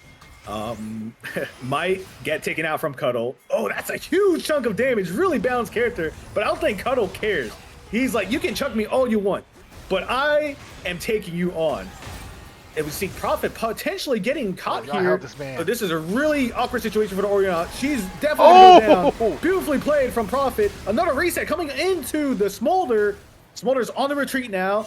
And we see band directors chasing the Poppy, pinned into the wall. Will this come out of anything? Tristana jumps the wall and Poppy is down. All right. That is just crazy. Huge fight for Neogen, finding picks. We've seen this happen a couple of times. Sloth has gotten caught in the topside jungle of Neogen, and they go too deep. They don't know who all's there. They take a fight that they just can't back up. And again, we've seen it pan out this way. Neogen's going to be happy with that. Atacon also going to be getting picked up on the back end, but at least it looks like Sloth is going to get a tier 1 mid tower as a little consolation prize. Yeah, and if I'm on the side of Neogen, I would think that, like, we're disgustingly ahead. and that we should just win every fight. But the gold still remains so even. You know, it's nearly a 1.5-ish, more like maybe 2K gold, maybe. I can't really math right now, excuse me. But I think it's more like 1K. But you get the point. It's still really even. And you know, where is all the gold in Sloth's kit? It's in the smolder. And meanwhile, it's evenly for Neogen. It's usually all up in the Ornn, level 15 compared to Chaz's level 13. So really scary stuff. This game is dead even still. Yeah, it really is. It really is. We'll have to see how this one continues to pan out. Like I said, though, it's on a clock. I keep getting worried as I see those seconds tick up. This smolder only gets stronger. Yeah, and we see Dragon coming up in a minute or so. Neogen have an excellent vision control around this area. Usually with this comp, they play a very heavy pick comp. You have to be first to the objective to be ready to pick out your opponents. Now, Vuso, on his Annie, does do enough damage to absolutely chunk the Poppy to near death, especially with the follow-up from Packy Sacks. That could potentially be a dead Poppy and very huge for Neogen. But we see they elect to have the Orianna keep the Ornn busy. I don't really know if you want that. Orianna on the side of Sloth is one of your biggest tools for winning team fights. So we're going to see if she elects to rotate down or not. Orianna vegan build is hilarious. Yeah, unfortunately, that is a very vegan build. I will have to say so myself. Orianna's still not respecting the Ornn. I'm not really sure what she's doing up here. She's wasting the ult on the Ornn. I know they're trading ult for ult, but the Orianna ult... Yikes. Yeah, I mean, Cuddle is not to be trifled with. This guy is level 16 compared to Orianna's level 14. Now, both important ultis used from the top side of the map. Ornn ult used, Orianna ult used, and that's Dragon secured for Neogen. But we'll see how the fight plays out. Vuso getting pinned to the wall. This could potentially be bad. Ornn, the smaller execute stacks are online. I repeat, smaller execute stacks are online. Yeah, that was the first we've seen of it. Annie getting obliterated. That was the equivalent of a coughing baby versus a hydrogen bomb. It is activated now, Poppy. This is seriously bad news for Neogen.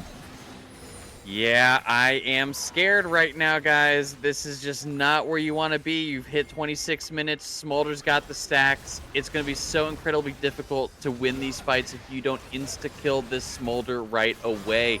But does Neogen have all the tools? It looks now they're trying to stop this Baron from being taken. But Chaz doesn't want to let them into the pit here. A nice Ornhorn comes down. Cuddle trying to find the engage. He gets a 4-man knockup on the back there. Band walks up too far. Look at the damage from that Smolder. He just literally half-healthed them in like 1 Q. Paxax does find Scootin' on the back end. On the flank. Yeah, Vuso. Vuso with a gigantic flank. Look at the kill. They do find the Smolder. They're Woo! gonna take down the entirety of... oh my gosh, this is incredible. Sloth just went down. What an insane flank by Vuso on that play. Yeah, I mean, Vuso may have been down for the count, but Sloth failed to really respect the TP advantage that Vuso had, and they didn't push their wave states. So Vuso was able to find an excellent TP flank onto what was already a winning fight for Neogen. Really interesting Baron call, you know, really desperate from the side of Sloth. You had complete control over Baron. There's no need to kind of rush in like that. But Neogen, really great stuff from Vuso as well. Knowing that, you know, the fight's won, let me cut off their flanks. And now Neogen in a powering command position. Remember what we said, Poppy, right? These games were on a knife's edge. And now Neogen, with the advantage, with Baron, they're looking to close the series out and give Neogen the path forward in this series.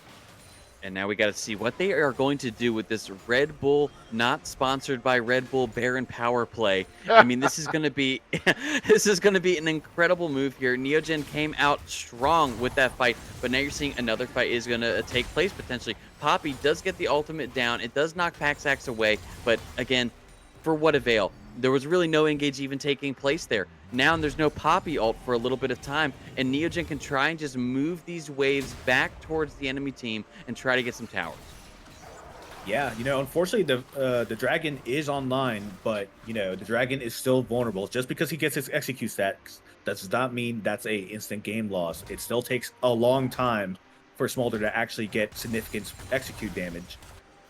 So on the side of Neogen, they delayed the late game scaling from the Smolder, and Smolder is quite vulnerable now. Vuso's flash and Smolder's flash, I think Vuso's flash comes up a little bit sooner, but there's still a lot of threat, especially from the Ornal. And we see a little bit of a scuffle happening in the bot, and nothing's going to come out of it, I don't think. But Neogen with a commanding gold lead, looking to close out this series. And just look at Paxax as well. 3 items on the Tristana, close to completing 4. This guy had a pretty rough early game, but now he's completely in control of this game. And, it's not looking good for Sloth. Despite the Smolder late game insurance, you have to still claw your way back from this gold deficit. 6K down. That was a massive Baron power play. Yeah. Yeah, and that is all they have is the Smolder insurance. Everything rides on this Smolder being able to stay alive. Kush is coming off of a really good game on Vayne where he had some incredible spacing. He played the fights, his positioning was so good, and he had a lot of support coming from his support. That the Soraka last game was able to keep him up, but you're not seeing the same level of survivability coming from the Janna so far. Obviously, doesn't have the same toolkit. So we have to see how Kush is going to position in the rest of these fights because he is everything on this team. Yeah, he had a massive game in the last one with his Vayne, but this Orianna may be stepping up into really bad territory. It gets spotted. Neogen does get spotted, so gonna avoid danger for now.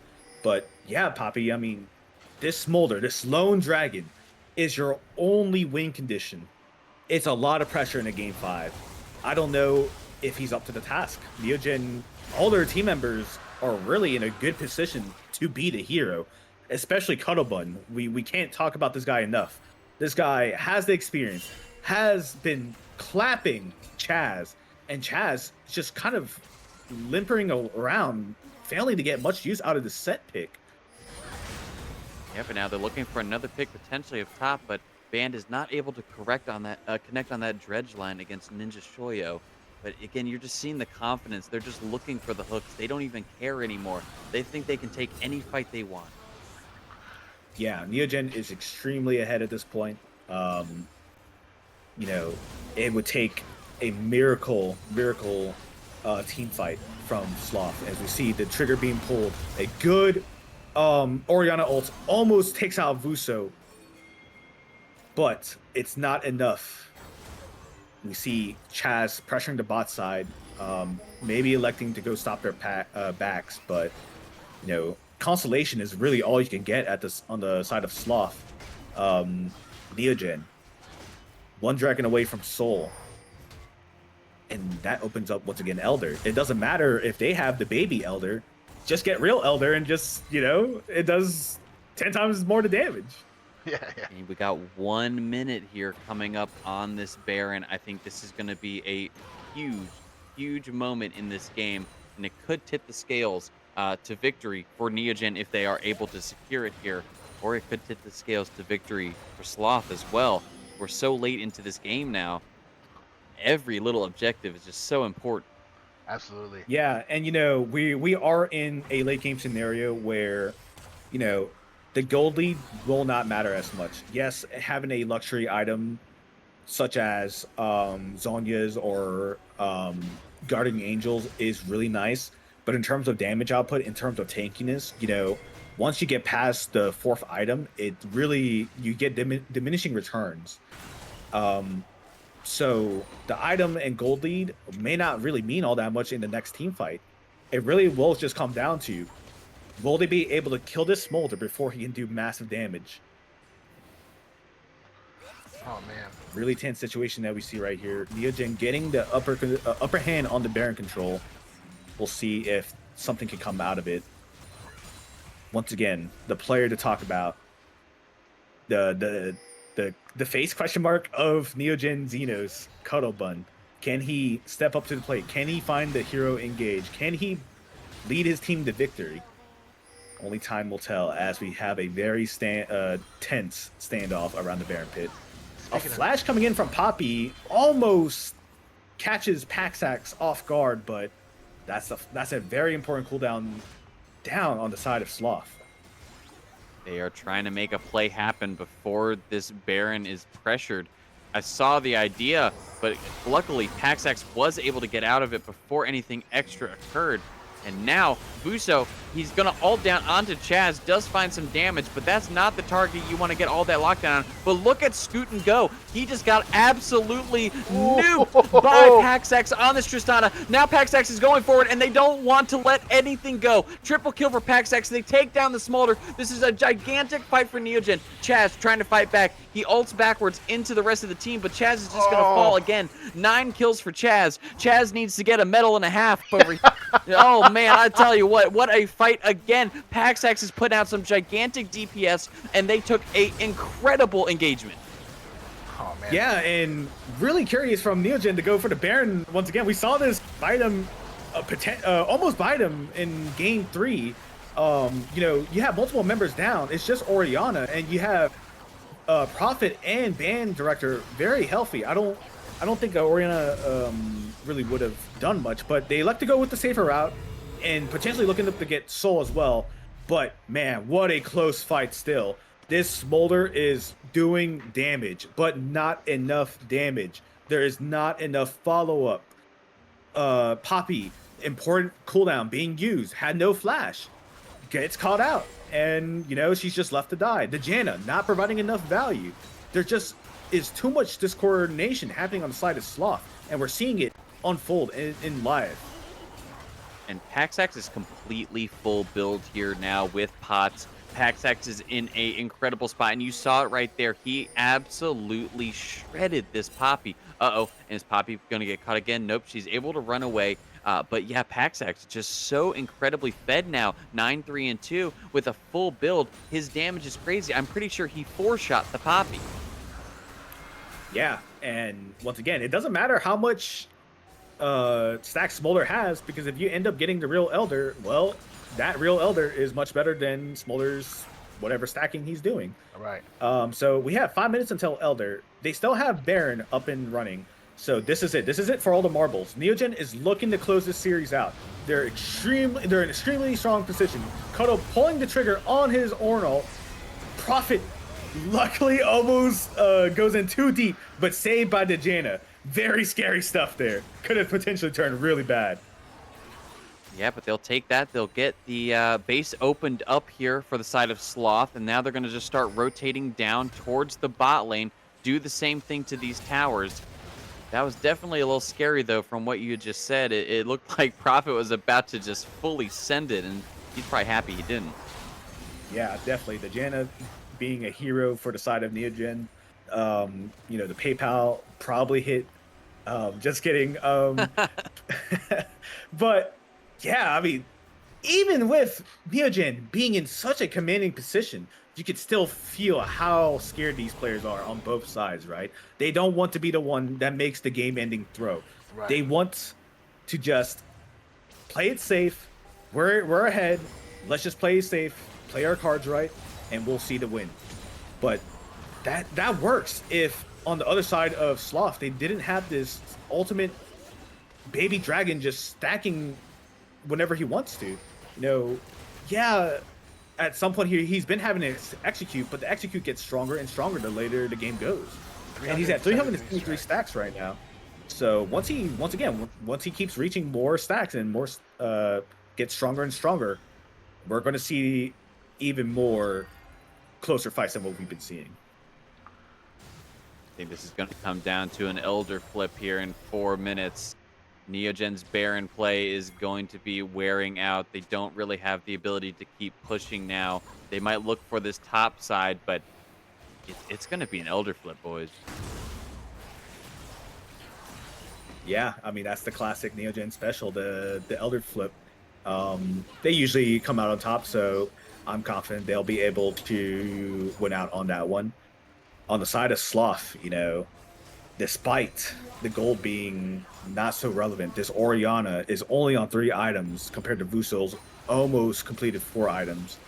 Paxax full build, the Smolder just pick onto the Oriana. Does she get a medal? And she's It's looking like a GG, boys. Neogen cleaning up what's remaining of Sloth.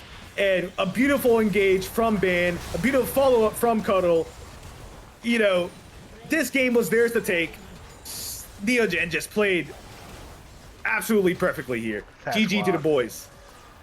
Neogen takes it in game 5 of this best of 5 series. I mean, my brain doesn't even work. None of us could even talk when that fight was taking place. We're all like, like it was just such a nice engage. But Neogen takes it. They take the victory. What a slugfest! What an incredible performance from both teams tonight, going all the way to Silver Scrapes in the first game of playoffs, week 1 in this Group A. I mean, you couldn't ask for a more banger series.